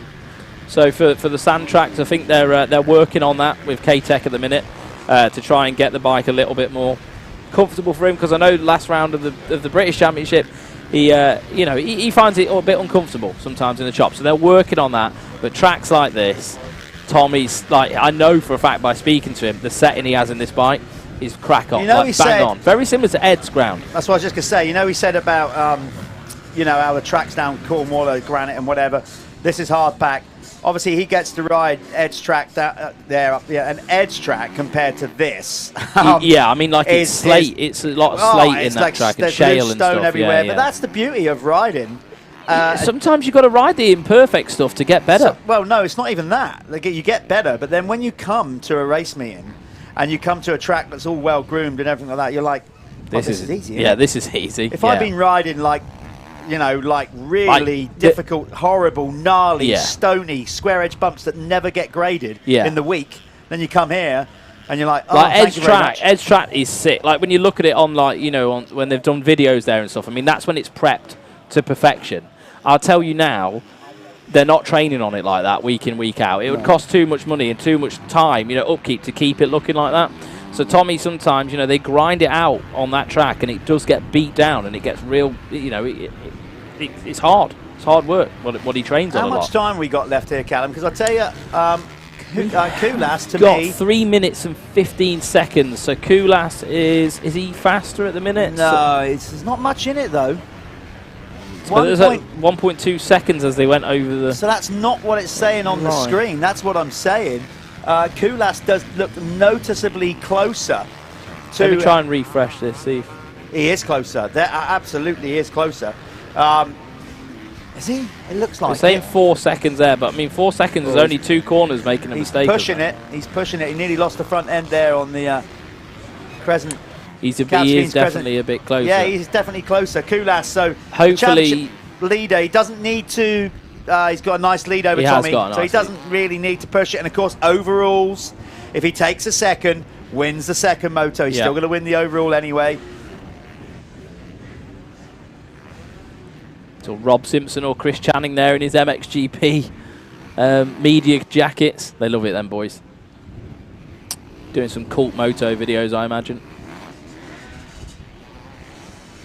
That part of the course looks really good with that. The little wood chipping and the extra soil brought in.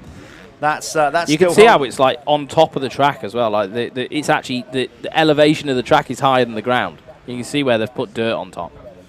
That's still we're holding out nicely. That is so, and all that section round there. So Koulas is doing his best to try and chase down Josh Gilbert. No, sorry, Tommy Searle. Gilbert has dropped right off the pace. And while we've been watching these guys, Conrad Muse has finally made a move on Dylan Walsh. Yeah, let's have a little look at what's gone on there, sort of time-wise. So, okay. So last lap round, Conrad 1:58, and Dylan Walsh was a 2:01. There we go. Look, the guys are straight on it. Well done, camera crew. Yeah, so Walsh is going to want to. Well, he's going to try and fight back for that for sure, isn't he? But Conrad, once he gets in a flow, pretty difficult to beat. And both riders on very good equipment, probably quite evenly matched. Yeah, look at that as they come down there. Different inside, See outside. what I mean? So you can go inside, outside. It's that corner. Either way, I'm not going to make a judgment call until I hear what each rider's got to say, because they were there. They know it might be a difference of opinion, but either way, unfortunately, Jake Millward has gone out of this one, and I hope he's not too badly injured. Oh, You're God. right. Sorry about that. No, I don't know. Is someone messaging me saying, haha, it fits over your body, class? It was Jack Drogan from Merge. Oh, God. That's referencing you. Oh, sorry. Yeah. Well, statement of fact. Well, it does fit. It fits over the body. Yeah. Fits so good. Therefore, it fits. Oh, God. Okay, I'm going to start running by that for now. I'm going to start buying mediums. It fits. Paint it on. It fits. It gets over your body. It fits. Yeah. If you can't get it on, it doesn't fit. There you go, Ed. So when you go to wherever you get your clothes made in China or whatever, that's what we need to go by. Does it fit on your body? Yes, mate. You know. How tightly do you want it to fit? If you want to run the wetsuit look, that's good enough. Right, Conrad is under pressure here. We must be, are we a 2 lap to go board yet? We must be close. I would we are. say so, 2 yes. laps to go, I reckon, when Searle crosses the line. In fact, he might have Oh, already crossed Walsh the is line. coming back, you know. So, Look at that. Here we go, here we go. Game on. It's going to be 2 to go for these two because Tommy Searle has already taken the 2 lap board somewhere out on track. These two, well, give an inch, take a mark. They are going to go the distance, and we all know how aggressive Dylan Walsh is. Well, this is good for Conrad as well, just to good, get laps under his belt. You know, we did that little piece to camera yesterday about the dynamics between a mechanic and a rider. We did it with Dylan and his mechanic Luke. And when we finished filming, there was straight away, Dylan went, actually, there's one thing we didn't bring up there. Remember that time that you put on the board saying dig deep or something like that? Because that's the one thing he said Dylan that will hates it. fry his brain. Because he's digging deep the entire time. He Do not tell me to work harder when I'm on my limit. He said, actually, sometimes, he said it's the most frustrating thing. If any of my mechanics put that on the board, I feel like stopping and smashing the board over their head. Is that what he said? Pretty much, basically said that. Yeah. That's He's like, Dylan. I'm always trying. Don't tell me to try He is. And he is doing that right now. With 2 to go, we have an absolute belter shaping up here between Conrad News on the Stebbins car Superstore KTM up against the Revo 7 Kawasaki of Dylan Walsh. This is good because you've got 2 riders that have got, like, you know, a ton of experience and know how to read the track and know how to read the other party as well. But what I'd say, what Walsh, like, Conrad's just got oozing with talent, so much talent. Walsh has just got grit, hasn't he? Hard work. He's got big kahunas. Say it. He's got big balls. Got by him. And he's done it. You know, like he will go that extra 2 to 3% that he's not comfortable doing to try and make, you know, to make something happen. He just will. And that's just what Dylan Walsh is about. Harry Koulas throwing down the fastest lap towards the end of the race with 2 to go. There we are, Ed. You're okay now.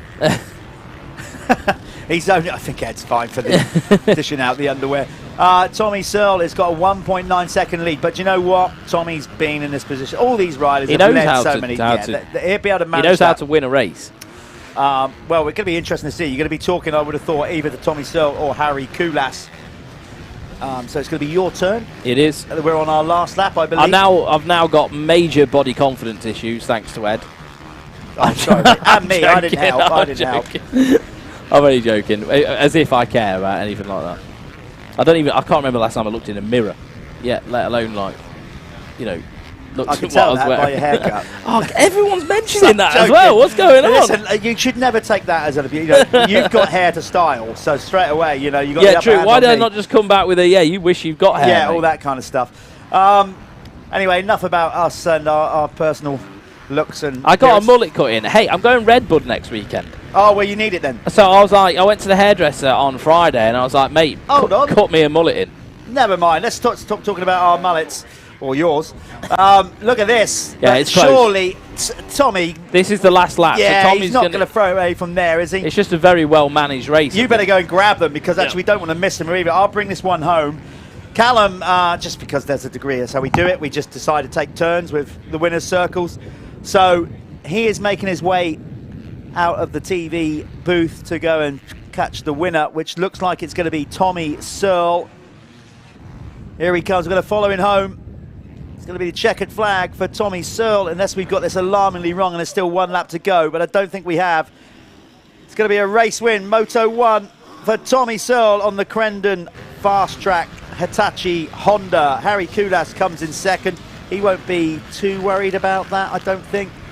He's just lost 3 points to Tommy in the championship, but there's a moto to go, and Harry has been in that position before. He'll know that if he takes the race win. We're going to go to a quick ad and come back with Tommy Searle.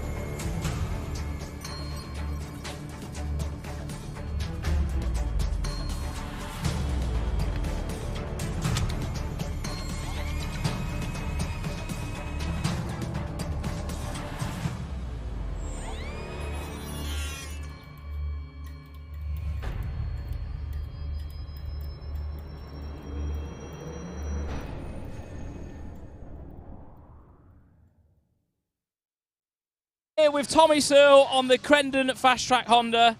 Mate, you got it done. I was saying to Jeff, you're quite comfortable in these conditions. You like tracks like this, a little bit like Ed's-ish. What do you think? Yeah, I enjoyed the race actually. It was comes quite easy to me, these conditions, you're right. So I picked my lines and I felt good out there. I was looking as I come over this jump and I see you had your t-shirt sprayed on today. And then I just feel good, but thanks to Honda, GTCI, Granny Gran Worx, Kex, go buy some Kex clothes, drink some Monster Energy, buy Hondas, get insurance from Callum. See you next race. Hey, he's got it, that's it. So yeah, I have got my tight t-shirt on today. I've made a huge wardrobe error, but it's fine, I'll get over it. That's Tommy Searle, well done, mate. And we'll see you.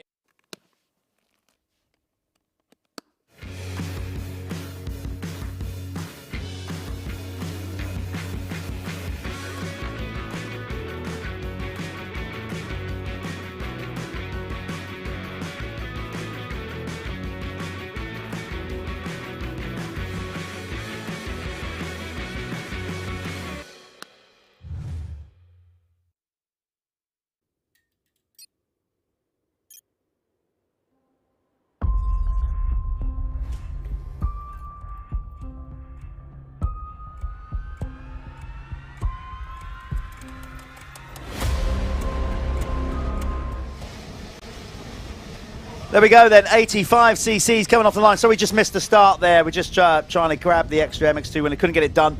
So here we go then in the 85 Syntol class.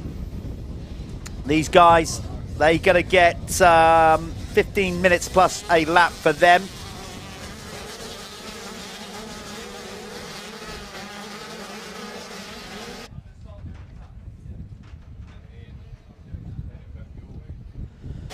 Blake Walker Clark there, number one. There's Askew making early moves. Great racing. Look at that. Look at this lot. Foreman, Freddie Gardner. You got Richmond, Jake Walker. The two Matt Gardner racing machines leading the way at the minute. Then it's Askew. He's got a comfortable lead in the Planet Moto First Lap Leader Award. Let's see if he can pick these three riders off ahead of him and get another point. Or it's going to be a new name. Walker's had one, I think, already this year. Can't remember exactly. There's number 99 in third. He's going to second. He's going to try and make the move on Freddie Gardner. Freddie is your race leader, number 14 on the Matt Gardner racing machine. As they lead round this first lap, but already he comes from nowhere. He's so fast around that section. Billy Askew, he still wants this Planet Motor. He wants to make sure he goes on a Spanish motocross holiday at the end of the year. He's got 9 points to his name already, and he's leading that table.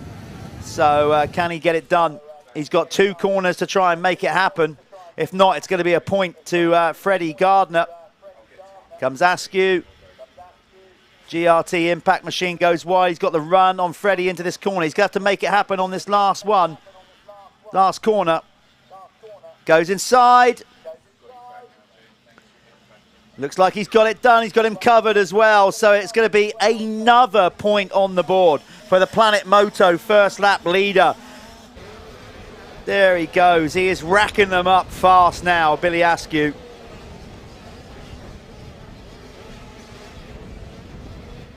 So he's away, leaving them on the opening lap. Let's get all the times up once we get the time refreshed.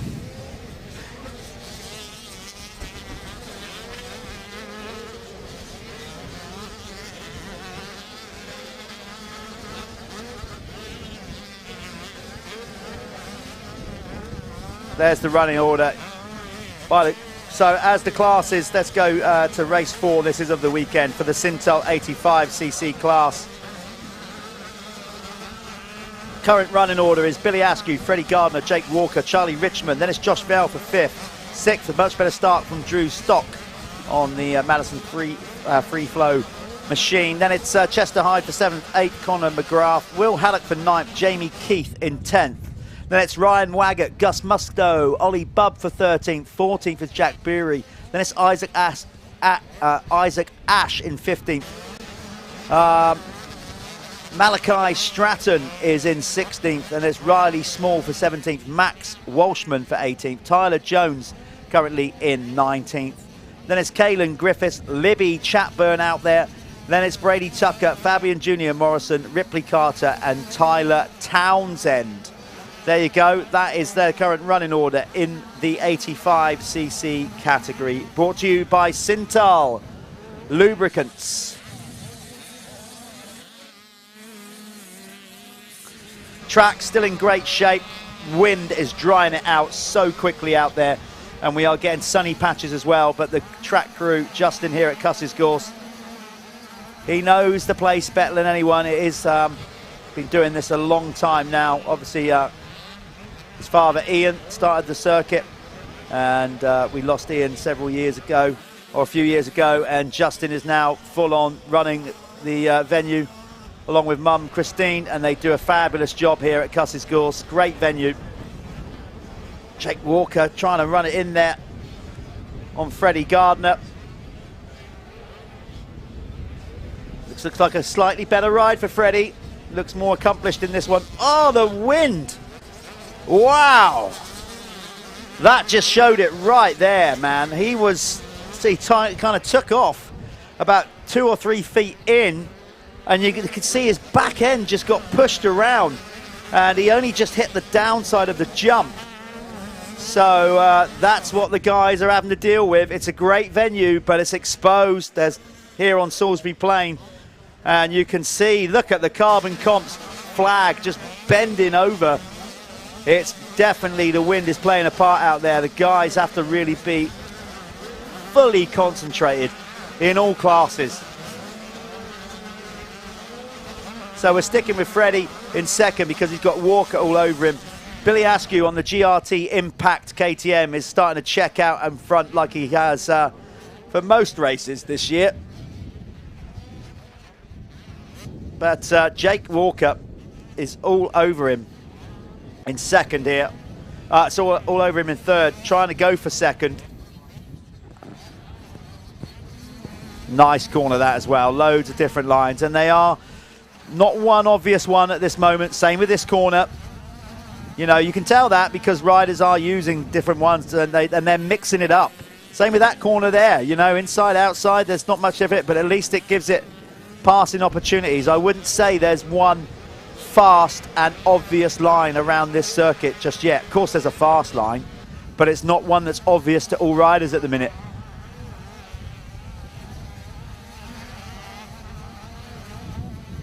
There's Josh Vale on the, just got a little bit unsettled coming into there, and couldn't get it leaned over in time, so he did that deliberately once he realised he was unsettled, just rode over the top of that rut, and I think he made the right decision there, because if he'd have tried to fight that in there, he would have probably crashed. But smart riding from Josh Vale, he kept it on 2 wheels. And as I said, the rider for the Jude Morris Racing Foundation. So Josh Vale is 14, he's from Scunthorpe in Lincolnshire, and he just wants to get better and better and make everybody behind him proud, and he's definitely done that this year. He's got himself in real good shape, and he's becoming a regular podium guy, and it's good to see. Riding for the SJP Moto Husqvarna team.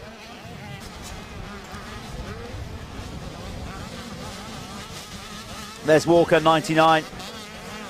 On the gas. As, finally, looks like we're getting some kind of air conditioning set up in here, because it's starting to warm up here at Cusses, not just on the track, but also here at the actual venue with the heat. So, yep, it's all looking good. As you can see, the sun starting to break through. This is going to be a good one, because you've got Vale pushing now, closing these two up. There he is. Freddie Gardner is in between them. Askew, little by little, about a second, 1.2, something like that, every lap, just stretching it out.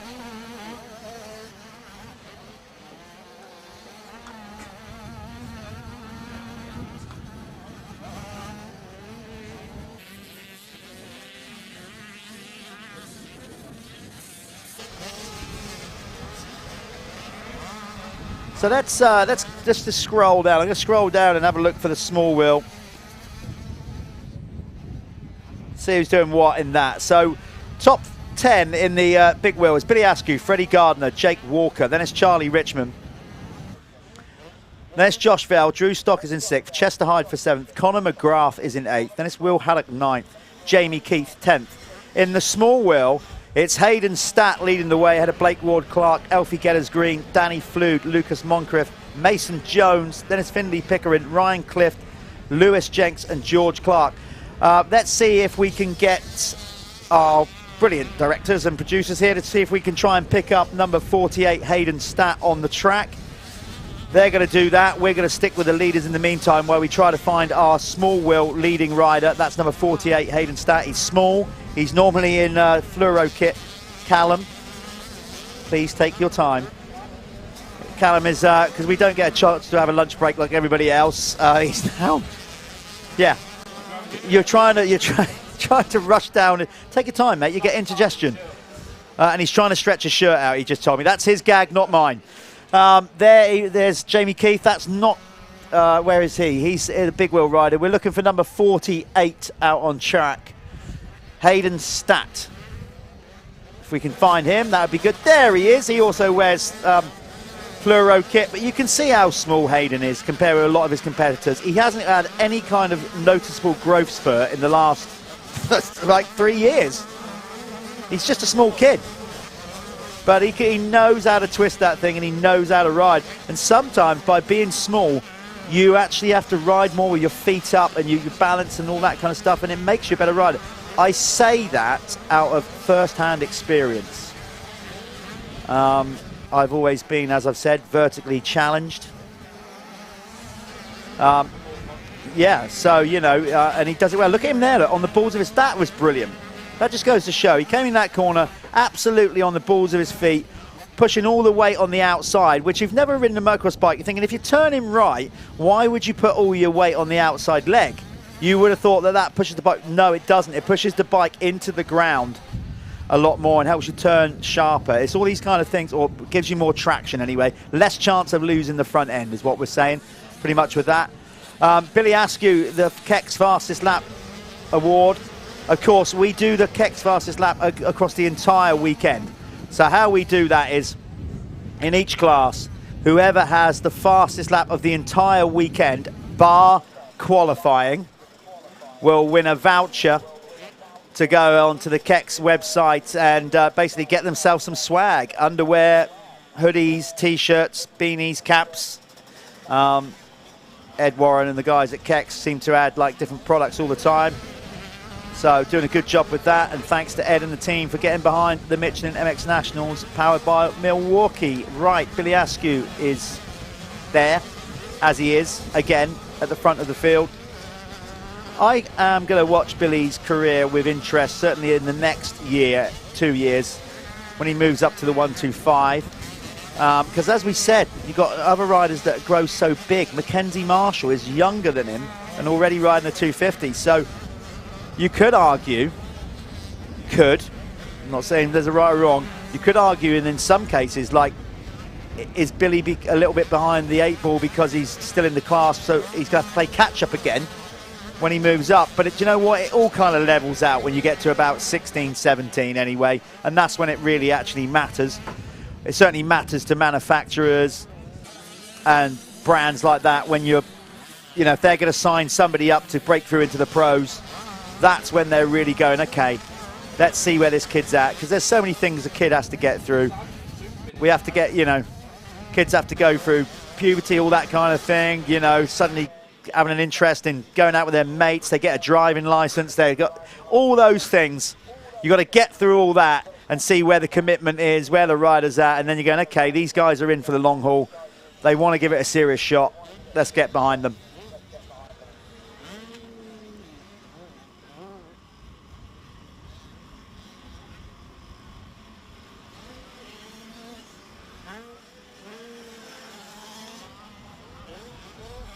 So there comes Josh Vell over the line. He's just gone past Charlie Richmond, who gets a bit of a kick going into that corner. I do like that fly kit with the red, white, and black and blue. Nice look. He's got to move on now because he is definitely starting to close in on Jake Walker.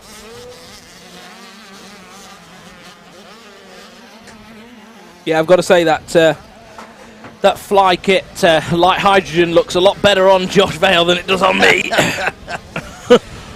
Oh, come on. I avoided that one this weekend. Give yourself a break now, because, you know, you're actually starting to beat yourself up now. Jeff, I've been fat for 20 years. Okay, it's all right, fine. If you're okay with it. You know, I don't want you to have a breakdown live there in front of me.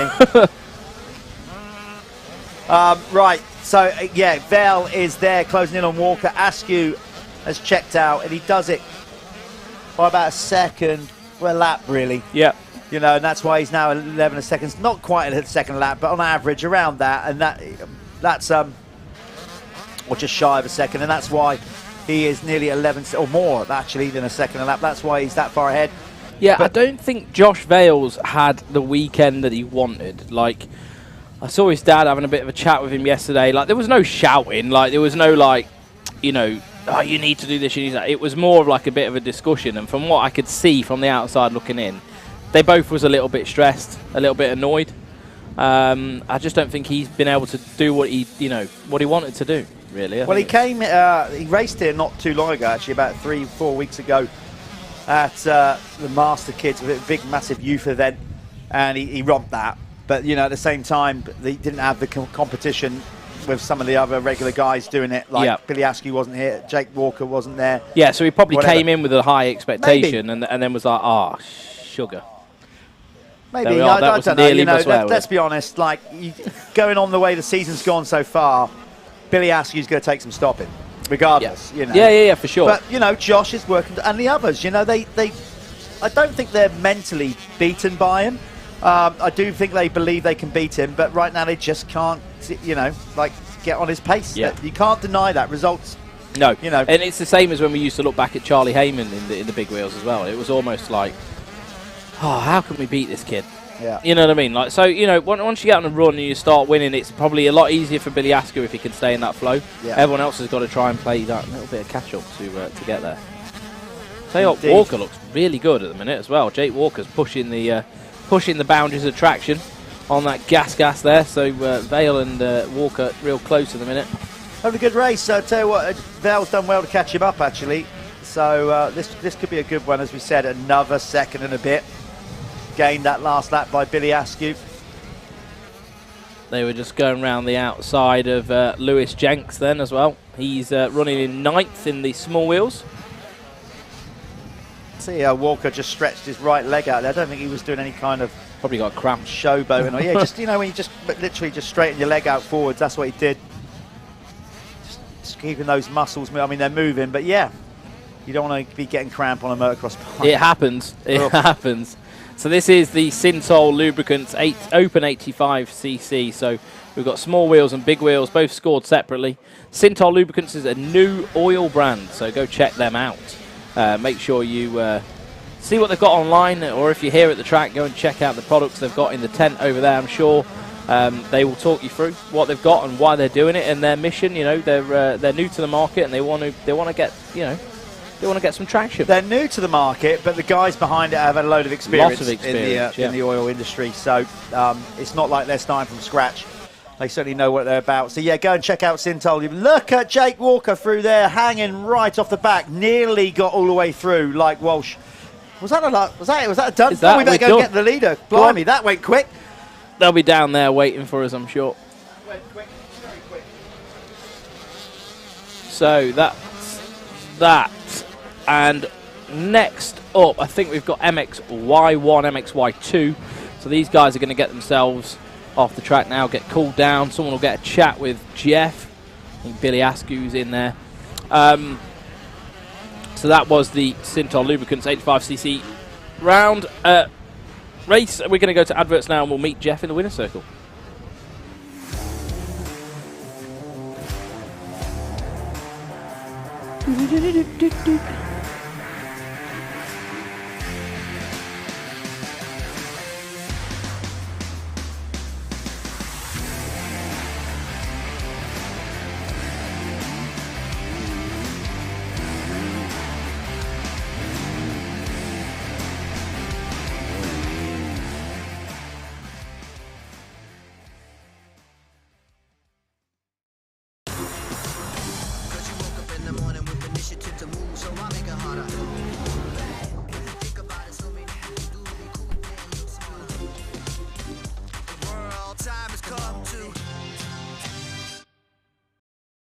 Here with Billy Askew in the Syntol 85cc class.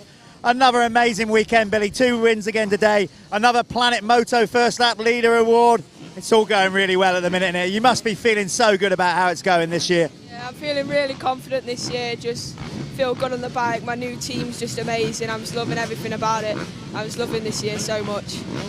What's the wind like out there? We saw in that race, I think it was Charlie Richmond or one of the guys got side-swept by the wind. Is it really noticeable, particularly on these small bikes? Yeah, the wind is quite noticeable, but you just have to use your head over the jumps, jump into the wind, do whatever you have to do. But yeah, the wind wasn't too bad, but you could definitely feel it. Okay, you've got to give the team a shout out. They're doing wonders for them, and you're doing wonders for them also. Yeah, it's like to thank everyone that's helped me. You know who you are, just everyone on here really. It's like, couldn't thank you enough. Okay, mate, well done. Another cracking weekend. There you go, Billy Askew taking 2 race wins and I believe the overall this weekend in the Syntol 85cc class.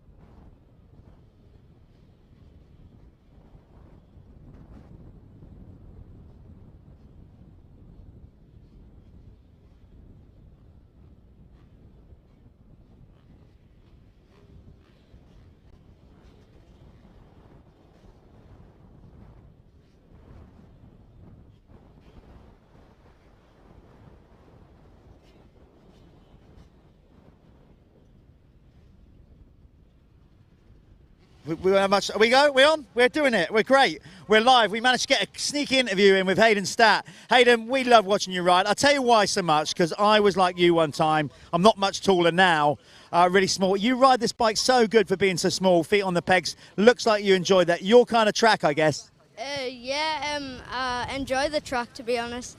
I've had a few bad weekends here before, but this weekend's been good. You look so good. How's the championship going for you? Where are you in the championship right now? I think I've just moved into 2nd, or I'm still in 3rd. This is good stuff. Let's hope he moved into 2nd.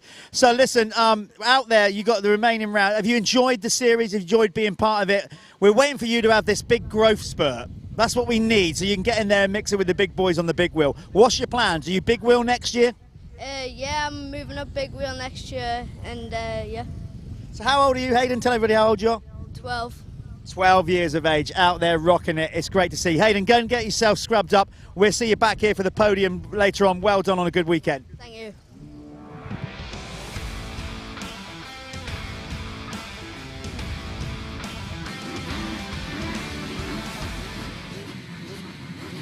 Here we are with the 7 MXY 125 and 250s. This is round 4 at Cusses Gorse, and we're going to kick stuff off. This is the last moto of the day.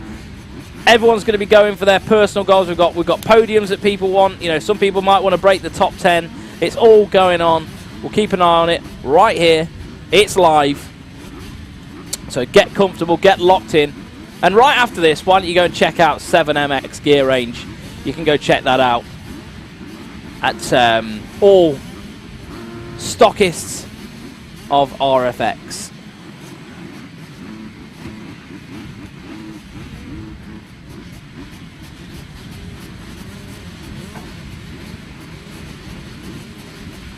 So Let's see Tyler Westcott there, I think, with a red plate. You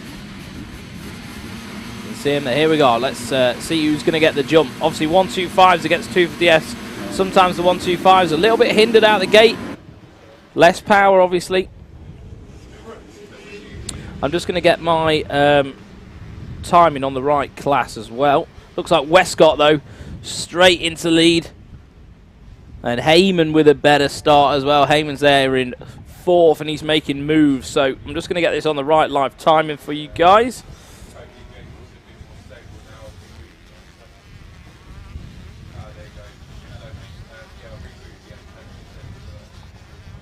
So here's race 4. So they're going to come through. This is a 15 or 16 minute plus a lap race. This is MX1 So what this is the step up from 85s. So riders could go small wheel, big wheel, and then probably MX1, and then move on to the 250F to get prepared to going into professional racing. This is sort of the cream of the crop of youth riders, really, before they step into the fastest 40 class. Some of them will go into the experts first, obviously. Different routes, you know, sometimes all lead to the same end goal of being a professional motocross rider. Some riders need confidence. Some riders just want to get straight into the pros and get it done. But there's Heyman. Heyman on a 125. He manages to do some amazing things with that bike. I'm trying to see if I can see Joe Brooks out there. One of the RMJ lads. I'm not sure whether he's gone out. We'll see when they come through and I get everyone loaded up. But he did have a pretty nasty crash on that triple step up in the 3rd motor of the weekend. So this morning we'll have to check that out and see what's going on now. A lot of them are favouring going round that inside lump there as well. See how it's like built up on the inside. That's to sort of split the track, give riders 2 options. But that outside line seems to be running a little bit quicker at the minute. Westcott, though, still in the lead. And then Heyman leading the MX1. So both race leaders are at the front of this one. So they will come through now, and I can get an accurate read on where everybody is, because the Speed Hive, MyLaps will update itself. You can get this at home as well. And the Planet Moto first lap leader goes to Westcott. Westcott's in the mix with that. I think he's about 4th in the He's got to be, hasn't he? Yeah, he's got good out of the gate. Yeah, Askew has stretched out more of them this weekend, so he'll still be in the points lead with that, I'm sure. Heyman got a good start on the 125. He got a very good start. He was sort of 4th going into the turn. Yeah. So, in MX1 Tyler Westcott, and then it was Bayless Utting. Is it Utting or Uting? Or Utting, I think. That's what I said. I've been told he's got I like his bike and everything. It looks pretty cool. Mackenzie Marshall there as well. Jack Taylor in 4th. 5th, we've got Hudson Roper. 6th, Arai Elcock. 7th, Charlie Palmer. 8th, Corey Collins. 9th, Harvey Cashmore. 10th is Jake Barker. 11th is Seth Manners. And then MXY1, Charlie Heyman's leading the way over George Hopkins on the number 4. Tyler Hooley is up there as well. He's in 3rd. 4th, we've got Ollie Colmer. 5th, Walbini. 6th is Louis Vincent. 7th, Ben Musto. 8th is, well, it was Kyd Ryans, but I know, who is that? That's Kyron Karen. So Kyd Ryans is still in 8th. Charlie Griffiths 9th. 10th is Liam Bennett. So Kyron Karen going out. Was that Kyron, or was that? I think it was 77. Well, yeah, but there's 2 of them out there. Got wild card, so that was Ezra's so it could be Ezra. Anyway, Melbourne, yeah. One of those 2. Oh, 2 of them right next to each other. Yeah, I know, that's the thing. So, yeah, anyway. Was it Karen? Yeah, it was Karen. So, this will be, Charlie Heyman is still on for this perfect season right now. I got some lowdown on Joe Brooks. It looks like in that first race crash that he was leading, I'm disappointed to say, it looks like Joe might have done his knee, done his ACL. I don't know. So, but right now, it's the first diagnosed is it looks like he might have done some serious damage to his knee. You don't want that so young. He's just having to get a roll going in the so EMX annoying. as well, you know. So annoying. So Joe Brooks looks like we won't At be seeing least it's not too far through the season that he will be back for next year. You know, if it is an ACL, if it is that, we don't know. But if it is, worst case, you're back in 6 months. So he'll be on the line, you know, like for next season. Hope, you know, like let's just keep our fingers crossed for him. like with it all, you kind of wait for it to all settle down, the swelling get down before. Yeah, you don't really know. With knees are complex beasts. You've got a lot of ligament, a lot going on in a knee. It could literally just be cartilage damage or something. So let's hope for the best for him. But so basically, what kind of, with no all due respect to like some of the other 125 riders, Heyman has had them covered. He's had them covered this year. And Joe was sort of putting it to him in that first one. So either way, Charlie on screen right now on the SJP Moto KTM. Just looking good, really, for another perfect run. Is Westcott on his own thing, or is that... he's on an HJA KTM. It's a kind of friend's brand. I'm not sure exactly what it is. And, of course, with Planet Moto. But they go for this nice stealth black look. Yeah, it's cool. Look. Yeah, like chrome graphics. It all looks cool. Matching crash helmet, he looks the part. Yep, so there he is, out in front, leading this one. He's used to a bit of a hard pack conditions. Because he's already with the guys at Planet Moto, sponsored by them a lot, he gets down to Spain a lot in the winter anyway. So he doesn't need it. Well, they'd be quite happy for him to win it. Yeah, it's a winner, yeah. Yeah, exactly, good point. Hey, I like the red Gurns as well. Yeah. Go really well with the red plate. Looks particularly good. The red plate. It looks really good, yeah. Looks really good. Like, I don't think Heyman needs to... Why push it to the extent to try and beat... Like, he's on a two-stroke, you know, track's getting hard. It's going to be difficult. So, what? Just stay in your lane, get the win. Yeah. You know what I mean? Yeah, these guys... Both riders looking good. Both riders... Yeah, it was, wasn't it? Very good.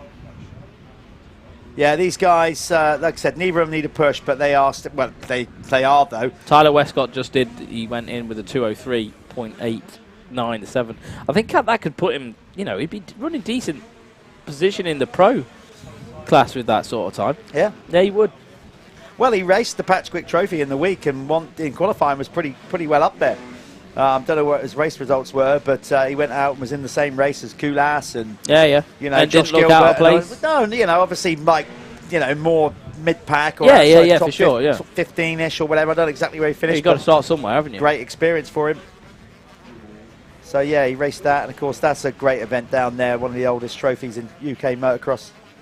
I think it started in 1934. Barry's here. Let's get him in. Come on, Barry. He can come into the next race as well. Just get.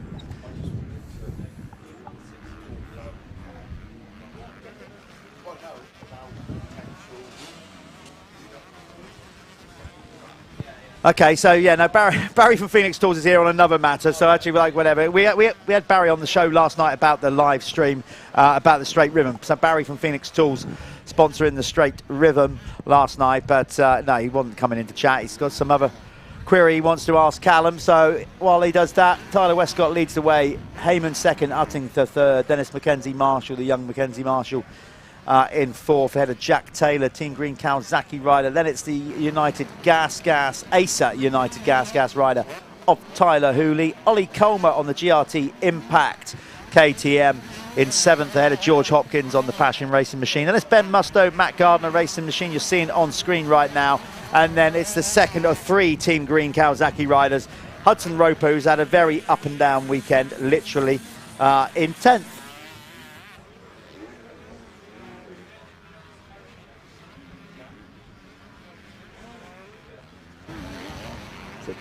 Tyler Westcott again throwing down an even quicker lap, so the time's coming down 2:01.92. That was a belter. So Westcott getting quicker. Ollie Comer coming under pressure from Ben Mustoe, and Ollie's a big old lad. He's always been tall. He seems to get tall. You know, even when he was on the 65, he was tall. Good rider. I love Ollie's style, to be fair. He's always like, it looks effort. It's so annoying. It looks so effortless. You're like, what? It's not easy. Not that I've ever known, but it's not easy for tall riders in some aspects. You've got you can do the whole like manual through the whoops, whatever. But when you're coming into corners and getting set, and you're all kind of hunched over the bike. I think you use a lot more energy as well, naturally. Yeah. So you have to be efficient. You can't just be ragging it around all over the bike because. You know, you've got to think just from a leverage point of view, body and the length of your legs and things like that. It makes a lot of difference. Yeah. If you're taller, it's harder for you to get out of the saddle and stand up. You might only be using 1% more energy, but that 1%, you know, it all adds up. So that's why, you know, You know, both being small and tall, that you have to ride different. Your look and the styles are completely different. I am particularly impressed with how well that Mackenzie Marshall, for a 14-year-old kid, is getting what looks like a completely bone stock bike as well. Yeah, well, he started the year on a Kawasaki, I think, riding for DK, and for I think the reasons he switched is he just couldn't really get on. I think he had a few issues with the motor and everything on the Kawasaki, and basically he switched to a Yamaha and just looking great on it. He's running a stock pipe on that thing. Amazing, and absolutely one of the youngest in the class, and he's running right near the front. So future looks good for him in this class in the next couple of years.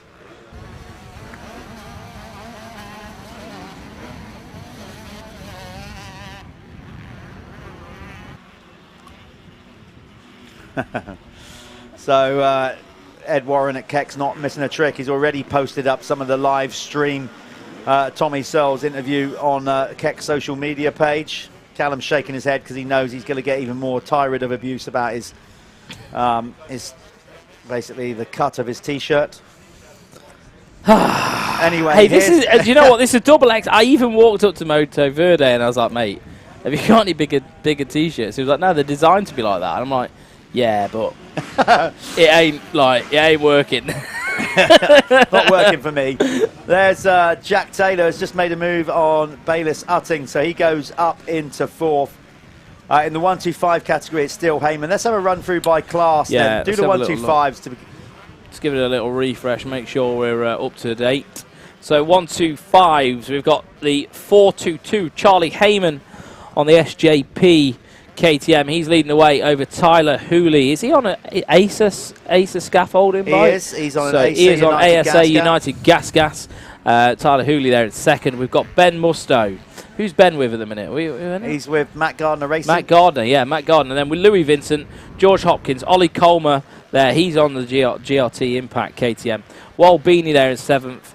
8th, we've got Kyle Ryans. 9th, Liam Bennett. And then 10th, Charlie Griffiths. Do you want to go over the top 10 in MXY2? Absolutely. MXY2 category brought to you by 7. It's Tyler Westcott leading the race and the class. Then Mackenzie Marshall with a solid 2nd. It's now Jack Taylor up to 3rd ahead of Bayliss Utting. Then Hudson Roper is 5th ahead of Harvey Cashmore. Charlie Palmer running off the trio of Team Green riders in 7th. Then it's Arai Elclock. Corey Collins is in 9th. 10th is Seth Manners. Then it's Jake Barker. And then we've got, that's it. Yeah, that's the 11th shown on the screen right now. So there we go. That's the running order across both classes in this youth 125 and 250 categories. Taylor looked good in the first one as well, so it's good to see Josh Taylor, running up there again. He's a Welsh bay. Jack Taylor, sorry. Yeah, Jack. Jack is, he's preferred, I don't think this is his favourable condition. But again, he's quite young. What's his sort of, well, what does he want? I think, something like sort of Cullum, that kind, like yeah, somewhere a bit softer, between, a bit softer, yeah, like not necessarily deep sand, but yeah, I think he, like in Wales, the lads find it hard to find good tracks there as well. Yeah, so they do have to do a bit of travelling. Yeah, there's South Wales and Wales. There's some amazing bits of land. Yeah, but a lot of it's protected. Yeah, and you can't ride there, and of course, then it makes the sport bad if we're riding in places we shouldn't do. However, talking about Wales, putting Wales on the map is the first round of the World Supercross Championship. So I hear. Cardiff Arena. I don't think it's been confirmed yet, no. or like tickets, but it is, isn't it? That's what they're saying. Well, that's the word. Yeah, Cardiff Arena. That's the unofficial word. World Supercross. Great to put Wales on the map. Like anything like that. Anything good for the sport. I'm behind it. Yeah, absolutely. You'll be there, aren't you, on the MCing, are you? I'll be there riding. They got to announce the final team. That's got to come out, so we'll do that. Do you know what? No, actually, you can talk to Marty, because I spoke to him a couple of times. Right, we got a nice get, because let's have a different perspective. Okay. As always, we've got a sort of resident pro guest that comes in now. We always like Marty coming. He likes it. So I'm gonna hand over the mic to Martin Barr, and he's going to have a quick chat with Cal. I was trying to shy away from that one. No, not at all, not at all. Just don't talk about the t-shirt. You'll be fine. Yeah, I'll keep. Yeah. Cheers. I'll tell you what I'll do. I'll go and get us some water. There we go. Yeah, that'd be great.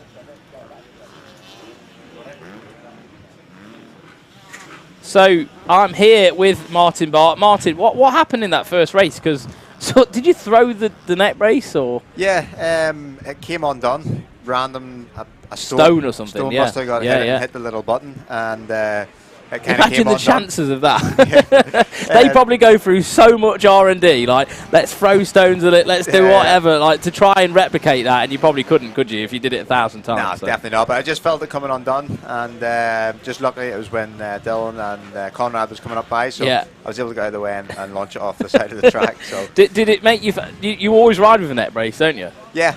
Did you think, oh God? It just felt weird. It just feels naked. So I feel naked without it, but.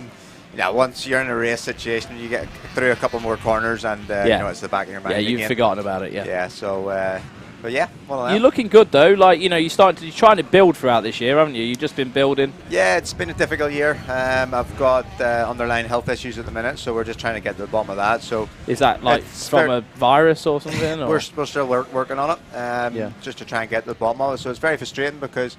I haven't been able to go to the gym since February. I think there's a lot like Sean as well. Simpson, he had the same, same thing. Long COVID issues maybe or something like that. Yeah, it might be something different for you, but I mean, I know I had COVID. Yeah. And I mean, I'm not an athlete, so I'm not so aware of like where my, you're very aware of your body because you're training all the time and you know what you're doing.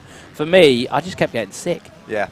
Well, I've been being sick and just stomach cramps and feeling really poorly, and as I say, I haven't been to the gym since February. I've been able to practice 4 times in the last 12-13 weeks. Wow. So I'm just going from race to race at the weekend, just trying to keep my energy. Save your energy for that. But it's very frustrating because although I'm not doing the prep, my results should be better, but I'm not far away. They're not bad. Like that, so and that must be frustrating for you because you need that probably extra 5% or whatever, and you haven't got it. Yeah, so I'm just getting to like maybe 3/4 of the race and just like hitting a brick wall with fatigue, and I'm just having to kind of stand on the pegs and bring it home again. Yeah. So, but it's life. There's always something. We just have to try and overcome it, and hopefully we get to the bottom of it sooner rather than later. The problem with training though, when you are like that, you're going to prolong the pain, aren't you? Yeah. It's just trying to manage it at the minute, and that's why I say I haven't been training. I'm just been going from week to week racing. Yeah. Just to try and make sure I'm as best I can be for the races. But yeah, I think for you guys as well, travel comes into it. You're doing a lot of travel, a lot of driving. Are you doing any racing in Ireland? No, just with the program over here, the race schedule, it's pretty full on. So I maybe get an odd weekend off where I try to get my own practice track opened up just to get some money back in because, as I say, coming back and forward here every week, it fairly adds up. Yeah, I bet you do you not have anyone running that when you're away then? No, unfortunately not at the minute. It's one of them. It's just trying to get somebody that you can trust and are ready to take on that responsibility because it's not easy. No. But yeah, it's just one of them. It's next week we have off, so I'll hopefully try and get my track opened and see how I'm feeling and try and get some riding myself before the next round of the British Championship. So that's it. If you're in Ireland and you want to ride next weekend, you need to get in touch with Martin and get yourself down the track. Want every class sold out. Yeah, get definitely. some money behind us. But so what's your going into the rest of this year then? What's the plan to try and get better really? Have you got some sort of plan in place? I've a few doctor's appointments coming up, so hopefully we can try and get to the bottom of it. I do have to go for an MRI scan and stuff like that, so hopefully get that sooner rather than later. Just because I want to finish this season strong. I don't want people thinking, I'm over the hill. He's done, yeah. Because I am. How old are you now? I'm 34, 35 in September. So well, Caroli's still racing where he is. 36, so, 37. Yeah, so. I am on the other side of my career now, but I still feel that I have a lot to give, and I don't want people thinking like this year, that's Martin. He's on his way down because. I still have that fight and drive, and it's so frustrating with the what I am doing at the minute. And there we are. Tyler Westcott, he's just crossed the line. So Jeff will be grabbing him in the winner's circle. We're going to throw this thing to advert. It's been great speaking to Martin. It's good to get a bit of an insight into what's going on with you, and hopefully you can try and get another solid result on the board in the next one. Yeah, hopefully I'll be well. Good job. Thank you. See you later.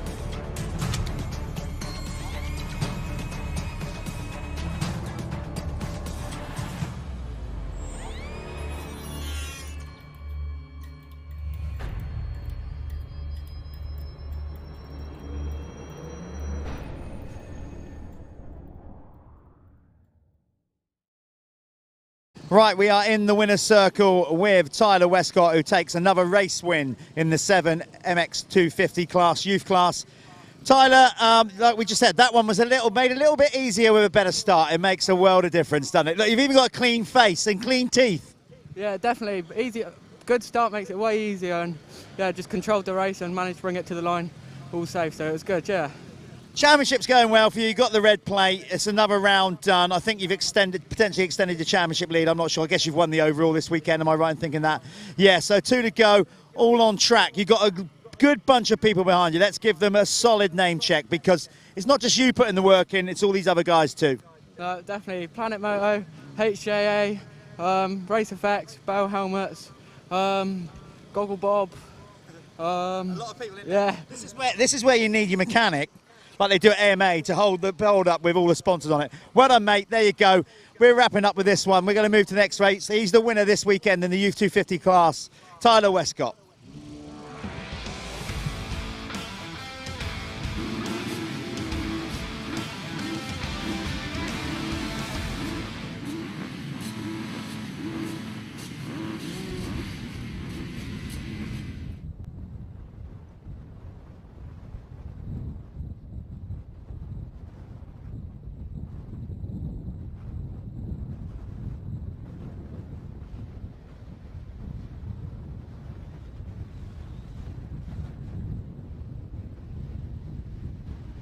Right, here we are, Moto-Connection, Clubman MX2. Oh, someone's down on the inside. We've got a massive pile up there. That's going to help out some of the other guys. So, yeah, this is the one that I was in yesterday. Believe me, these guys can rip. Right, I've raced all over the place. I've raced Clubman classes all over the place. It's probably one of the most competitive Clubman classes, well, it is in the country. Jake Taylor, sorry, has got a good start on that 2023 KTM. Sure, people are going to be gawping at that. So we'll get these round and we'll get them through the line, and we'll be able to pick very accurately where everybody is. It looks, though, like George Boyce has not had the start that he wanted.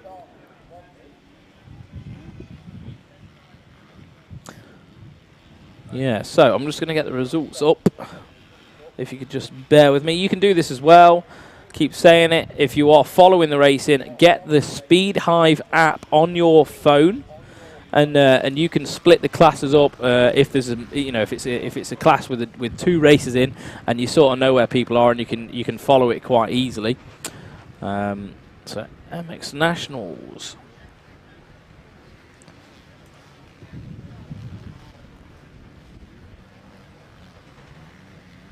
There we are. My live timing is just loading. But just trying to get my eyes on George. That's George Boyce there. He is back in about 10th position, I think, right now. So that's not the ideal start for him. I hope. I think that pile-up would have caused him a bit of an issue on the start. I think he just got bunched up behind that, and he's got a lot of work to do.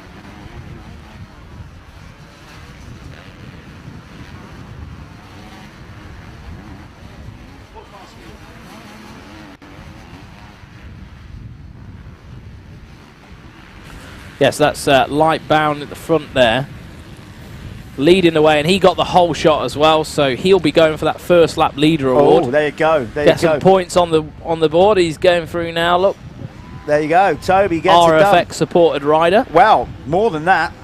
More than that. He works there. He works there. He is the Bell brand manager. Oh, there we are. Grafter, so big grafter. He decides in the budgets and who gets sponsored by Bell in the UK.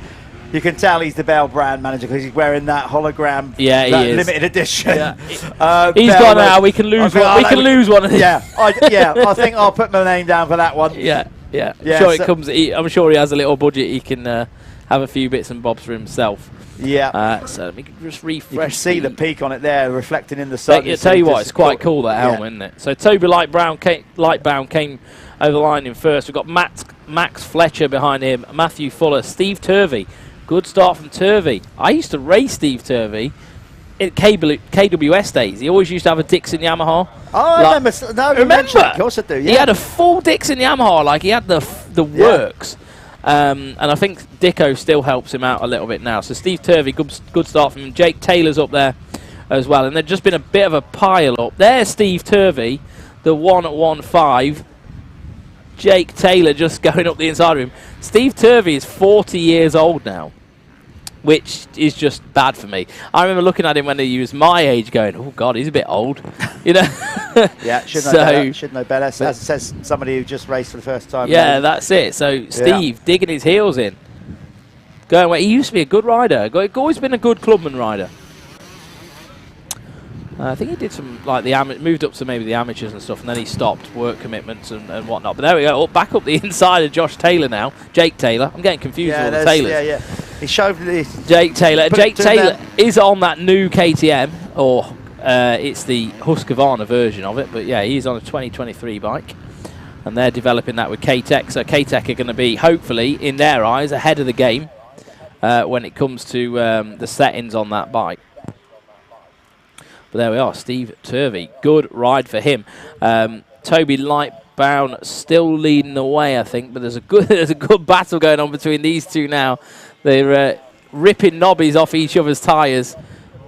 Nearly choked on my water there. I was just taking a gulp of water, and I was little look back. Yeah, I kind of like got thinking these two are going to hit the deck here. They were starting to bang Oh, bars. look, Steve carried a lot of momentum around the outside there, and he's going to go up the inside. Look at that. That's ace proper racing. good racing. And look, someone with common sense there on an RM250 just woke up with tons and tons of common sense and just bought the right bike.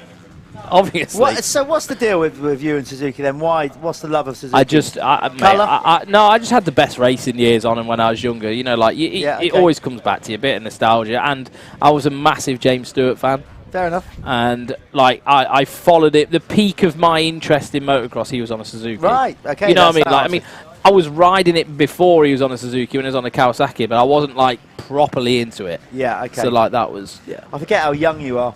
Yeah, well, I'm not, but you know. To me, yeah. Yeah, there you go. Okay, that's why. That's why. We've all got a preference. We've all got our preference, You know, like, and people say, why do I choose the RM250, the RMZ250, which you can buy from Off-Road World, by the way, everybody. Yeah. But I choose it because that bike's far better than I am. It makes no difference what bike if I was on a KTM or a Suzuki, I'd be the same speed. But look, he's out there on the two-stroker, getting it done. Yeah, that's Drew Lane. So I think he had some good results in yesterday as well. Let me tell you about this. That looks quite an old bike, and the reason is because his dad, Dean, used to help run the Motorvision team. Of course, the Lanes, and then went on to run Lane's Kawasaki, remember? So that bike back in the day. Yeah, that's his. That's an 05. I think that's Dean's bike. Right. So and his son is now riding it. That's cool. So I think looking at the graphics, that's an 05, which is like the first of the last gen. So he was helping out the guys at Motorvision with the team around the time then when you would have had. Oh, who would have had riding? Dugan was on it. And, no, they switched to 4-stroke then. You had Elliot Banks Brown rode there for a bit, did he? Yeah, for a bit. I'm trying to think. Tannel Leoc. Yeah. Oh, yeah. Tannel ripped it, a 2-stroke. Yeah, Didn't they? 2-stroke. I think they had some. Didn't they have factory support at some point as well? They had some good support. Well, I remember Leoc riding for Motorvision at the British GP. I remember seeing one of Leoc's bikes for sale. Actually, somewhere, and it was fully tricked. They had I think they had factory support. Yeah. Looking at the bike, from back then. So that really cool to see that. There you go. Look, Drew sticking it out there on an 04 Suzuki, giving it some, or 05. I'm not quite sure. It's 05, I think. It's the So he's. Let me just refresh this because this is all wrong now, isn't it? Okay, so Toby Lightbound, Max Flair. Oh, God, it's all going on, isn't it? It is. This is. I can't even call it through here because it's just going to be so wrong. Look at them four. Do you know what I mean? Clubman. Oh no, Steve! Well, he had nowhere to go. So Turvey had absolutely nowhere to go there. Hey, at least he's put a few good laps in. You know, he'll be quite happy. I'd be gutted with that because he couldn't miss him. It just happened right in front of him. But he was running back where I think he was more, where he wanted to be. So Steve had a bit of. Now you see, running in too hot, overjump something. No engine braking. You know, like on the 4-stroke, you land on that, you knock it down a gear, and you're good. You can get in those ruts. See how technical and leaned over those ruts are, exactly like what I was talking about earlier. And Drew just landed and just overshot the turn, just couldn't stop in time. I'll tell you what, he's a ballsy rider because he's straight back on it. Yeah, he is. He's a little bit loose, I'm starting to work out. Yes. But anyway, he's getting it done. There's there our we race are. leader in that very flashy Moto 10. But he's coming under pressure from Max Fletcher now. And now here we are. So we're looking at Drew Lane again. He's got a lot of work to do. I'm sure he'll pick through him. But there's George Boyce in front of him. George, I mean, obviously he didn't get the start. Yeah, I think that Suzuki as well needs a little bit of suspension work. I think that's running bone stock, that thing. I see him bouncing around all over the track. So if Dad's watching, I think we need a setup going on. Let's. I just saw out the corner of my eye. Obviously, we saw in the background the race leaders go around the corner. So maybe we get back to that. Lightbound has only got 1.6 second lead over Fletcher. So rider 771. Well, it's already happened. There you go. While we were looking at these guys racing. I never thought I'd enjoy watching a Clubman race, though, but that was a nice creative line that I just saw Drew Lane do in the background. Cut across the ruts, up the inside of the rollers where a little bit more peaky, and you can start jumping through them a bit more easily. So, new race leader, Max Fletcher on the Honda, has managed to find his way past Toby Lightbound. Yeah, so if I just run through the top 20, hopefully that will be over the line and settled. So Max Fletcher is in the lead. Toby Lightbound there. Charlie West in third. Matthew Fuller is in fourth. Tom Hughes is in fifth. Liam Deegan is in sixth. Ben Wainwright, not the best of rides for him as well. So he's pulling up through the pack. Moss has gone down at the start. He's in seventh. George Boyce came through in eighth. Drew Lane has fell back to ninth from that good start to the race. Jake Taylor is in 10th. Jack Loveridge 11th. 12th is Jasper Gibson. 13th Josh Jones. 14th Ben Thompson. 15th Jamie Collins. 16th Ryan Turner. 17th Mitchell Collins. 18th is Jack Colley. 19th Jack Ratcliffe. And rounding out the top 20 is Charlie Parker. Well done, you. This is Lightbound's not giving up on it. Well done, you. What, because I pronounced people's names well correctly? Done, It's yeah. like, well done, Callum. Well done, Callum. You got through without a hitch. No, because obviously, you know. It's hard. People don't realise how difficult it is. Sorry, no, we can't seriously say that just reading out 20 names is hard. No, it's not, but you know what I mean. When When got names it's the going pressure, around in your head, it's the pressure, yeah. Anyway, it's the Bayliss brothers that get me. I just never know which one's who. Like Matt and Chris, I'm like, I say Mr. Bayliss, and then that's it. Right, then I just fix. Yeah, Bayliss. Yeah, I'm terrible for that. But hey, we'll get better. We'll get better with age, like Jeff, like a fine wine. Start losing my hair and. Absolutely. And yeah, there we are. I'll be all good. Got yellow flags out because we got a fallen rider in the whoops, but there is our incredible track crew and medical. And there's our clerk of the course. And nice, Andy sensible Watts. Riders looking at the flag situation and you know, doing what they need to do. But we had the static yellows out way before, so the guys knew that something was coming up. And they'll be pushed to one side. So our incredible track crew keeping everybody safe out there, or as safe as we possibly can. Obviously, it's a high-risk sport, but still, if we can make the rules, regulations, and good marshalling, make the track safer. This is not done, I don't think. No, I don't think so. Is like there. He's not giving up at all. He's got a little bit more in the tank, I think. There's Charlie West in third. So here comes. Tell you what, the track looks a bit better today than it did yesterday. Better, I think there's a lot more moisture in the ground. Yeah, I don't know, but I mean they were watering it all night. Yeah, the track's in a much better nick today. Matt Fuller is there in fourth. There he is on screen. We've got another waved yellow, another rider down. Yeah, a lot more moisture in the corners. The ruts look in a much better shape. Yeah, you can still see like the colour of the track still dark. I mean, he's quite sensible where he waters and where he doesn't water. We won't see no like shiny water jump faces. That's not, you know what I mean, like he knows what he's doing. That's it. If you're going to have a track like this, you really do need to know how to prep it. But look at the lines in that corner. So many different options. It's really nice to see. So down that step down there, and then there's a triple up, which someone's crashed on. That's what all those wave yellows are for, I think. Not quite there. I don't know. There doesn't seem to be anybody up there. A lot of wave yellow, but it's like sort of almost all the way around the track. Maybe they're doing it just to slow the. I don't know. Maybe they slow the pace. It shouldn't be, but anyway. Because if the whoops are all, I don't know. Either way, but they're keeping the riders safe out there because we have got this So we have... If they can't attend to the rider in a dangerous area, of course, there is a very realistic chance that a red flag might come out soon. Yeah, I think we're a red flag. That's why the yellow. Yeah. That's why the yellows were already out, because obviously only the clerk of the course and one other person has a red flag. Yeah. So we don't give every marshal a red flag, just in case they get trigger happy and put it out. And What do you think? Do you think they'll call it at that? Well, I don't know. How far were we into the race? Yeah, with the time left, I would have thought that's going to count. Yeah. Yeah, so we're going to throw this over to ads. We're going to figure out what's going on. We'll get this all organised for you. And we'll be back for one of the races in a minute. Yeah.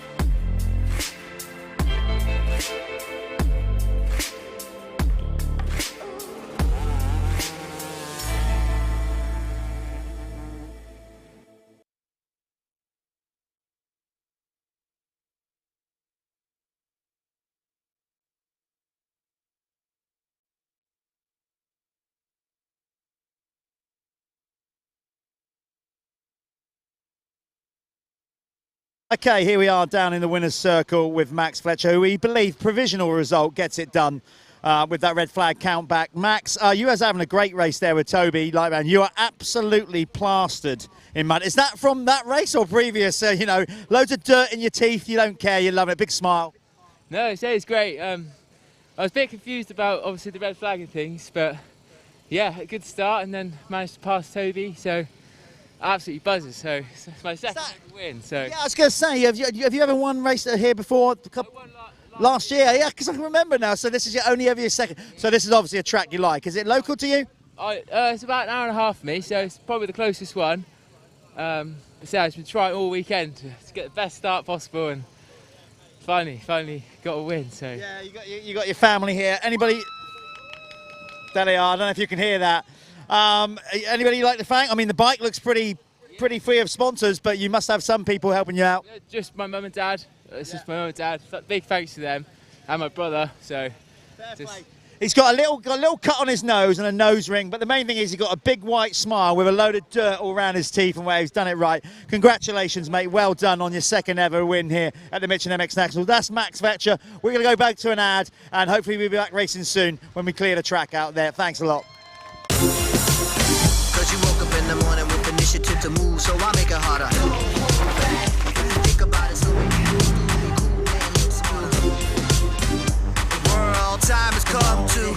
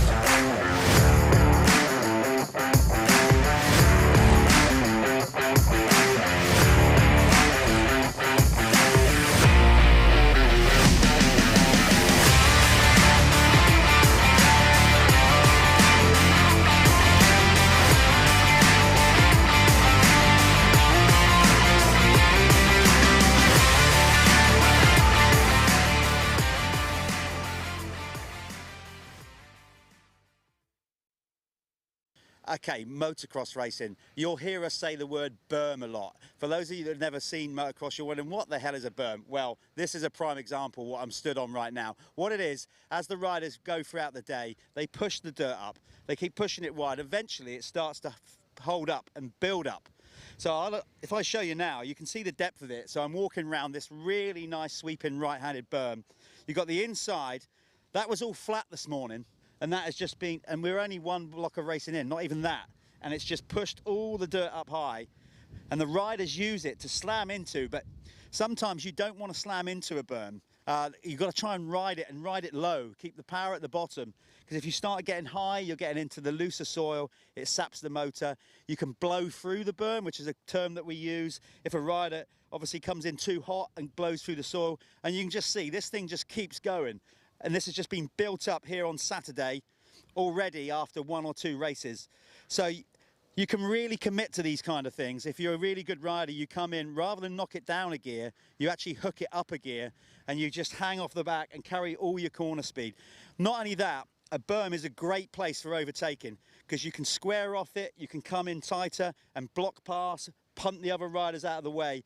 Berms are an integral part of motocross racing. If you can't ride berms, you're never going to get that good a motocross rider. So keep an eye out them on the track today. There'll be loads of them building up here at Lyng. It's a sand-based circuit, so it's going to be good. It's already good, and this is only Saturday. So buckle in today. You're going to see some great racing here at Lyng.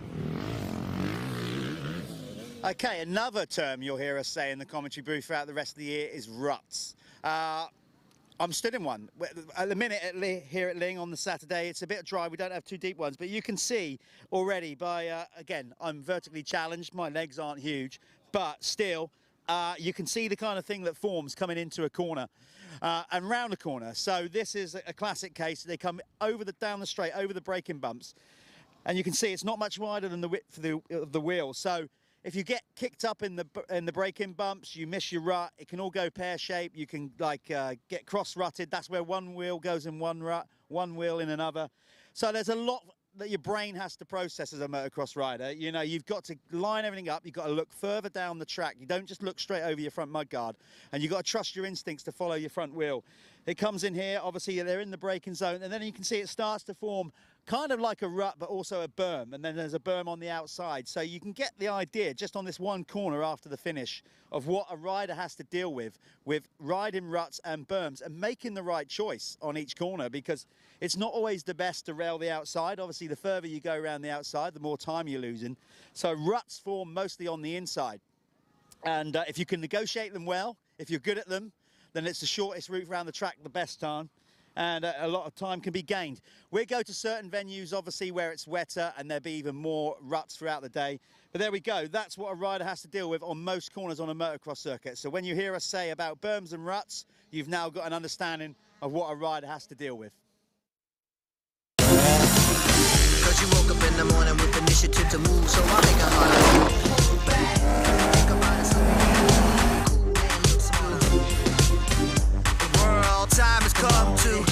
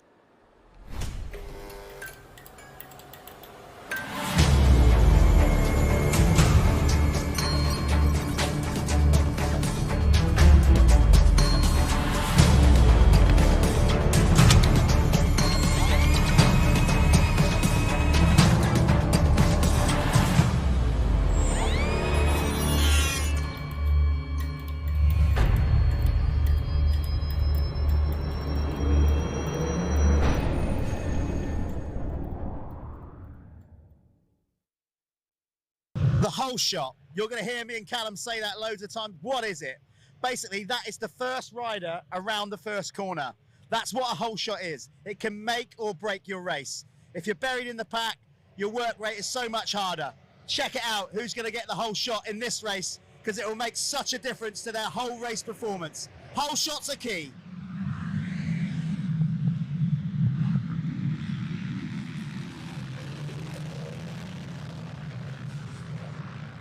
Rollers, here they are. What they are is an uneven surface that sort of spreads the whole track. They can split riders because there's multiple ways through them. Some riders will choose to double their way through, some riders will lean off the back of the bike and simply pump the bike and make sure the wheel connects with the ground so they've got traction the whole way through them. It often creates different lines throughout a race. Well, you can watch just here and you'll see the guys coming through them. Tabletops, you're going to hear us mention that quite often. This is one of them. Basically, this is a jump that has a takeoff, a flat top, and then a downside. All the pro riders will be launching over these, no problem. Some of the clubmen, it's a bit of a stretch at the minute. And the jump gets rutted out, it gets super technical. These get naughtier and nastier as the day goes on. Look for certain techniques as a rider goes over. Sometimes they'll tap their rear brake, which brings the front down and levels the bike, so they try and land perfectly on the downside. An integral part of a modern day motocross track, and normally the finish line is a tabletop. Enjoy. There'll be some great jumps over this jump.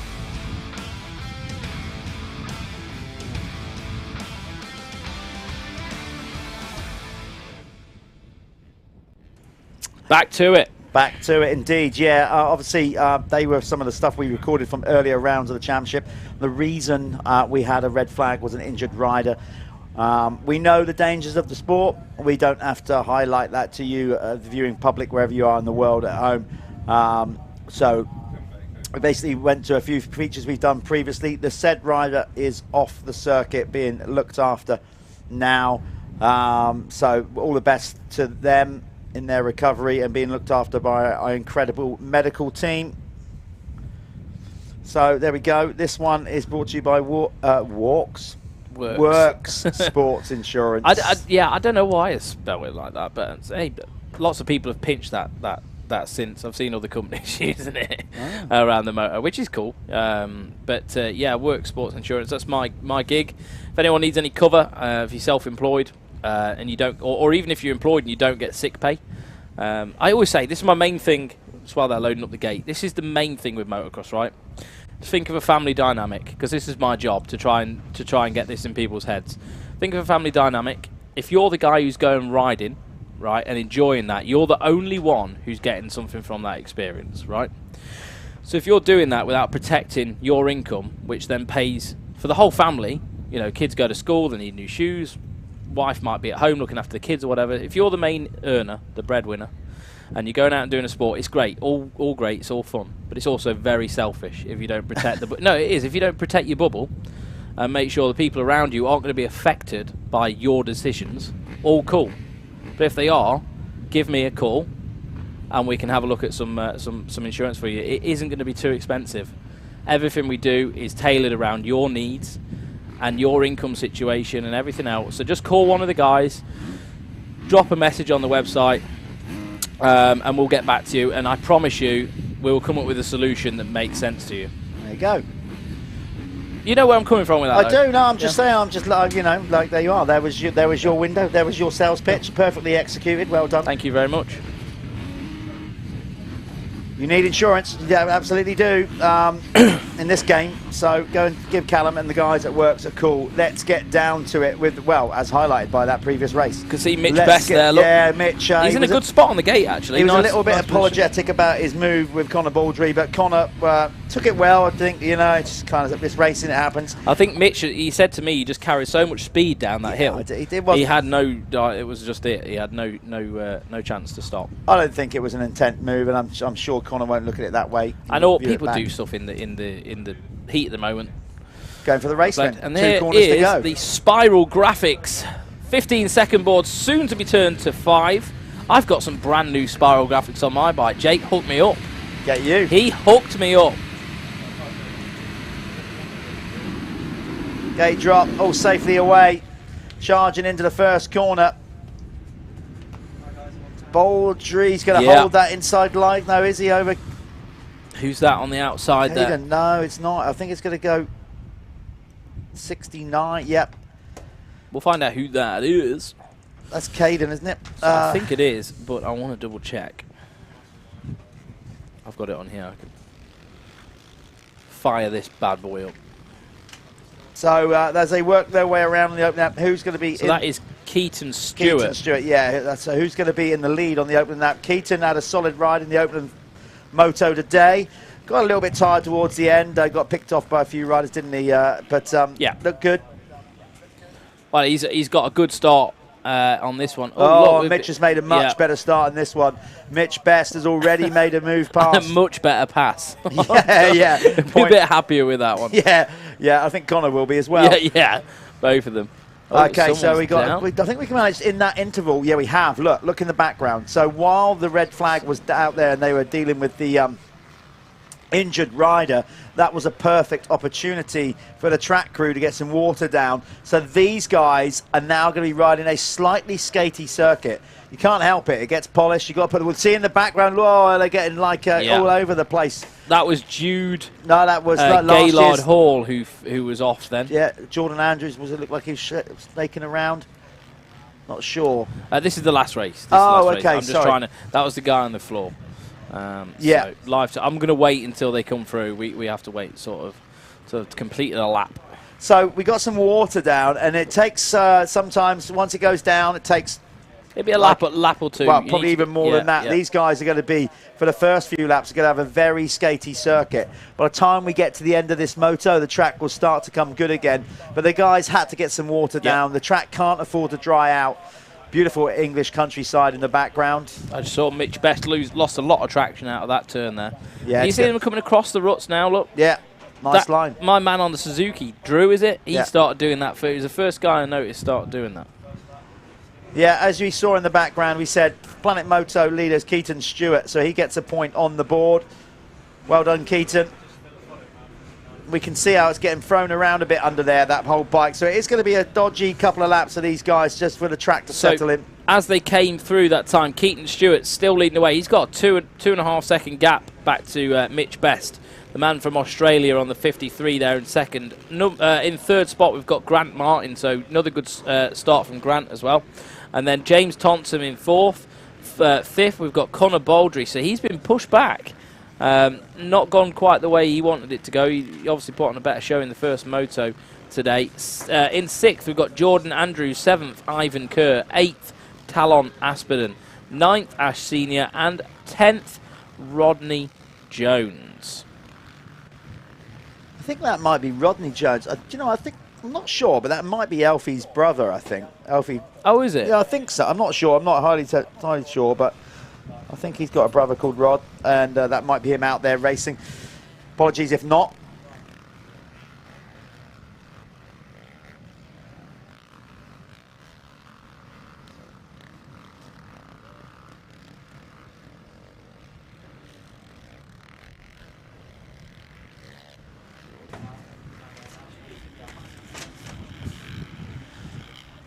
Yeah, we got just going through some of these riders out here. Obviously, the Clubman, we've said many times before, they are the backbone of our sport. And actually, we'd like to give a little shout out to Aidan Wigger, who is down there, should be down the far end of the field here watching. Yep. I know our live stream commentary goes out at the venue here as well.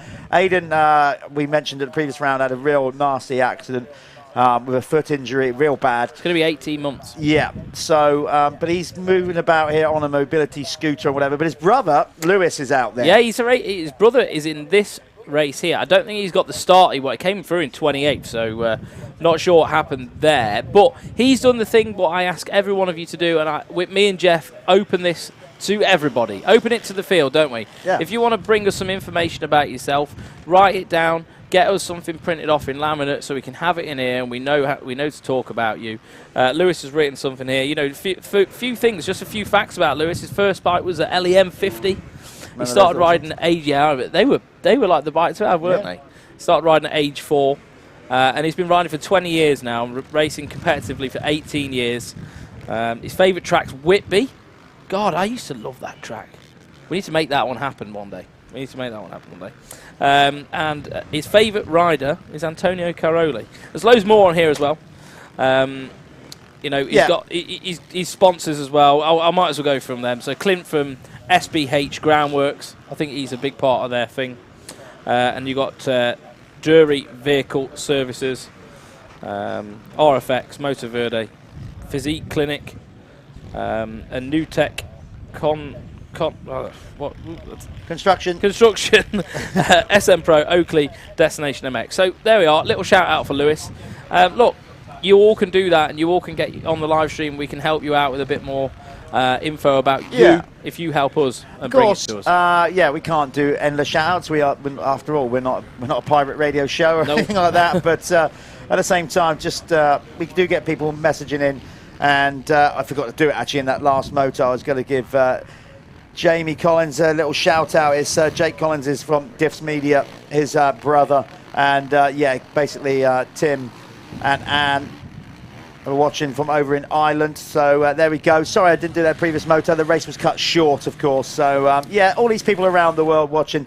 We can't get to watch all the live comments as much as we'd love to do that. Anyway, look, Keaton Stewart has been pushed back.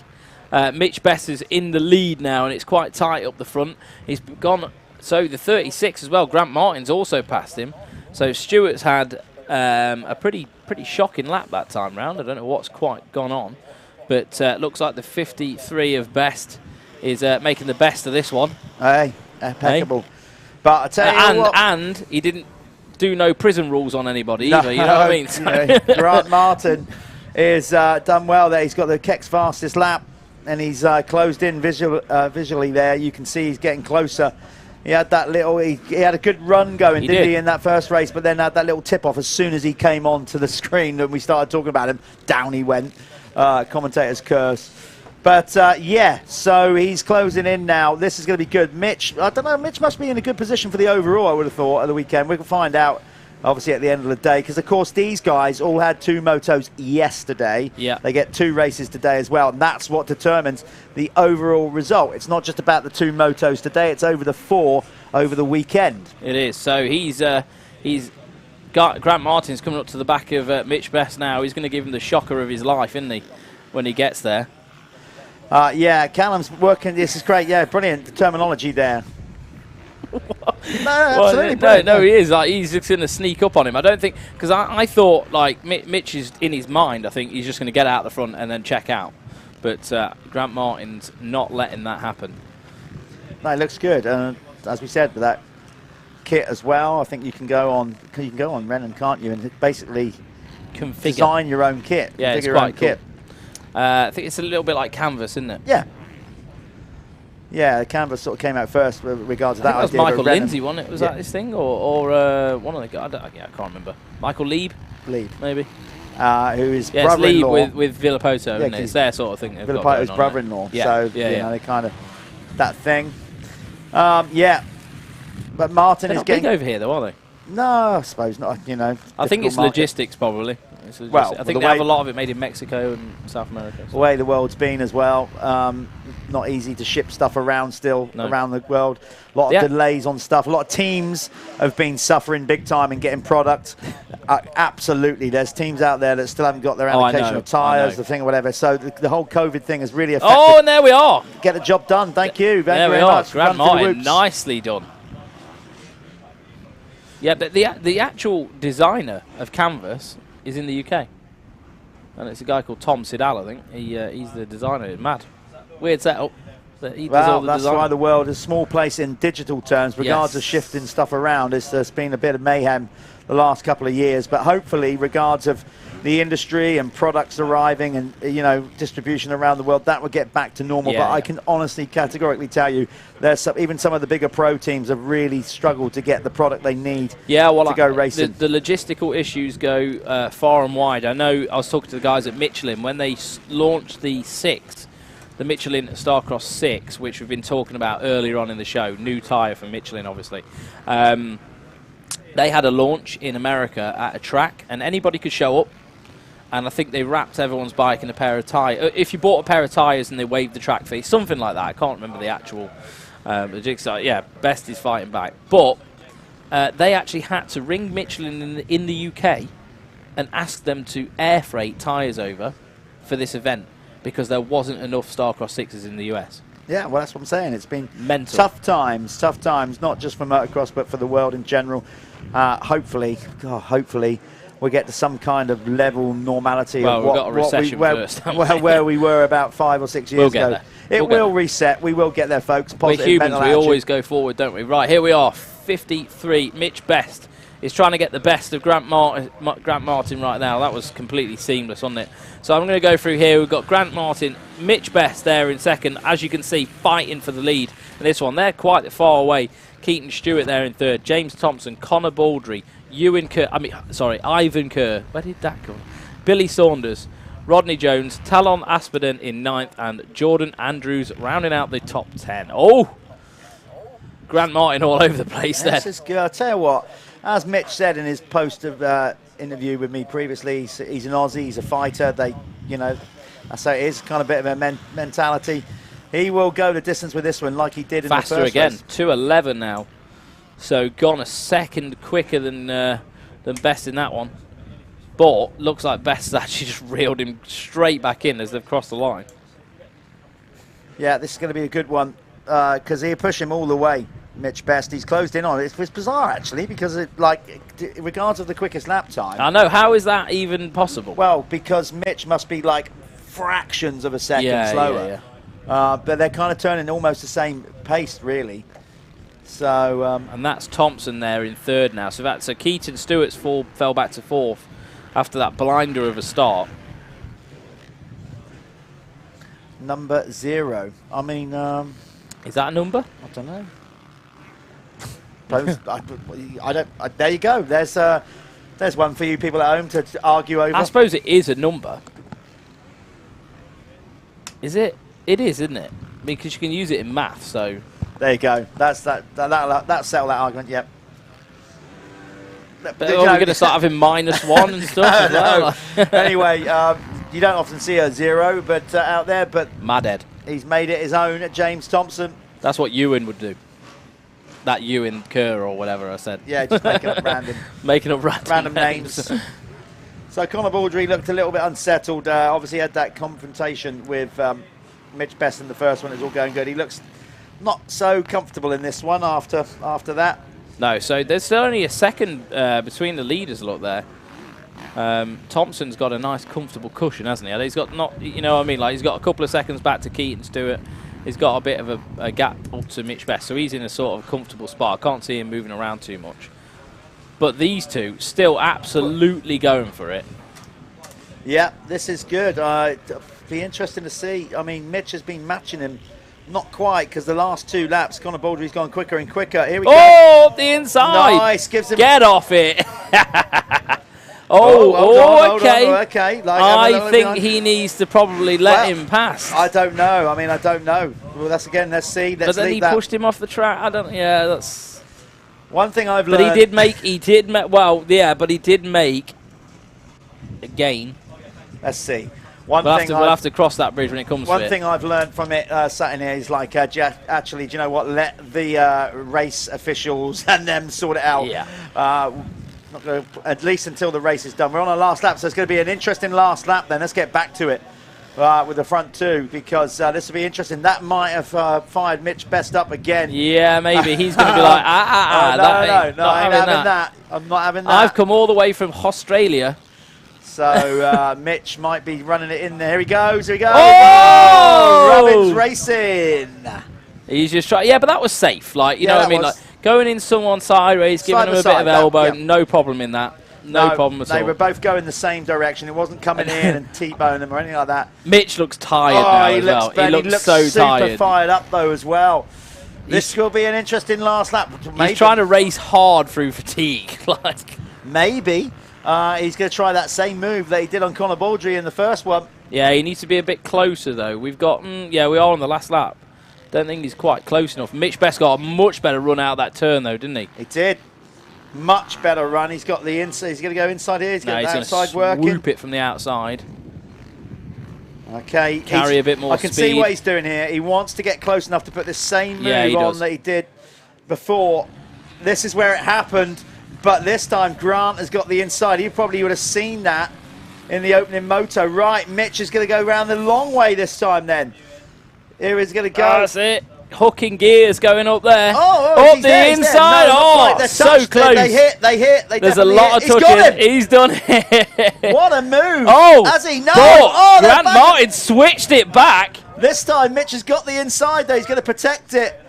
He's going to get it done. So regardless of what happened before, yeah, it doesn't matter. Best. What a race. Brilliant. I'll tell you what, he's giving his fans down under plenty of entertainment. Yeah, that's brilliant. Absolutely fantastic. Is it my turn? It's your turn, isn't it? Go Is it? Yeah, it's my turn. Go have a chat with him. These Aussies need to send more guys up here. That was exciting. We need more of that. Let's go to a quick ad. We'll see you in a bit.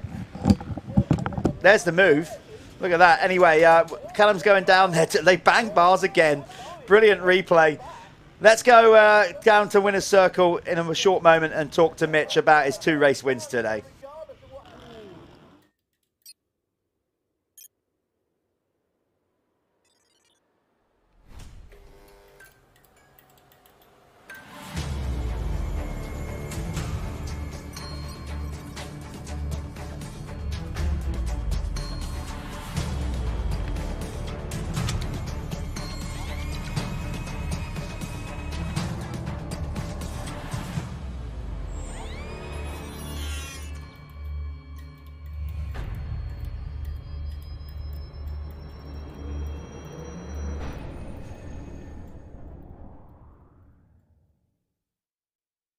That was absolutely insane, mate. Honestly, me and Jeff were like jumping around in there. There was all sorts going on. I thought stuff was going to start setting on fire because you made it exciting anyway. I noticed you just started getting tired as well there towards the end, and you were like, your arms dropped and you just had to push through that one, didn't you? Yeah, so the dad bob's kicking in. I started to lose my fitness. Haven't rode much in sling, so went out there and just rode with heart and tried my best to win. Yeah, never gave up.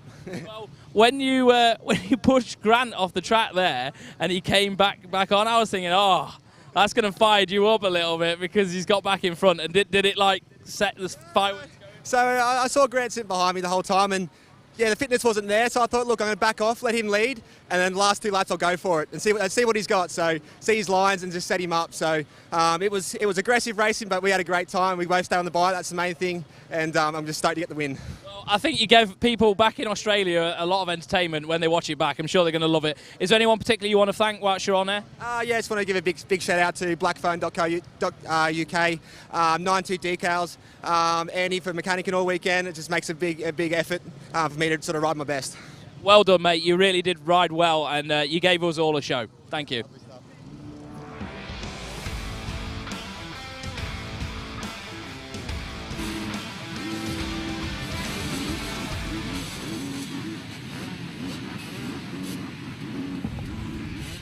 Okay, welcome back. This is the Motoverde Amateur MX1, MX2 combined.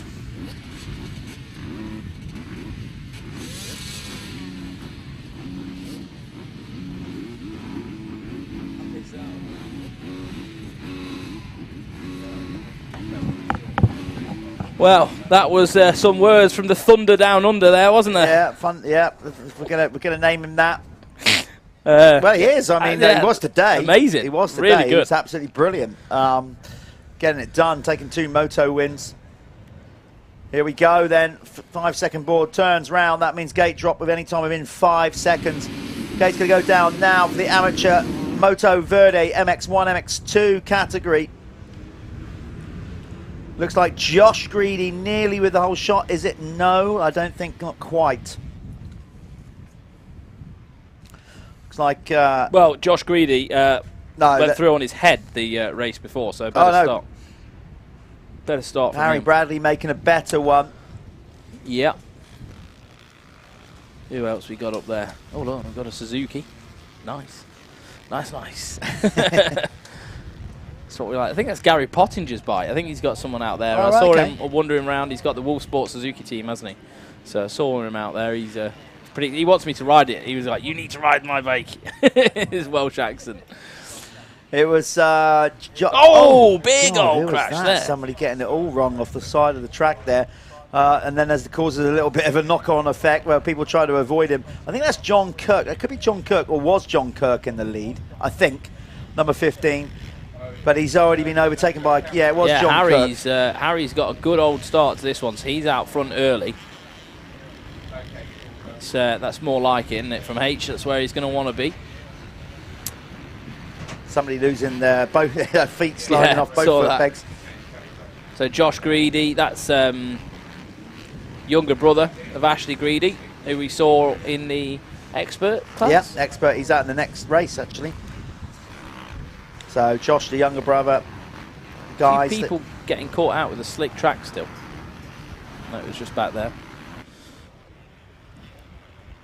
But Harry Bradley, it looks like he's on track to get this done as regards of the first lap leader award anyway. He's got to be pretty close. Yeah, he's had a few. He's certainly in the top 5. I think he's on 5 or 4. So he's had a fair few. So Harry seems to get a really good start or a really bad one. There's not sort of any middle ground for him. Here they come up to the line. There's Harry Bradley is going to get your Planet Moto First Lap Leader Award. Is going to be Harry Bradley.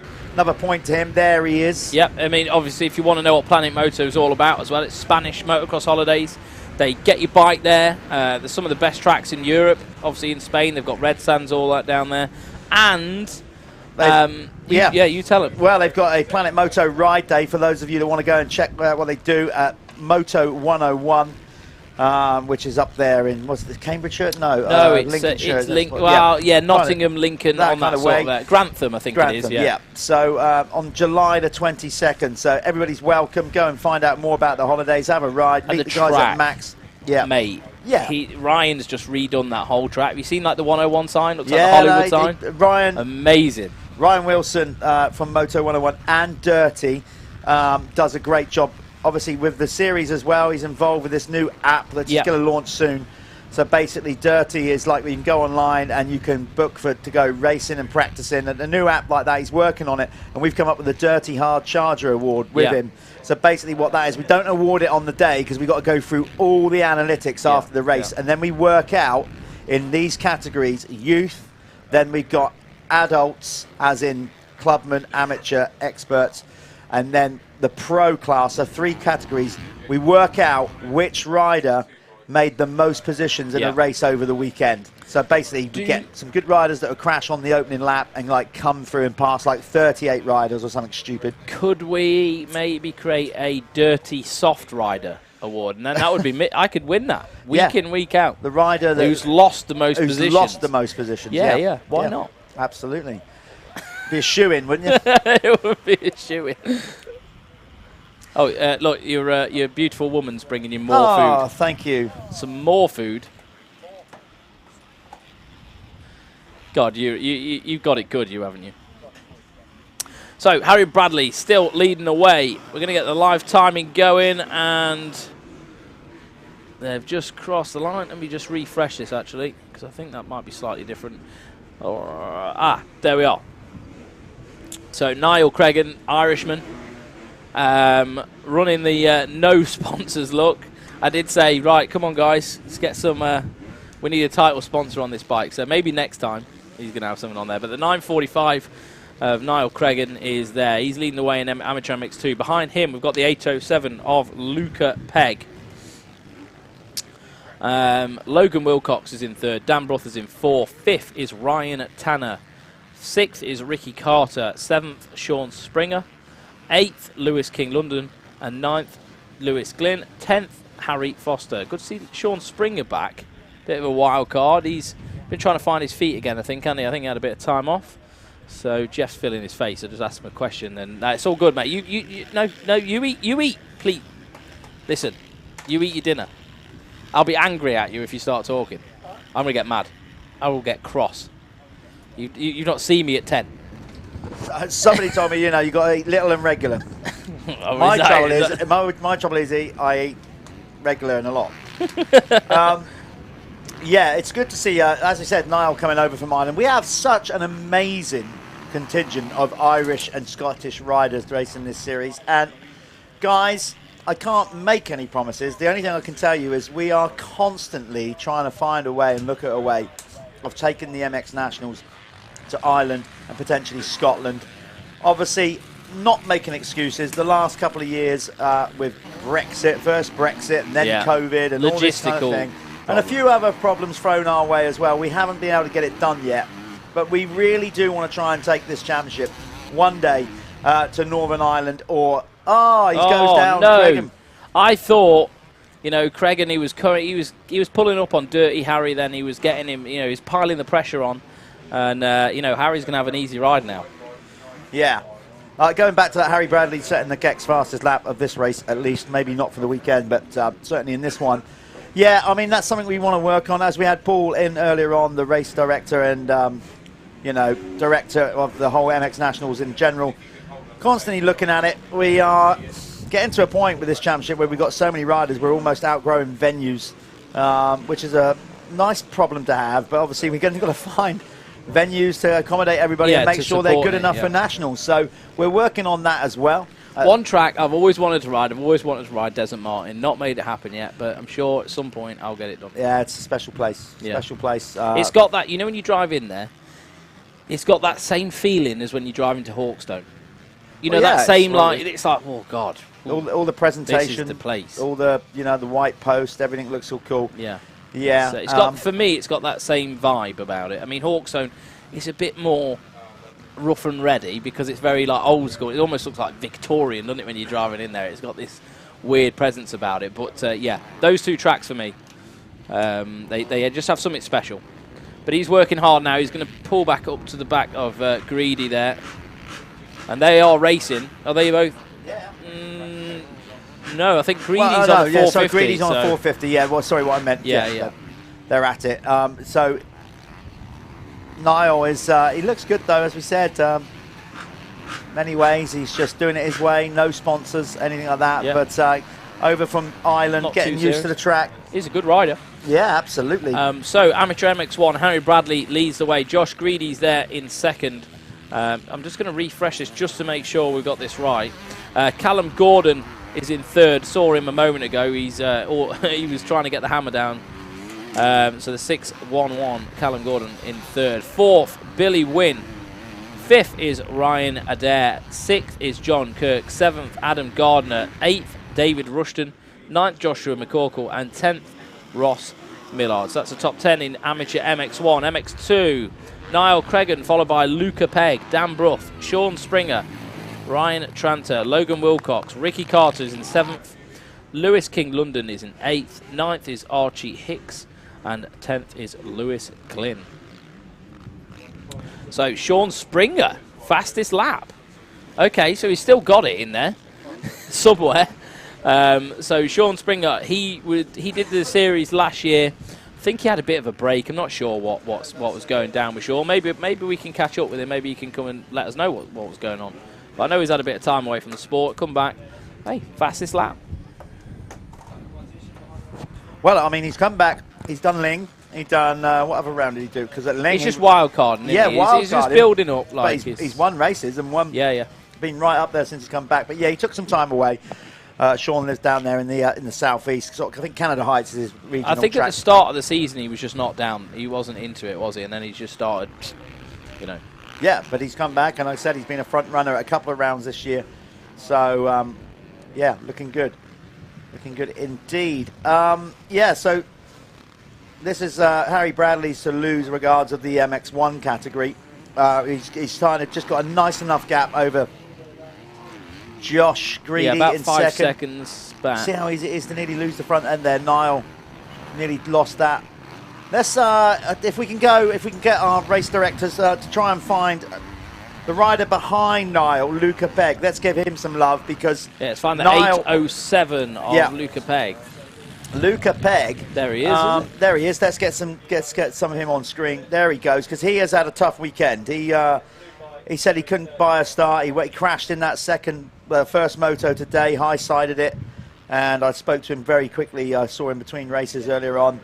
And he's like, if I could just get a decent start, I might be able to stay at the front for a bit. And he's doing that. And he looks like he's actually sort of maybe getting pushed along by Sean Springer, closing in a bit on the riders ahead of him. I think it's helping him, isn't it? So he's at the moment running in second. Obviously, Niall Cregan got away with the first one. Springer again going faster than anyone else. 2:05 from Sean Springer. That's rapid. So fair play. 2:05. So put that into perspective. Harry Bradley, who's leading the race, is running a 2:07. So Sean Springer is absolutely on the move. He's pulled the pin out, look, and he's looking good, to be fair. It'll be interesting. I haven't checked all the results from yesterday. Obviously, these guys race out 2 motos, 2 a day over 2. Yeah, look, Springer's looking good. He is. In the championship, Luca Pegg coming into yesterday's action. This is not after yesterday's results or this morning's first moto. Luca Pegg had a 12-point lead in the championship ahead of Dan Bruff. So, but Dan hasn't had the he had a good day yesterday, didn't he? Yeah, not too bad. So, I'd like to see where we're at with the championship points when we come out of here at round 4, because it's tight. Dan at the minute is 4th. So, Luca, if Luca could get the win, that could be a nice buffer. But it does look like Springer. Oh, he's got a spring in his step, hasn't he, right now? The puns just keep coming. Callum is, I think, spiking now on some kind of energy drink, water. He's reached his moment in the day where it's all happening. Expect the big, just nosedive in the last few races when the energy levels drop off. Pretty much, I'm not going to pull you out singly in that. Pretty much like our riding. We're all right for a little while, and then boom. Well, someone said to me, "What, Callum, why are you riding so slow yesterday?" And I was like, because I need to last 20 minutes. That's why. Yeah, I think we need to start looking at some kind of just trail riding. God, I need a 4-lap race or something. No more than that. Yeah. I'll be fine. So Luca Pegg, he's got Sean Springer all over him. This is a good battle between the 250 riders, Pegg and Springer. They've had some good battles already this year, but Luca Pegg is a championship leader. Oh, Springer up the inside. Looking springy, look.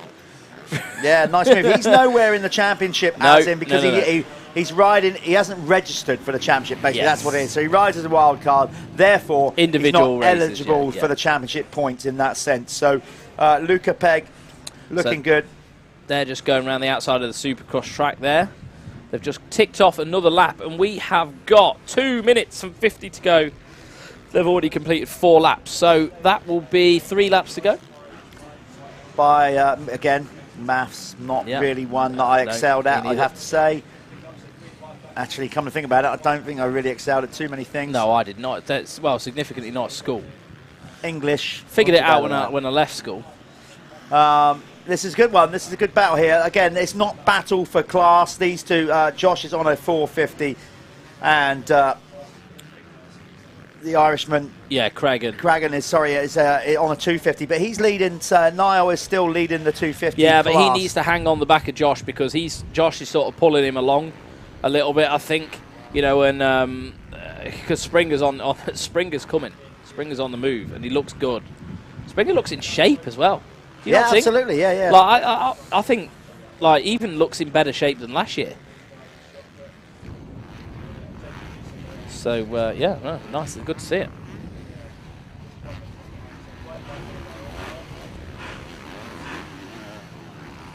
Yeah, some good racing going on here. We're getting down to the end of this Motoverde amateur class. Of course, while we do that, I'm going to, because we haven't done it much today. Well, enough in individual ways. You're right there, mate. So Jeff's just having a coughing fit. It will all be good. Bit of rice gone down the wrong hole. Is that Chinese you've got? No, it's not. It smells it's like Chinesey. It's a very healthy dish because I'm a healthy kind of guy. Right, so we're going to give a shout out to everybody, really. Michelin, who gives us massive support. This is getting close, but very quickly, before we go into the last lap, thanks to Michelin, thanks to Milwaukee, everybody, and all our class sponsors. This one brought to you by Motoverde. We've got Leatt, Oakley. We've got Moto-Connection, Worx, Sports Insurance, Syntol, 7, RFX, Lyfelinez. We've got the Lyfelinez Fastest 40 coming up. So we've got the guys at Carbon Comps getting involved. Go and check them out if you want to buy a ticket to buy a brand new motorcycle or equipment. Guys at Apico sponsoring the Elite MX2 category. We've We've got the guys at Kex with the fastest lap. Planet Moto, first lap leader award. Ryan at Dirty doing our hard charger awards. The guys at Fly. I'm trying to get everybody in. Spiral, Bell. It just goes on. Basically, ASA, Scaffolding Services, all these people. And if I've missed somebody out, I apologise. Oh, look, Sean Springer up the inside. Pushed it through. So Sean Springer up the inside, but they've both got to get round a Greedy. Greed is a significantly very difficult beast to overtake. Yes, you have they to know treat how them, to run a wide line. You have to treat them with respect. You don't want to rile them. They end up stinging. Yes, they do. They're we're talking about them like they're an animal, like an indigenous animal. Yeah. So yeah, you get bit. You get bit. You have to sort of trick it.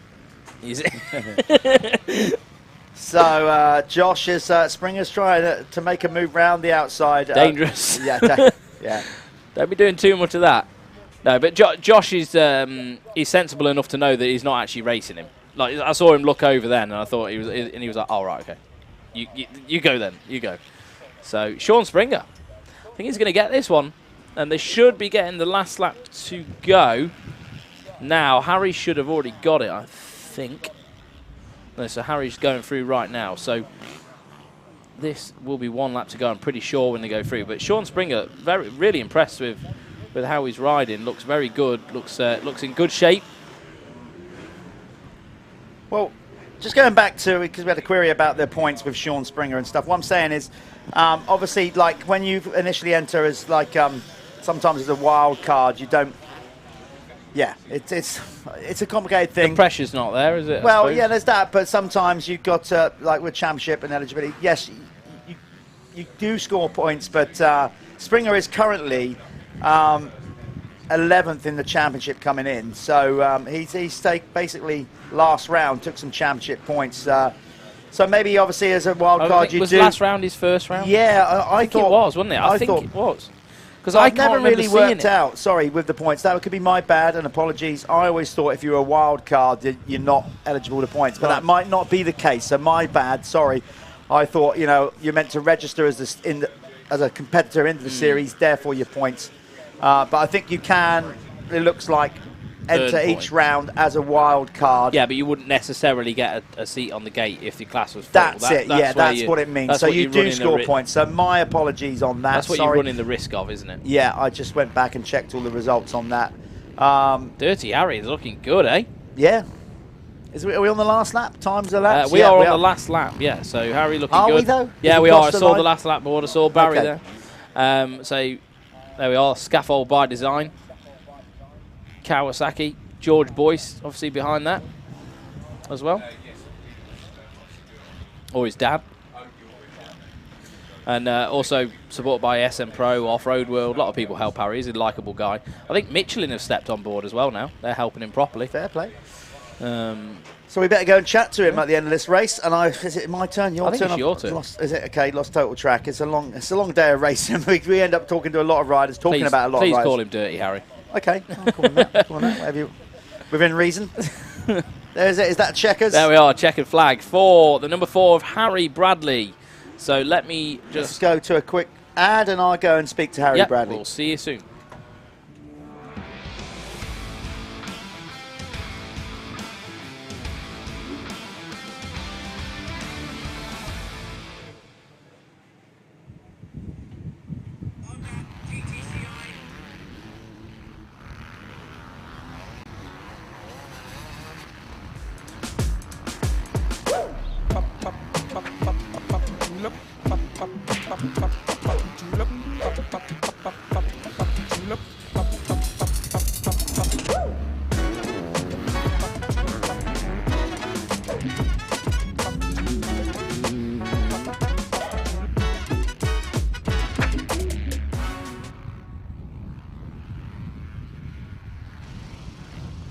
Okay, here we are down in the winner's circle with Harry Bradley taking the MX1 win in that Motoverde class. Harry, first and foremost, thanks for doing the onboard camera yesterday. The track looks, in some ways, better than it was when you went out and did that because we got more water down and the pros have now made good lines. Looks like you're enjoying that one. Yeah, track is definitely better than yesterday. There's more lines, like I said, a bit more moisture, so the wood chips kind of sank in a bit rather than just being dust berms. It's like rutted out, it's more technical, a bit slower. So I've enjoyed it more today.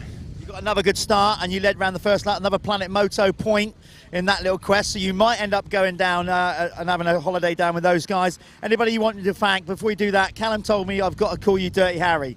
That's all he said to say, all right? So I don't know where he got the nickname from, but yeah. Thanks to Swanee, it's been a good weekend with him and the boys. Design scaffolding, my dad, my girlfriend, Off-Road World, the boys at work. My mum might be watching from Singapore again, I'm not sure. But yeah, everyone, having an enjoyable year on my bike, so can't complain. that's what it's all about. Keep up the good work. That's Harry Bradley, the winner in that second moto in the Motoverde MX1 class.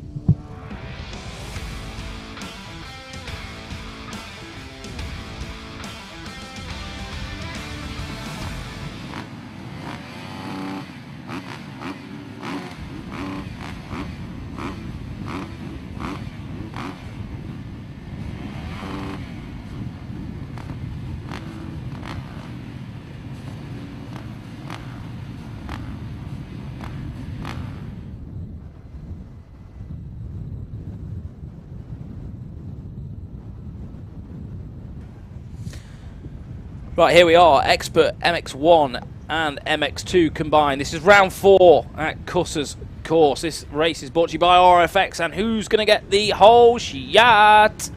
It looked like Jaden Ashwell. Oh, closely followed by Gareth Paget as well. So Paget getting a real nice start on that bike at Kawasaki. And Josh Waterman as well with a good start. Whoa! Gareth Paget, such a style on that kid, so yeah, you expect a bit of flair like that from him. He did do the straight with him last night as well. Trying to see who else is up there. Ongley's got a good start as well, and Southgate. So yeah, all the big hitters up there in this one. Nathan Dixon up there as well. Yeah, we're going to have a good race here. So let's let them circulate. At least I know some of the riders' names up the front. It's a change. But Jaden, good start as well on that SJP, AJP. Oh God, I always forget. I'm going to be told off of that. Gas. So yeah, they do a good job down there. I know Ben, who is part owner of the team. I think he does it with his dad. So good, big shout out to those guys.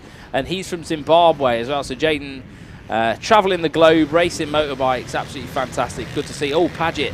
Just getting it a little bit wrong out the corner there. And looks like Waterman may have found his way past him at the minute. So it is Jaden Ashwell, followed by Josh Waterman right now. So Waterman's going to be much happier with his start. Definitely wasn't ideal where he finished in the race a bit prior to this. So he's going to be happier with his position. Obviously does the AMCA Championship as well. Some of those guys come over and do this. It's a good bit of practice for them to be riding at this intensity. It's probably hard to find that anywhere else other than the Michelin MX Nationals in this expert class. But let's see if Jaden has the legs to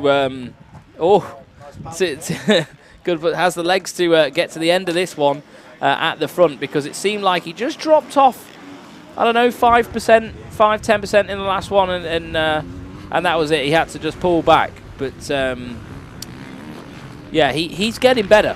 He is always getting better. He's a rider that I've constantly, well, he's been improving throughout the year. I know the guys at the AJP team, they do believe in him, and they all seem to they give him the best tools for the job that they can possibly provide. So we'll see what he can do. Southgate, look, is yeah, again, he's been riding really smart this weekend, and I think he's even a little bit surprised himself with some of the kind of moves he's put on, and just ridden a good race. He hasn't rushed early, but he's as always found a nice consistent pace, and he gets it done. But let's see, he's got a few people who are overtaking this one too, but he managed to get past Ashwell in the first race today. Let's see if he can do it in this one. But he's got to get past Josh Waterman first. And let's see if Ashwell, obviously as the track goes a little bit hard packed or harder, I would have thought Jaden Ashwell would be more happy with how it is, because obviously coming out of Zimbabwe, a lot of heat down there. I have actually had the privilege of riding in Zimbabwe back in, they call it Summer Series, of course, Southern Hemisphere. I raced the 1987 Summer Series Zimbabwe. I am the 1997 Zimbabwe champion, so I've had a bit of experience down there. How old are you then? It's quite a while ago. I wasn't even born when you were racing that. Well, I don't know how old it would have been then. 25, something like Mad. that. I was not even a thought. Shut up. I wasn't a thought. Sorry, no, I went a decade. 97 it was. 97. Okay, I was 6. Yeah. So while you were 6, I was down in the off-season racing in Zimbabwe. I was burying time capsules in the garden and playing with action, man.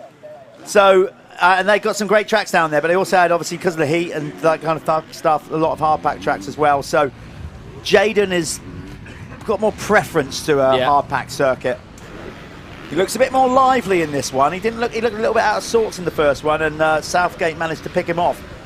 But this one, he looks a bit more with it, like he fancies it a lot more. You can see how it's now starting to go hard Yeah, pack. it is. It will get there. It's always going to happen. How can you not? It's always going to happen. You know, with the wind and the sun just drying this circuit, you know, we can't get water down. You know, like heavy water down while the guys are racing. You'll see when they're driving the tractor past, it's just a quick sprinkle, isn't it? Yeah. Oh no! Oh, Southgate's dropped it.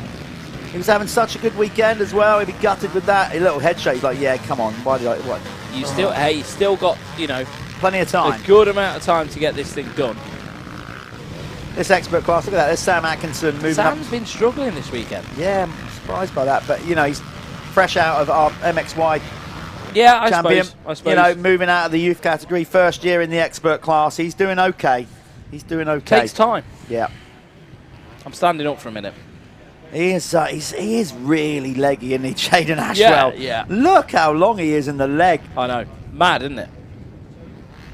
That's just that was envy. That was just jealousy. I wish I was over 6 foot. Like, just walk around like a giant. It's like, I don't really mind. I've never really worried about it.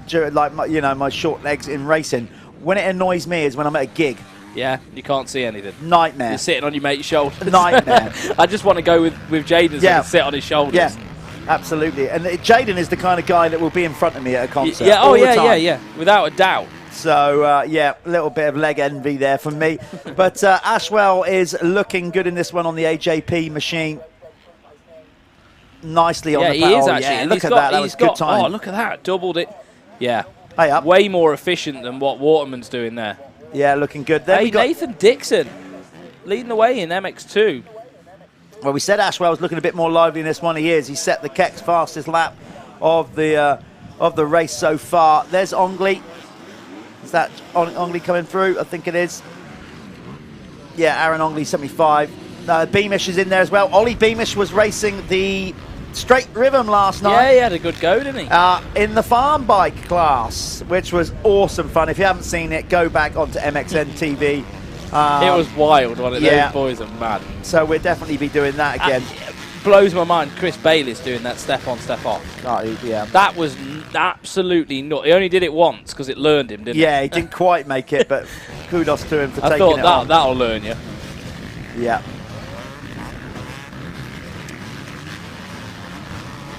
So a bit of a freight train of riders here. Louis Kessel's looking good. I saw him got super traction out of that corner just before, and he like sort of leaned backwards. So Kessel's on the move. Ongley leading the way though of that little pack there on the 2-stroke.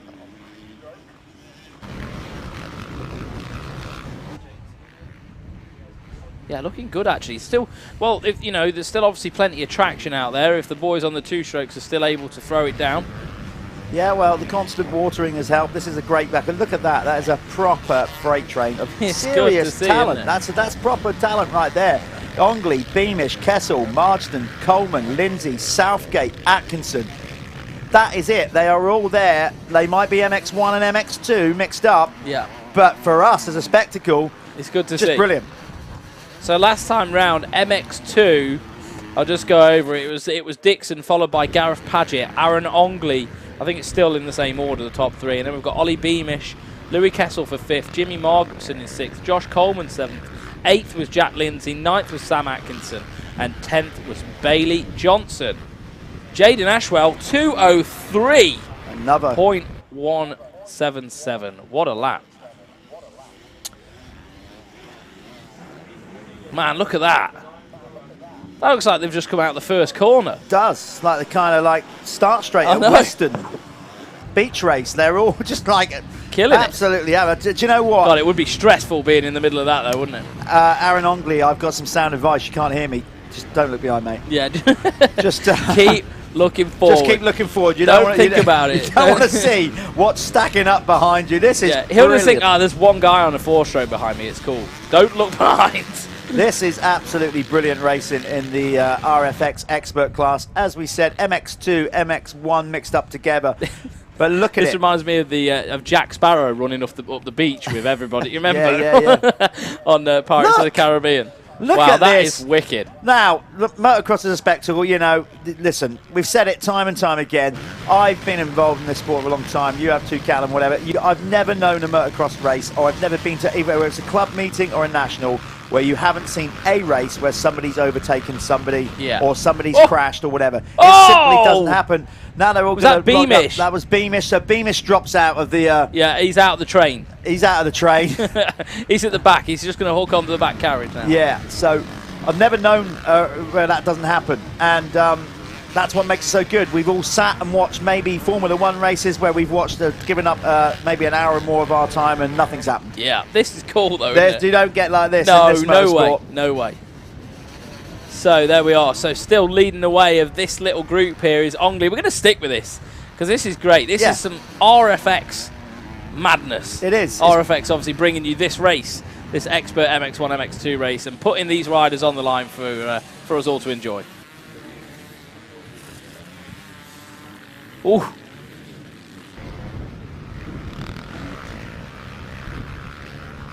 Jaden Ashwell goes faster again. 2:02. Yeah, he's in the group. That's pro stuff.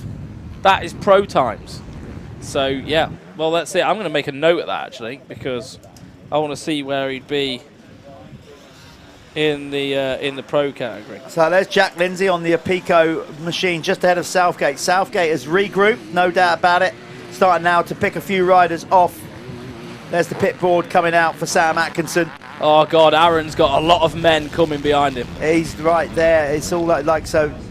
Here we go. Atkinson is on the all red kit. See the wind again? Yeah. You see what they have to do? They have to jump into it, lean into the wind. You know, there's Coleman, 661, who's obviously trying to battle with Louis Kessel for this championship. And Kessel's ahead of those, 2 or 3 ahead of him. Yeah. It's good, I think, Atkinson, it's good for him to be in this pack and just like, this is the pace he needs to be, running. He needs to be getting up to like where Kessel is, stuff like that. That needs to be the next sort of step for Sam, doesn't it? Just to, get him ready for the pros. Yeah. Absolutely. There's number 44. That'd be Luke Mellows. Haven't seen much of him. Luke out there, it's wise head. He's been about the game quite a lot. Luke, it's good. Took some time off racing back.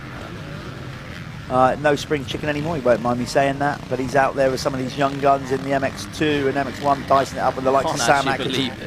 It's a great race. Absolutely brilliant race. Again, see the wind. Let's see how their shirts flapping and now they're having to lean in. Very skilled riders. Of course, after this, we have the Lyfelinez fastest 40. And that will conclude the day. Yep, go and check the Lyfelinez brand out. Lyfelinez.com, sports nutrition, brand new to the market. But Dave Hamlet, the guy behind it, has got loads of experience. And those guys are really pushing it, making a good job. Yeah.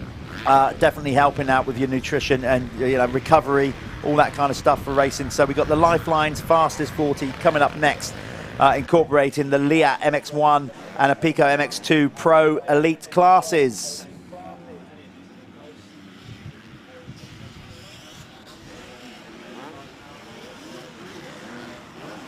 Ooh, oh, ouch. I've just found a bruise.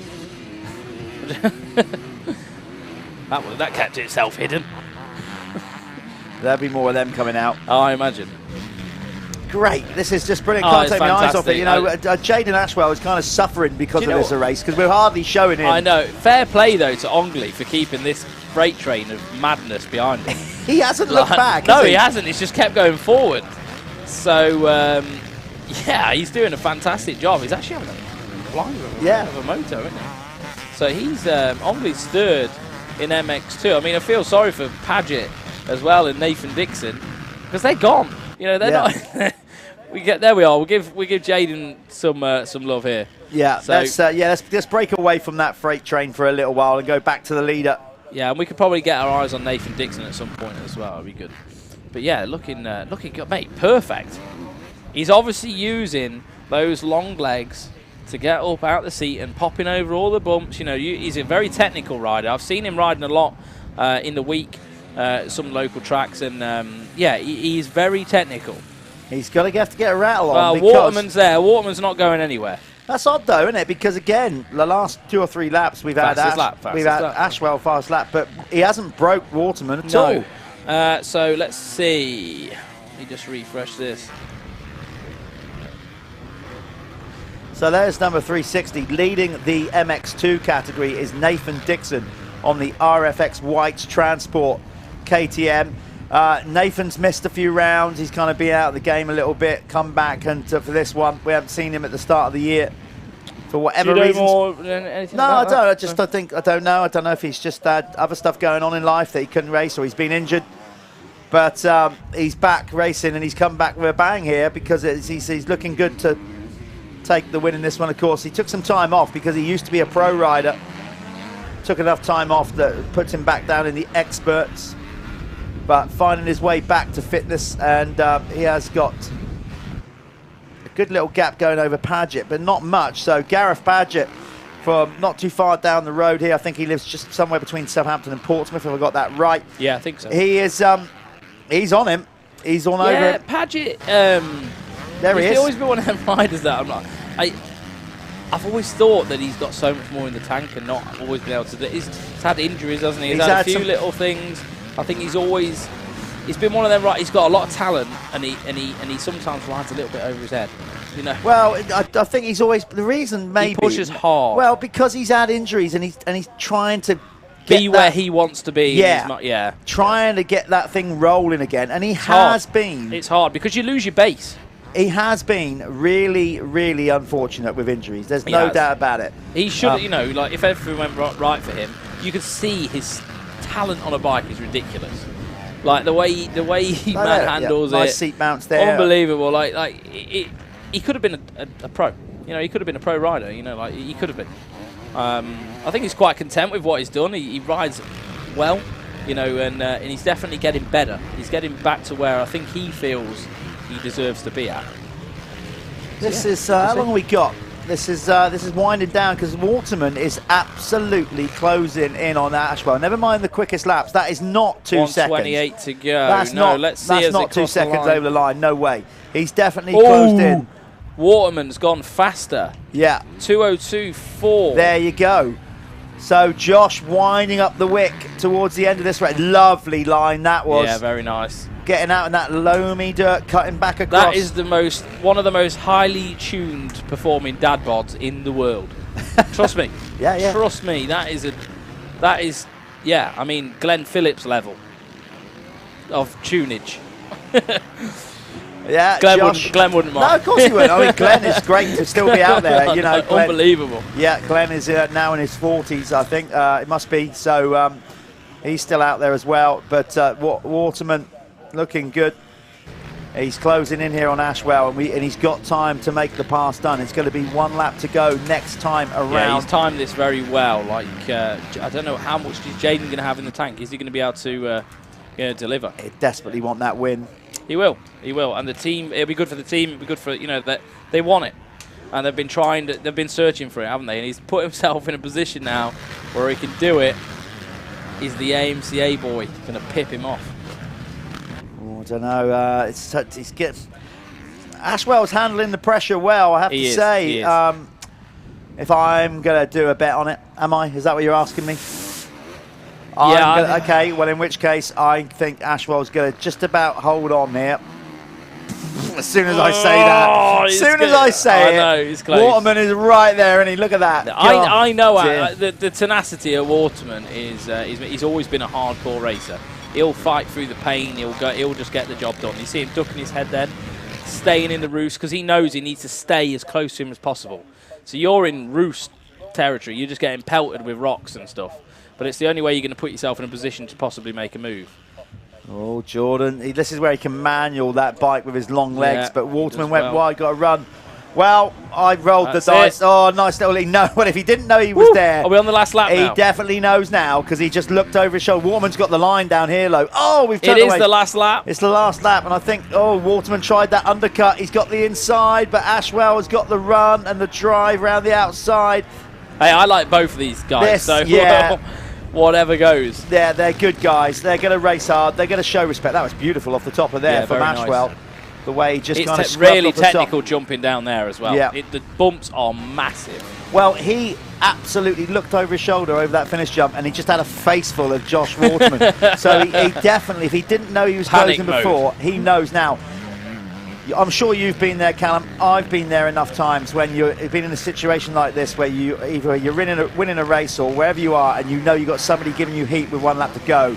And it is stressful. You're just like, okay, I got 1 to go. You just got to give it everything. Got to admit, I was always terrible at it. If I find myself in that position, I'd normally crash because I used to try riding a bit above my level sometimes. I always remember battling with a good friend of mine, Dean H. You know, every time he was always better than me, always got the better than me. But every time I was close or beating him, always the same thing. You know, like I just threw the bike down the track. So I was never the best at that situation. So I tip my hat to someone like Jaden Ashwell, who's just putting up with the pressure. He's just riding his own race. Look. Well, he's not. He's defending. He is going inside. There's Waterman's got a run on him. I don't think he's gonna be able to get that there. Very close. It's gonna be. This is gonna be the rollers. Ashwell's got to hold tight. He's got to hold tight. Squares him up there. He's got him. Oh, Jaden just grabbed a handful of gas on the Husqvarna. I mean, on the gas. He was so hard on the front brake. He's got the control in line here. Josh, that's going to get a run. Oh, what's going to happen, Jaden? It's going to be a sprint. They're using everything. Oh, what a race! RFX expert race. That was wow. I am going to have a heart attack. It was Ashwell by, well, we don't know. We think it was Ashwell. Refresh that. I'm going to refresh that. Let's go to an ad. I'm going to go and speak to, I think who is the winner is Jaden Ashwell. No, me. I'm going to, yeah. Yeah, you are. Yeah, okay, so.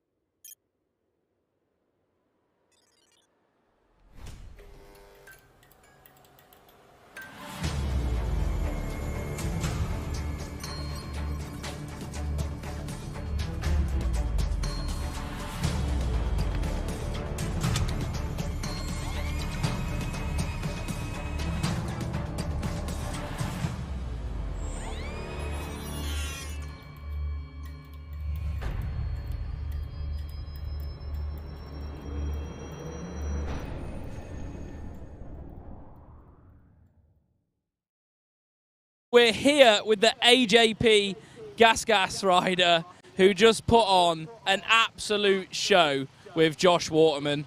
That was a battle all the way to the end there. You had to push really hard to get that win. Well, how are you feeling after that? I bet you were absolutely done. Yeah, I'm obviously struggling with my shoulder from the crash at Ling, but that was a good race. I knew it was the last race of the day, so I pushed flat out, and thanks to Josh for riding clean. He kept it clean all day, and I love riding him.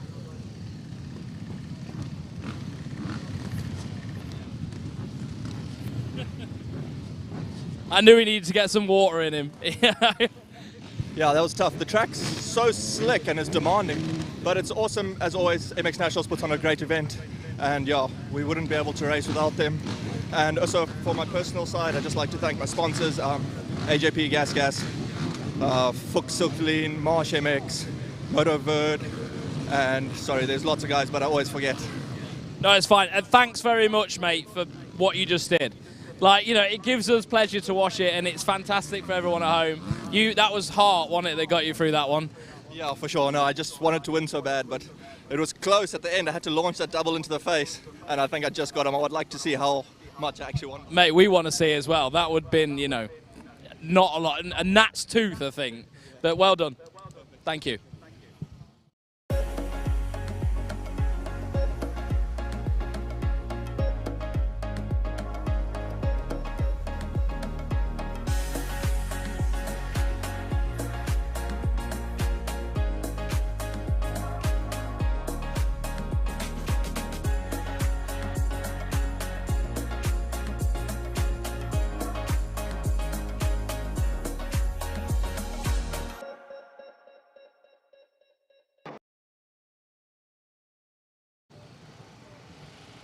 Right, here we are with Gareth Paget.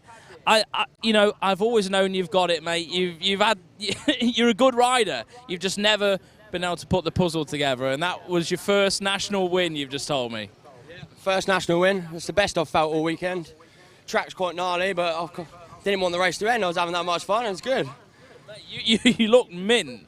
It's good to see you riding with that confidence as well. You can see, like, even when everything wasn't going right, and you would have like the bike snaking around, you just corrected it. You seemed like you were well in the zone. Yeah, I got a shout out big to Moto-33. He's had my bike set up this year, fantastic. So I'll give all the credit to him for that one. It looked like you and the bike were gelled and well in control, but well done. Anyone you want to help, thank? I thank my mum and dad, Bike It, Steve Dixon. That's about it. Thank you. Well done, mate. Hopefully you can get another one. Cheers, mate.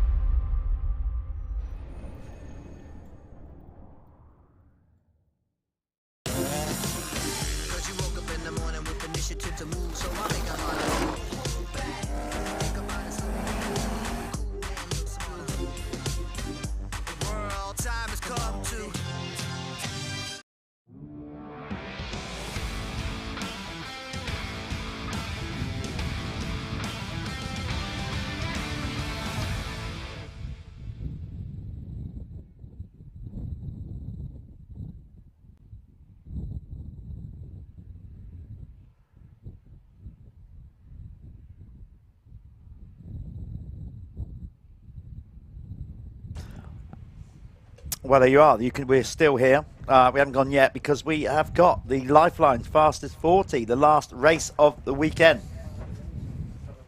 Yep, this is the UK's fastest 40 riders going to battle. And it is pretty much a full gate, isn't it? You can hear the wind through our mics. You can see the wind on the Carbon Comps flags there. And as you can see, Carbon Comps in the background with that brand new KTM. There's somebody checking over, talking about it. You can actually win that bike. You can. 10 quid. 10 quid ticket. 10 squidlies. There they are, waving at us. See, there we are. We're keeping an eye on you lot down there. And Yeah, Ant and the crew. Yeah, they can hear us. Yeah, they're packing away, making sure he packs it away all right. Yeah, we don't want any scratches on that, Ant, when I win it. Yeah. There he is down there. So, yeah, get on there. Get on to carboncomps.co.uk. £10 ticket. Get yourself a brand new KTM. What is it, 250 or 450? I can't remember. I think it's 450. 450, yeah. Okay. One of our many amazing sponsors that have got behind this series, Syntol, Leatt. You can see them all down there. Milwaukee. We have got the Lyfelinez fastest 40, incorporating the Leatt MX1 category. That opening moto was won by Tommy Searle. The MX2 brought to you by Apico. I can't even remember who won it. Right. It was Walsh, wasn't it? Or was it Conrad? It was Walsh. It was Walsh. It was Walsh. There we go. There's the whistle being blown. That basically means they're going to be going down to the start area anytime soon. We're going to probably film them going down to the start line again. They've had their sighting lap while we was doing those 2 interviews. There they go. So we alternate. Muse was quickest in qualifying. Kulas was quickest in the 450. So we alternate them down to the start line. So race... Oh, no, they're already down there. Sorry, Walsh was quickest, wasn't he, in MX2? Race 1, top 5 in each. Tommy Searle took the win over Harry Kulas. Josh Gilbert was 3rd. John Adamson, decent ride from John in 4th. And then Martin Barr in 5th. Obviously, we heard from Martin. We had a chat. He's got a bit of a health issue going on. They don't quite know what it is yet. All right.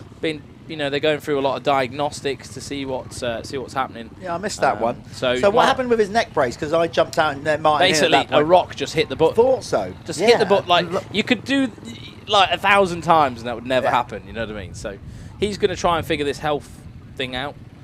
Hopefully they get to the bottom of it. And then the top 5 in MX2, it was Dylan Walsh, Conrad Muse, Tom Grimshaw, Jamie Carpenter, and then Florin Mayo.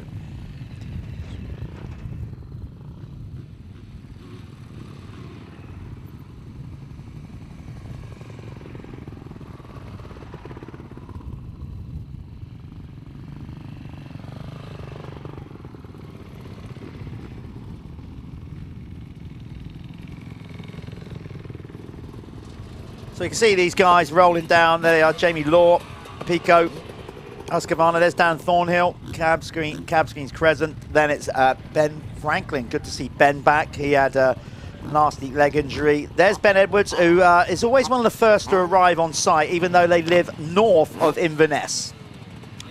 Yeah, no excuse about them turning up late. Like they're great bunch of guys. Him and his dad travelled down to every event and get here. One of the first pro riders in the paddock. They love their weekends, so good to have them here. They, I think they're involved with the Grampian Motocross Club as well. It's now an annual thing. I have to take a picture with his dad every round now with a can of Tennants. Oh, is that what that was? I saw you doing that. Yeah, no, not again, you know, so it's a little thing we got going on. So it's Tennant Super. Great what they're doing up there in Scotland. That's like 8% in there. It's got a great side. Yeah, probably. Nasty stuff. They got there's our championship leader. He is hopefully still the championship leader. Coming into this weekend, Tom Grimshaw on the Chambers Husqvarna. He has got the red plate. The first time he's been leading a pro championship in his career. Great, great season. Yeah, great season. Good to see. I've been following him for a few years now. I was on a training day with Spinksy the other day. I went on one of his academy days, and he had Tom there to help, show the guys what to do, how to do it correctly, because Tom's a very, very technically gifted rider. So let's see if Adam Collins on the motorcycle KTM has a bit more luck out of the gate this time. Something happened in the opening moto. The bike either died it just stopped, or it didn't. Yeah, it was looking down like what's gone on there. So it's a motorsport. Stuff happens. Yeah, there's the Spiral Fly Racing 15-second board. Soon to turn to 5, and then they'll have a gate drop within this that 5 is it. seconds. So the overall, Kulas, if he gets a good gate drop, he's in with a shout. Remember, because if Kulas wins, yeah, and Tommy's second. Well, it doesn't matter. If he just wins, he wins. If he 2-1, Walsh having a head like a chicken. As he got the drop, Tommy Searle's got another flyer, but Kulas is up the inside, not quite. Searle is away, and this time Gilbert doesn't quite get it done in second, and another flyer for Glenn McCormick. That's 2. He's had really good starts. And then there's Kulas up the inside in 4th, going for 3rd. Martin Barr there, as you said, has got some health issues at the minute. Let's see, he's got the energy and minerals to go the distance. John Adamson side footing his way down the hill, one leg in it. Yeah, right. Martin was saying he can't ride in the week or anything. Yeah. Like he's, just races. No riding in the week, no gym. Hasn't been to the gym since, can't remember what he said, February. That's not cool. No, grim. So, he'll figure it out. You know, he's Irish. Yeah. Always figure it out. They're definitely determined. So, Searle, I have to say, I'm going to pull it up. I'm sure Tommy won't mind me to say it because he actually got a ticking off from his team manager. Round 1 at Fat Cat was an absolute disaster for him. It was. Arguably one of the worst moments we've ever seen Tommy ride in the last decade. Yeah. You know, I'm not exaggerating with that. He was so off the pace. He suffered with arm pump. He got terrible results. He's got a shoulder issue. I think it's fine now. It's resolved now. It's from like the back end of when he was doing GP. Yeah. But when he leans off the back of the bike in sand, especially, and you have to sort of hang it out, I think he's just wary of causing this issue again because last time it happened, literally the whole year he's suffering. So I think there's just some, scars there. Maybe, but I'm not. Maybe I'm sure. But I think it's more of a mental. You know, it's a bad weekend when your team manager, like Dave Thorpe, came out publicly and just said it's not acceptable. You know, he needs to do better than that. For sure. Well, he's making up for it this weekend. Definitely, that's for sure. Definitely. He's having an absolute blinder. And so he's got far. the 2 big hitters behind him as well. You've got Gilbert and Kulas both wanting a piece of this pie. Yeah, nice inside line from Tommy, and Gilbert follows suit. Of course, these guys get a sighting lap, so they go round and check the course out. And I'm sure Tommy would have done that on that one. Going for a 1-1 here. That'll be good. So, in a minute, let's just bring in... We're going to get him in. The title sponsor of this class, Lyfelinez. Fastest 40. Going to bring in Dave Hamlet. Dave from Lyfelinez, who's got behind this one, sponsoring the Fastest 40, because more than anything else, new brand or not, Dave's a bit of a super fan.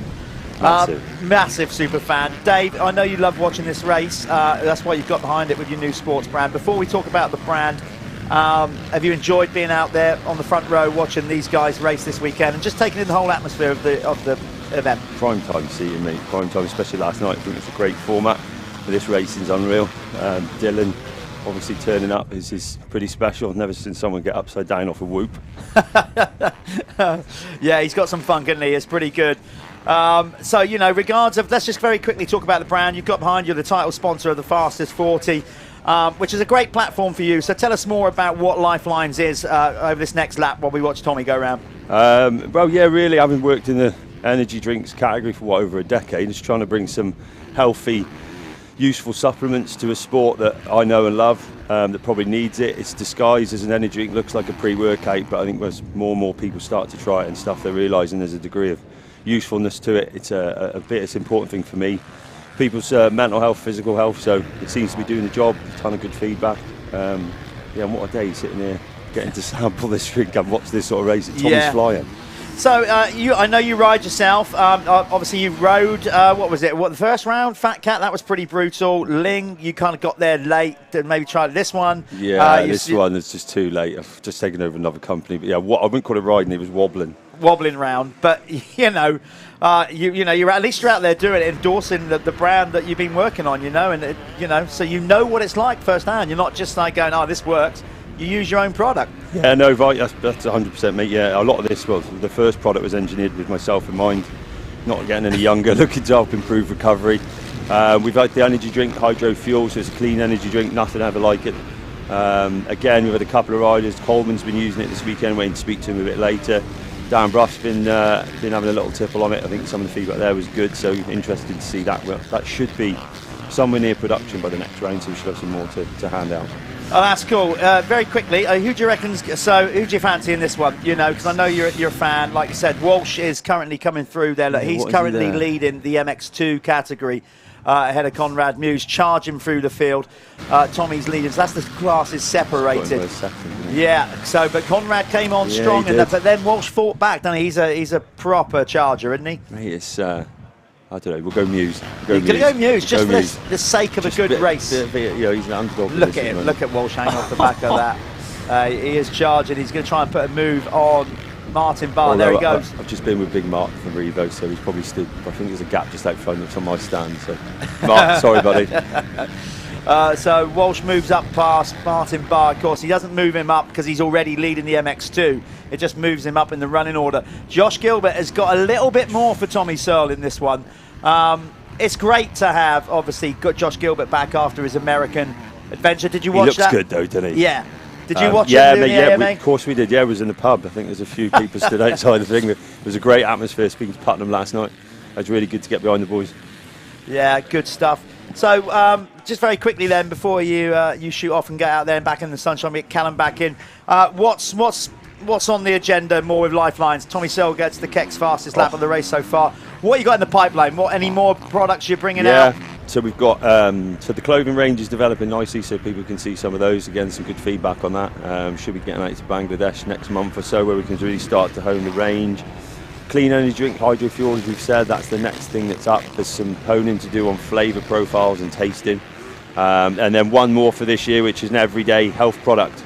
A bit like hydro fuel, just kind of de-engineering it so it's not quite as over-engineered for an everyday use. I mean, what we've got in hydro fuel really helps everyone that's just training, goes to gym, running, riding, racing, whatever you're doing. But yeah, it's probably a bit much for partners and other family members who are kind of getting on the bandwagon and realising it's not a bad product to be using every day. Yeah. So that's it, free. That should wind us out for the year. There are some more stuff next year. I mean, I've got 18 products in the pipeline, so mate. Loads coming then. Yeah, plenty. Yeah, so you've got plenty going on for the new brand. Well, look, Dave, we really appreciate you getting involved with the MX Nationals and stepping involved with Lyfelinez. Big up for getting behind this fastest 40. Well done on that. We'll let you get out there to sell more product and enjoy the race. Thanks for coming in. Thanks for having us, nice guys. One. Love There's it. Dave Hamlet from Lyfelinez. Go and check them out. As we said, it's a new sports supplement that Dave's loads of experience in the industry. He's worked for a lot of other nutrition brands and energy drink brands, so Dave knows what he's doing. Go and check them out. Tommy Searle is still just about keeping off Josh Gilbert. And Koulas is pushing as well. Oi, oi, Savaloy. All right, he's back. Back in my tight tee. Good to get Dave in there just to talk more about brands like new brand, not just new to sport, but deciding straight off the bat, I want to be involved with the Michelin MX Nationals. It's important. I think he's got some knowledge, in the drinks industry, stuff like that. So yeah, it's cool. It's cool to have him on board, and and it's not a drink filling people full of sugar and stuff. It's proper healthy. I thought you was nearly going to throw another swear word in there, but you changed what I thought you was going to say to sugar.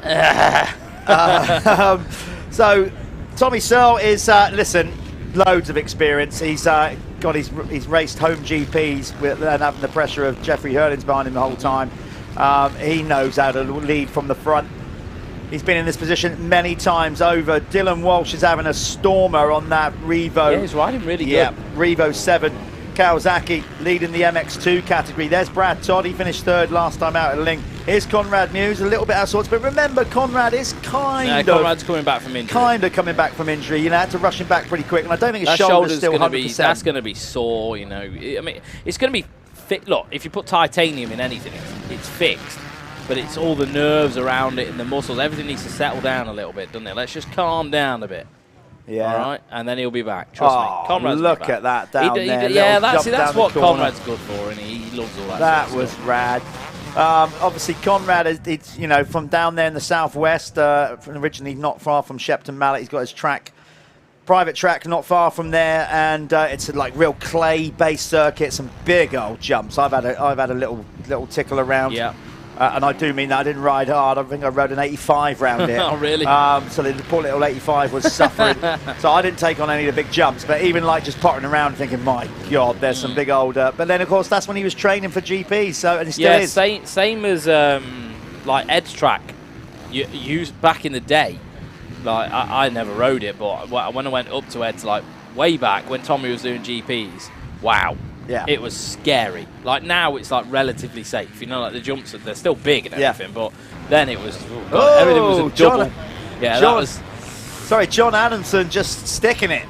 Yeah, but you don't do that to the Kamikaze Kid without any retaliation. Is that his own name? Is it? Or have you given him that name? That's what Brad Todd is. The Kamikaze Kid. What, so by his own? By his own. All right. I'm trying to protect your interests. So that might have ignited the bomb, mate.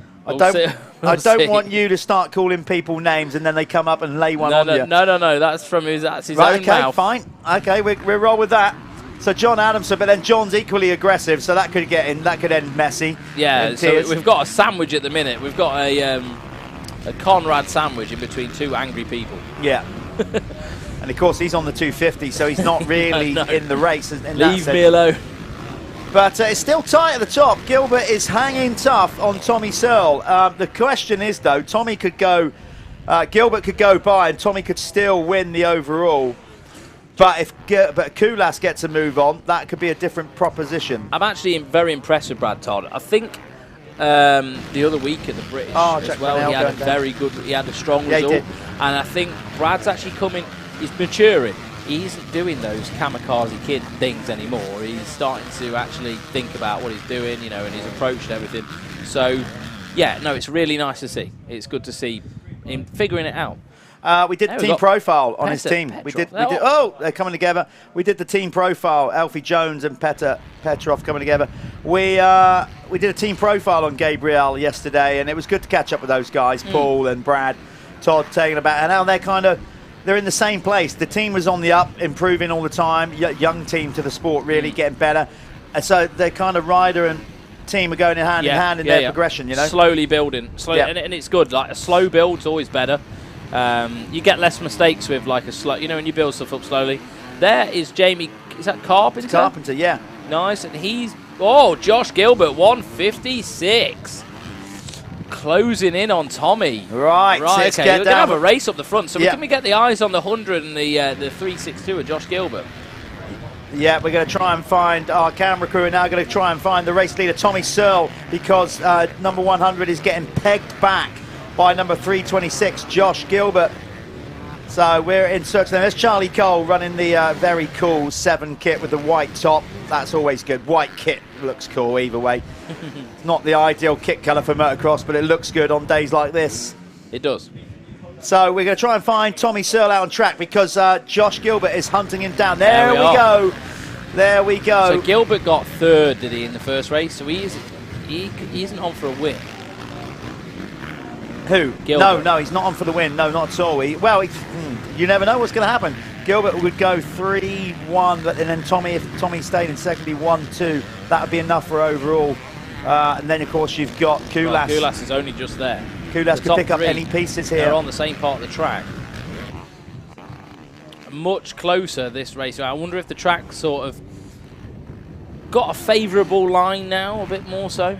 You know, maybe. You know, sort of a drier line, more grippy line maybe. Tommy though is quite smart. You notice he's very good at staying out of the bumps and riding really efficiently. That's something that Tommy's always been pretty good at, I think. This will be good though. Gilbert will want this. Gilbert is pushing hard. The Patch Quick Trophy on Wednesday.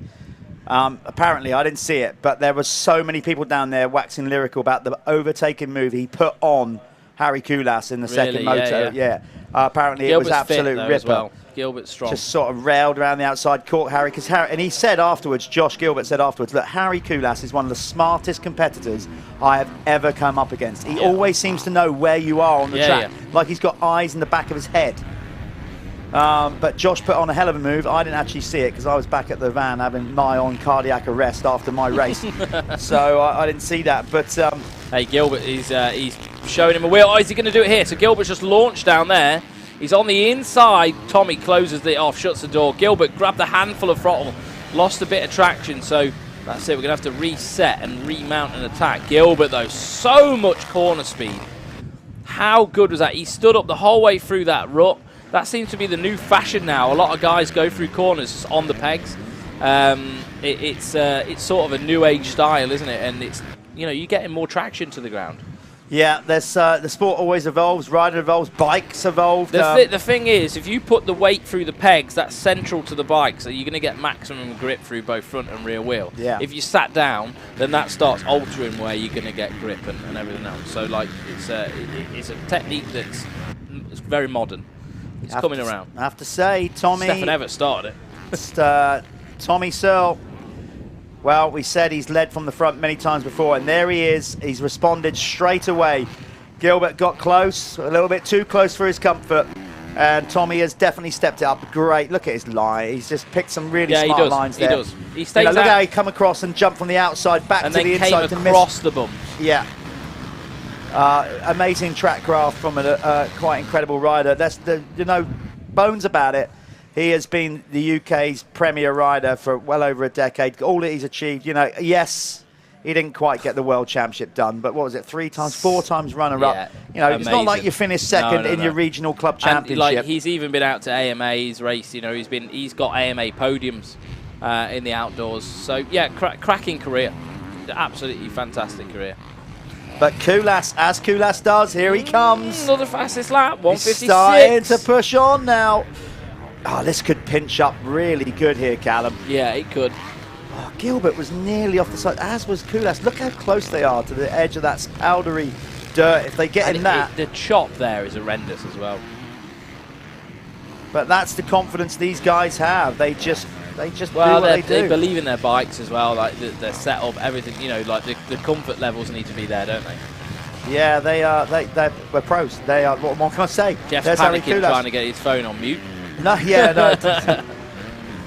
Yeah, so that's what Harry looks like without his Gilbert's coming back. Gilbert is coming back. How long we got left on this one? Let's have a look. So not that much longer, actually. Total time, we're at nearly 17 minutes. So we'll be getting the 2 laps of go-kart, maybe another lap or so.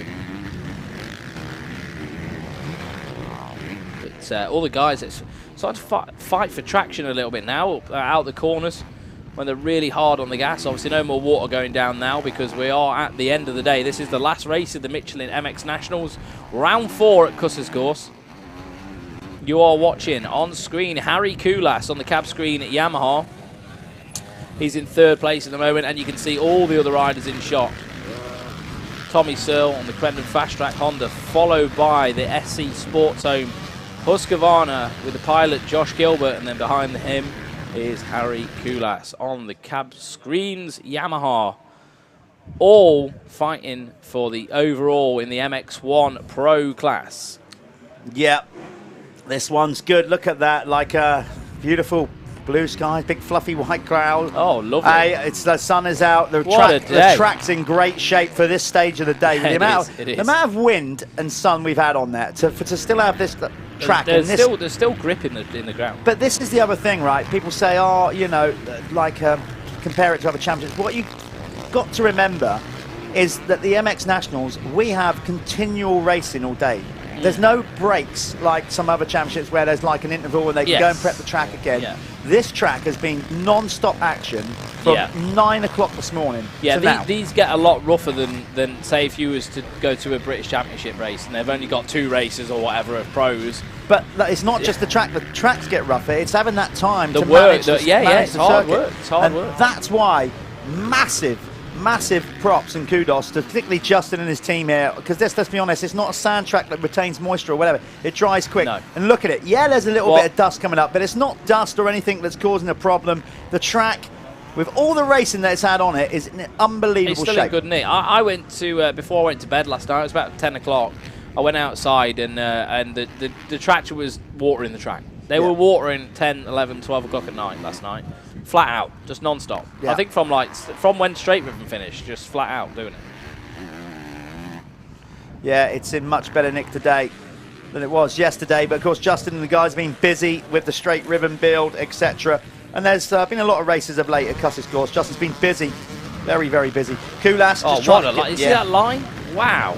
Getting out of that rut early and just sneaking up the inside, trying to miss those. A lot of grip there down on the insides. Like if you stay out of the ruts where it's gone down to the hard base, there's so much grip. Yeah, just not only chasing the dirt, but trying to stay out of those acceleration bumps as well. Yeah, just to get a smoother drive out of the corner. Well, you're going to get more traction down, aren't you? Tommy Searle, fastest lap, 1:56. Well, we said, what did Jaden Ashwell do? 2:02. 2:02. Yeah, I mean that would put him, 12-ish. Yeah. So, but Tommy, these guys on a different level in this current class. Walsh is still back there, 25 seconds back, nothing to be, well, he'd wish he was up there racing them. Yeah, but he is on an MX2 bike, so You know, he's leading the MX2 category. Maybe, how long have we got? We've got 20 minutes to go. We'll maybe try and have a little rip back to Walsh later on. See where he's doing in the race. See if we can get our cameras on Dylan Walsh. Show him some love as he is leading the MX2. Conrad Muse, though, is still... third, I think. Yeah, well, no, he's second, but he's 5 seconds behind John Walsh Adamson's now. having a good ride as well. So John Adamson in 4th. So he's having a decent ride, but he is quite a way behind the lead pack of 450s. So the current running order in the actual race, it's Searle, Gilbert, Kulas, Walsh, Adamson, Muse, Barr, Todd in 8th. Then Grimshaw and Carpenter. As class only, it's Searle leading the MX1 ahead of Gilbert, Kulas. Then it's Adamson, then Barr, then Todd.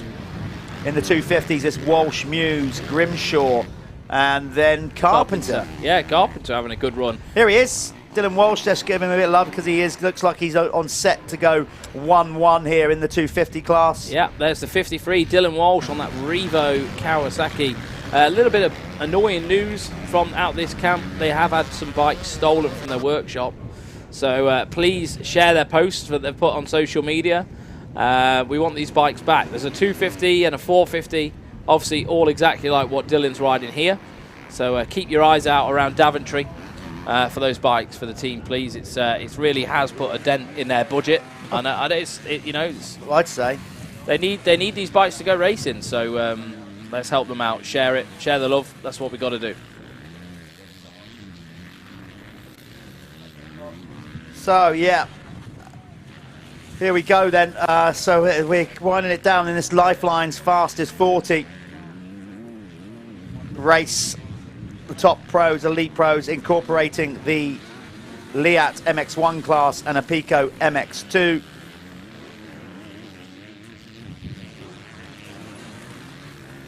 I can't see Jamie Wainwright out there this time. Maybe the 450 scared him a little bit. Yeah, maybe. But he had no choice because the bike got stolen. Yeah. His 250 race bike got stolen. Shocker that, isn't it? And there's Tom Grimshaw. Will he still be holding over the championship lead at the end of this one? I think he will, because Walsh obviously hasn't. This is the first time we've had Dylan racing with us this year, so he's nowhere in the points, as it were. Grimshaw is battling with Jamie Carpenter, and he's currently beating Carpenter in this one. So it looks like Grimshaw's on track to keep hold of that red plate coming out of here. Yeah, that would be a nice feat if he could do that. Especially, there's a lot of other riders here this weekend that haven't been doing the series because they've been in America, things like that. So they're all back now. So this is actually the full field, isn't it? So it'd be nice for him to retain that. Obviously, going into the next round, he knows what he's got to do. He's got to get to work, hasn't he? Yeah, Carpenter's putting some heat on him, though. There he is on the GRT Impact machine.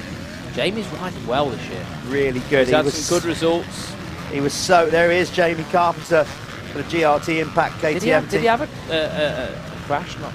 Yeah, he had one at Landrake where he round 2. Pretty nasty one, remember, wasn't he put the hole in it, and he missed. So he's missed a race. Yeah, because he had to get sewed up, didn't he? Yeah, he had to go off to hospital and get sewed up. He makes the move on Grimshaw. So there you go. Jamie Carpenter on the Has he, though? GRT Is it Impact Tom's gonna KTM fight up back? the inside, and that's it.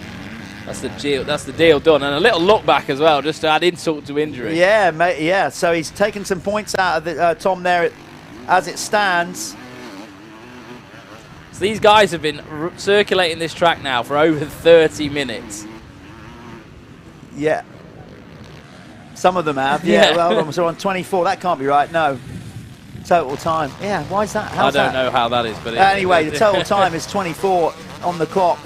We're on 24:16. It's a 25-minute plus 2-lap moto, so it's a 3-lapper from here then for Tommy Searle and Josh Gilbert. Gilbert's got the gap down again, a bit closer, 1.8, but I think Tommy's in control here on the Crendon fast track. Hitachi, Honda, Gilbert on the SC Sports Homes, powered by Stebbins Car Superstore machine for second.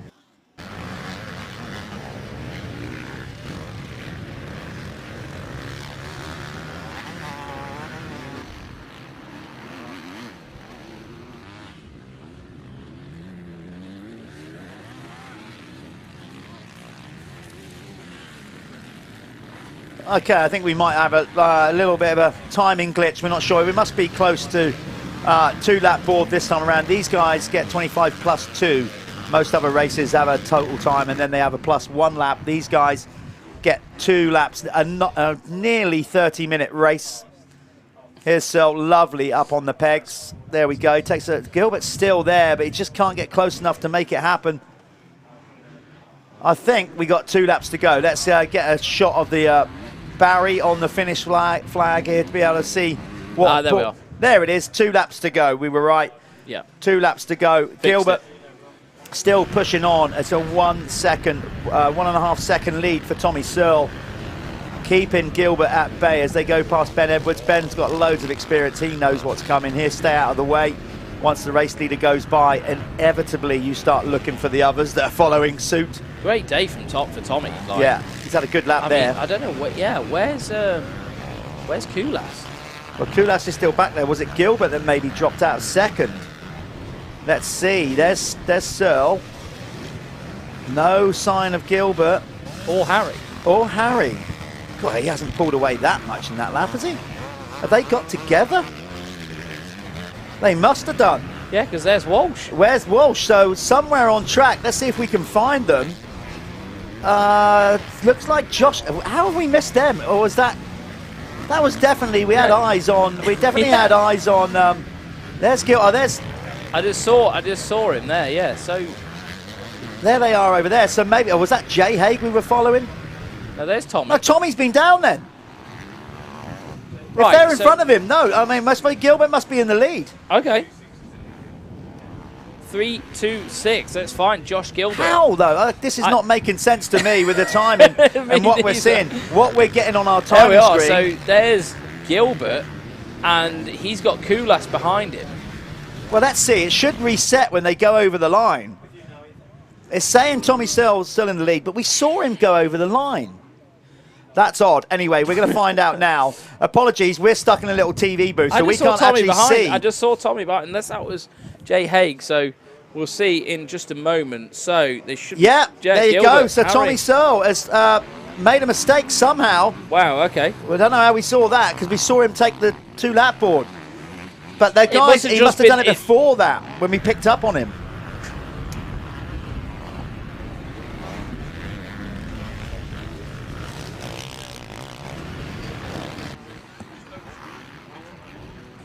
Right, okay, so just got a little bit of information. So Tommy did come through the line in first.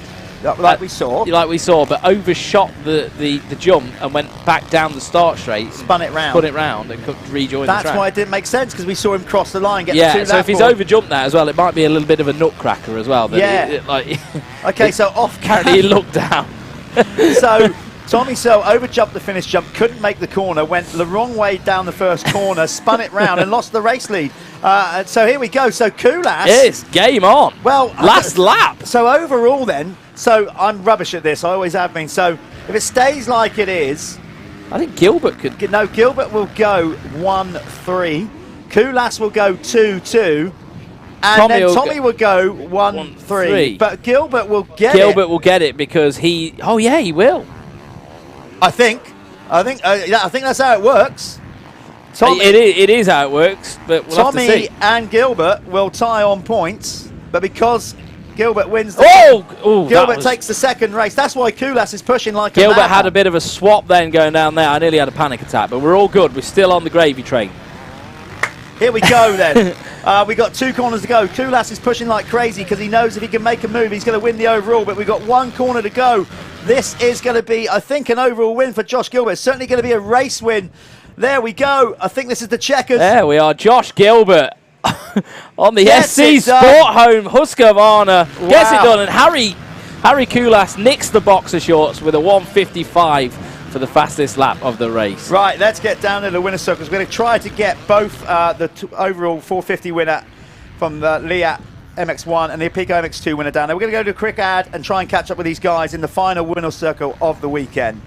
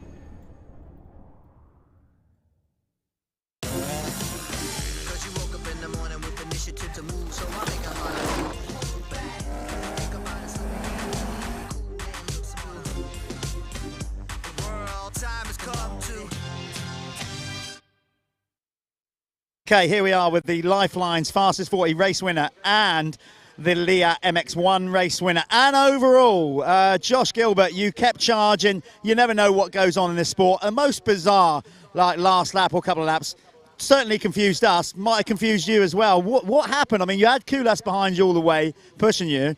And then all of a sudden you found yourself in the lead. What happened? I'm not really sure, to be honest.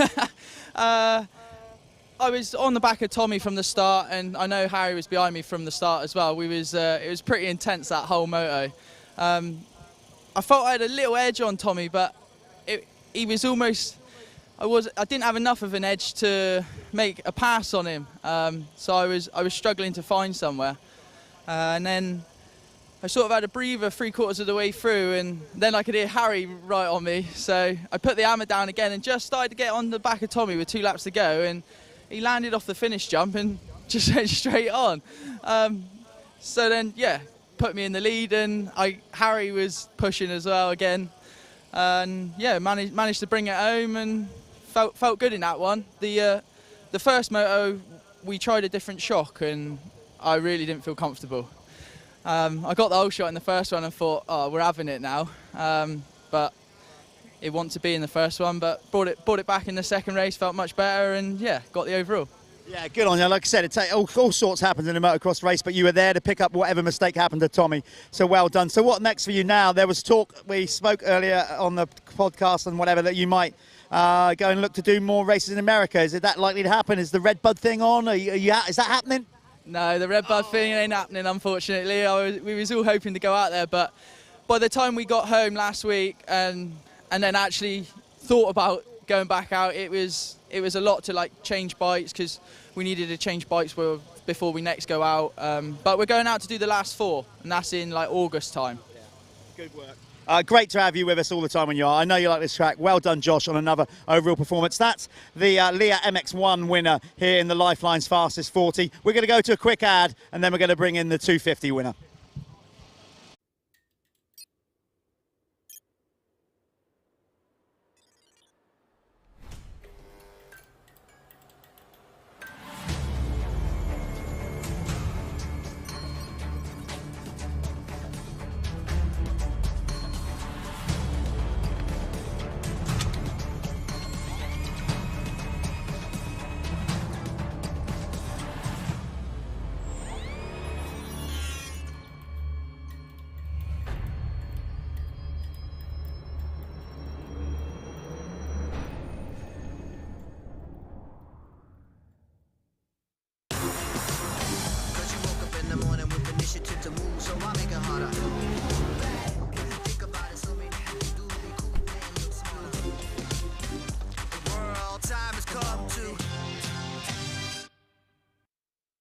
Hey, here we are with the Lyfelinez Apico MX2 winner, Dylan Walsh. Good to have you with us first time this year. It's been a good weekend for you. Straight rhythm champion in the 250s, and then went out 1-1 in the Apico MX2 class. We said yesterday you rode the track in the warm-up. It wasn't really to your liking, had a lot of pounding, but today the track was much better and you look much happier out there. How was your weekend? You obviously enjoyed that, racing with the Conrad and the guys. Yeah, no, the weekend's been wicked. These boys put on a great event every time, so yesterday was wicked. I ended up winning all yesterday, and then today I went P1 in quali, and then Moto 1 and 2 went win, so couldn't ask for a much better day. And yeah, yesterday when I did the warm-up, the track was pretty rude, but today they put it together and put a good track together, so I was stoked on that. You look like you had a lot of fun. You did something earlier on today, I think it was today in one of the races, you literally manualed flat out. Your wheel didn't even touch the ground through these whoops. The Supercross experience, and you look like you're having so much fun on this section alone. It's your kind of gig, isn't it? Like tracks that are really jumpy and technical. Yeah, this is a much more Americanized track, so I enjoy this a lot, and it's hard to hang on to the old Revo rocket down there, so you know they can take the claim for that one. You've obviously had a tough weekend on the team out as well, with the break-in and whatever, so this at least a bit of a lift up for Mark and the team this weekend. Yeah, the year's actually been really tough for all of us as a team, and then obviously the workshop getting broken into Friday night, and taking a few bikes, so that's emotional, but yeah, I'm stoked to be able to give something little back to the team this weekend, and yeah, head into next week with a little bit of a smile, you know. Good stuff. Well, there we go. We spoke to Dylan earlier on about the dynamic between him and his mechanic, Luke. So a good weekend for you two. He got all the pit boards right this weekend, right? Yeah, Luke smashed it this weekend, so cheers for that, Luke. There you go. That's Dylan Walsh. Nice one, Dylan. He takes the win in the Apico MX2 Championship here this weekend in the Lyfelinez Fastest 40. He's going to get going. That's us done on another live feed. We hope you enjoyed it here from round 4 at Cusses Gorse at the Michelin MX Nationals, powered by Milwaukee. We've had a great weekend. Dylan has too. Keep subscribing. Keep liking what we're doing. Follow us on social media. We'll be back at the beginning of August for round 5 with a brand new venue. We'll be telling you more about that as we lead into it. Thanks to all our incredible crew, staff, medics, everybody that makes this happen. And we'll see you soon, over a few weeks' time. Hope you enjoyed it. We'll see you again. Thanks a lot.